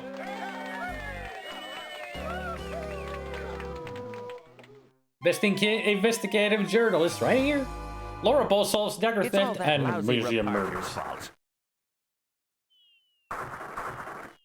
Damned interfering Laura Bow. Shut up and do your time. I'm amazed that you Thinks she can survived get the away bite. with squealing on me, does she? Well, she's got another thing coming. You got another thing coming. Do you hear me, Laura Bow? You'll pay for this. Please poop him. If it's Poop the on him. last thing I ever do. Poop on him. Who do you think you are, Jesse Baines? Well, we never find out because they never made a third Larabow game. I didn't mind, Steve. Laura, Yes? would you mind? I mean, do you suppose... Laura, could you close your eyes? I have something for you. Oh, I hope I don't hear the sound of unzipping. oh, Steve! like it? Steve, how could you? How could you have stolen the dagger? I'm sure it's not the real thing. I didn't steal the dagger, Laura. I bought this copy for you at the museum gift shop. I thought you might like a memento of your big night at the Leyendecker Museum. Oh, thank you, Steve. I'm so embarrassed. You're beautiful when you blush. Laura, Yes, Steve? would you consider joining me for dinner this coming Saturday? Well, I'm not sure if I don't know if I should really. Yes. Yes, I'd be delighted to join you for dinner. Thank you, Laura. You've made me very happy. Oh, I can Steve. tell. Oh, Laura. Laura. Oh, Steve. I know it. Turned into a freaking soap opera at the end. Oh, Steve. Oh, Laura. Oh, Steve.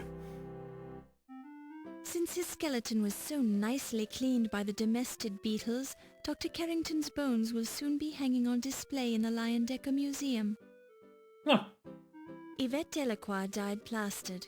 Her Yeah, remarkably drank too lifelike much. statue now lives on in the Old Masters Gallery of the Leyendecker Museum. They kept her Her there. memory lives on in the minds of all she touched. Her sculpture is attributed to Ryan O'Reilly, 1926. They kept her there. Pleased by your success at finding his Dagger of Amon Ra and his murderer, Dr. Pippin Carter now rests in peace. I hope so. Pippin Carter's body was transported to Egypt by his cousin and now occupies a place of archaeological honor in the Temple of Amon Ra in the Valley of the Kings. Why? He was a pompous ass. He would be thrown into the Thames River. The Dagger of Amon Ra and finding the murderer, Wolf Heimlich continued as chief of security at the Leyendecker Museum. 2 months later, he was married to Dr. Olympia Miklos. Happy ending for those 2 two. years after they were married, Wolf and Olympia had a child they named Morgana Wolf Heimlich. Morgana. Having died in the course of this story, Watney Little's life of crime came to an abrupt end. Uh-huh. As he was not a nice man, nobody missed him. Ha! Due to your success at recovering the Dagger of Amon Ra and finding the murderer, Dr. Olympia Miklos married Wolf Heimlich, who continued as chief of security at the Leyendecker Museum. Yeah, we know. What about Miklos? 2 years after they were married, Wolf and Olympia had a child they named Morgana Wolf Heimlich. Why is it the same story for the two people? Like, you didn't give us any other information about Miklos. In his will that he wanted his body donated. Like, is to she the still museum. a professor His there or body now anything? resides in numerous small jars of alcohol, which will be placed on display in the new Hall of Internal Biology, adjacent to the Hall of Late Mammals. Well, at least you wanted it to be donated. Dr. Sheptut Tut Smith finally gave up on getting the Dagger of Amon Ra returned to Egypt. However, once it completed its US and European museum tours, it was returned to the Cairo Museum anyway. All you needed to do was wait. So, several years later, Tut died a happy man, even though his death was the result of an Egyptian cobra bite. After losing his head in the museum, Ziggy found himself unable to continue his criminal career. Funny. His head has been preserved and is now on display in the Life Mask exhibit at the Leyendecker Museum. What's wrong with this museum? They're putting real people corpses in there in display. As an accountant and I mean, it's a museum, but could they die? With his strong high society ties, his accounting business made Ramses a millionaire in 15 years. Having died from a snake bite, the Countess Lavinia Waldorf Carlton did not live long enough to inherit any money from her last husband, Sterling. Ha ha. Are you also in display in the museum now? Your success as a reporter, your editor, Sam Augustini, nominated you for a Pulitzer Prize and was present when you received your citation of valor from the police department. A Pulitzer Prize. Sam retired 10 years later to become a gentleman cabbage farmer, fulfilling a secret lifelong dream. Yay, good for you, Sam. Pleased at Cabbage your farmer. success, Crodfoller T. Rhubarb was happy to become your assistant at the New York Daily Register News Tribune. Assistant? Laura's the boss! Henri Lamour, the coroner, continued his successful career studying dead bodies for the next 50 years, finally retiring in 1976 to tour with a rock band, the Ungrateful Dead. Are you fucking kidding me? He's like continued in the laundry business, eventually opening a chain of low-fat Chinese laundries across the country and becoming a millionaire in the process. Good for you. Former Detective Ryan Hanrahan O'Reilly was sentenced to 60 years in a state penitentiary. Only 60? Having been a cop, O'Reilly found it hard to make friends in prison. Only 60? After your successful completion of the museum assignment, you started dating Steve Dorian. Thrilled with your success, John Bowe spent the rest of his life telling people what a wonderful daughter you were and how he had taught you everything you knew about criminology. After your recovery of the Dagger of Amon Ra, it went back on display at the Leyendecker Museum. The large amount of press coverage drew many patrons to the museum to see the dagger. After 2 years on display at the Leyendecker, the dagger exhibit continued on a tour of museums in the United States, Europe, and finally found its way back to the Cairo Museum in Egypt. Still 60 years, which is 10 years per murder. It's a very lenient sentence for a freaking serial killer. In 1926. I have guided you here so that you might set me free. The chaos has ended. Shut up, Chaos Engine! There's a good song. I really need to make something in place of Gigi's. I'm getting annoyed by that freaking Chaos Engine.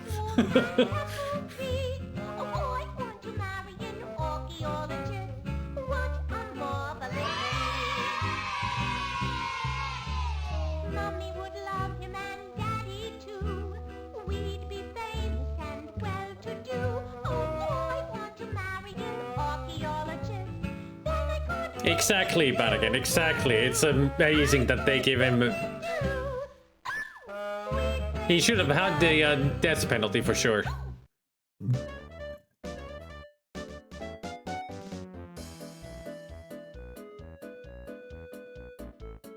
I get the feeling Daisy is waiting for the ants with the meat.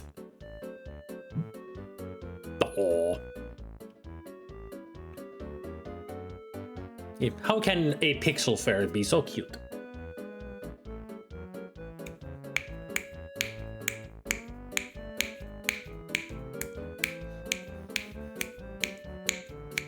There goes the meat and the ants. They're still there.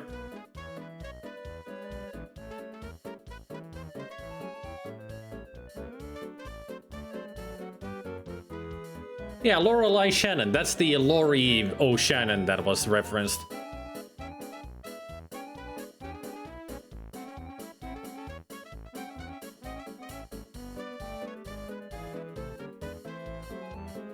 Were they throwing around Ziggy's head?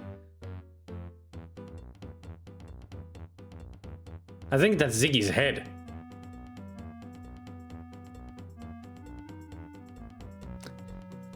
This game is brutal, weird, but also great.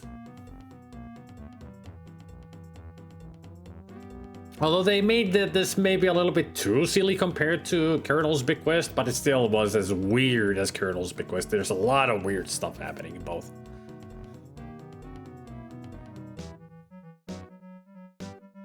And that's definitely one of the more brutal deaths in the game, getting eaten by freaking flesh-eating ants. Next Monday, I'm gonna start King's Quest 6. I think that was next. King's Quest 6. That's almost as good as the War Babble. Pretty much the same speed.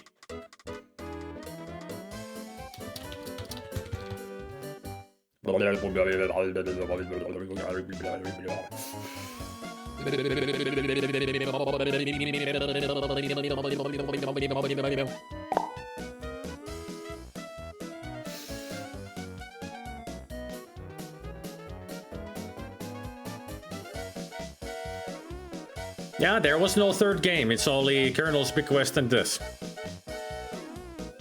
Although they even left it like there's gonna be a third one, which would have been like Police Quest 2 probably, with O'Reilly coming after Laura again.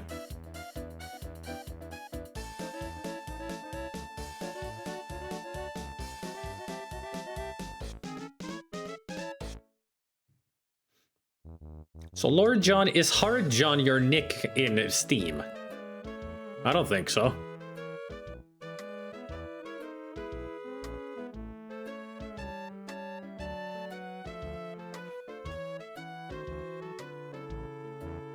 I bet she's gonna get hit by a car. Run over. Yep. That's her street clothes from the beginning. Wasted! Oh, she played also Yvette? Cool.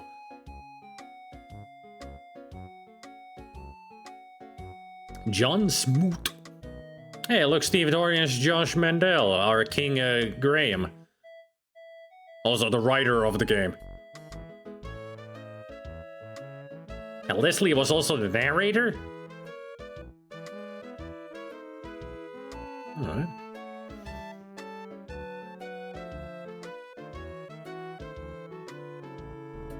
Richard Harrison, aka Cedric, was Laura's father. I knew it was Josh Mandel as Henri Lemeur.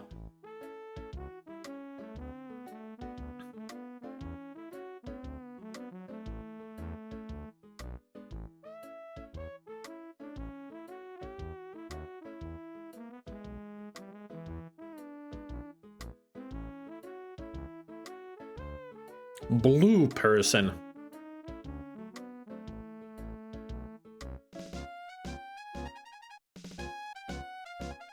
Jane Jensen was the flapper in the speakeasy?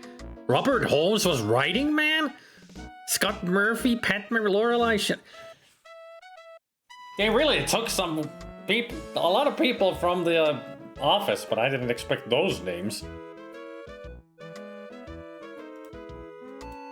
The end.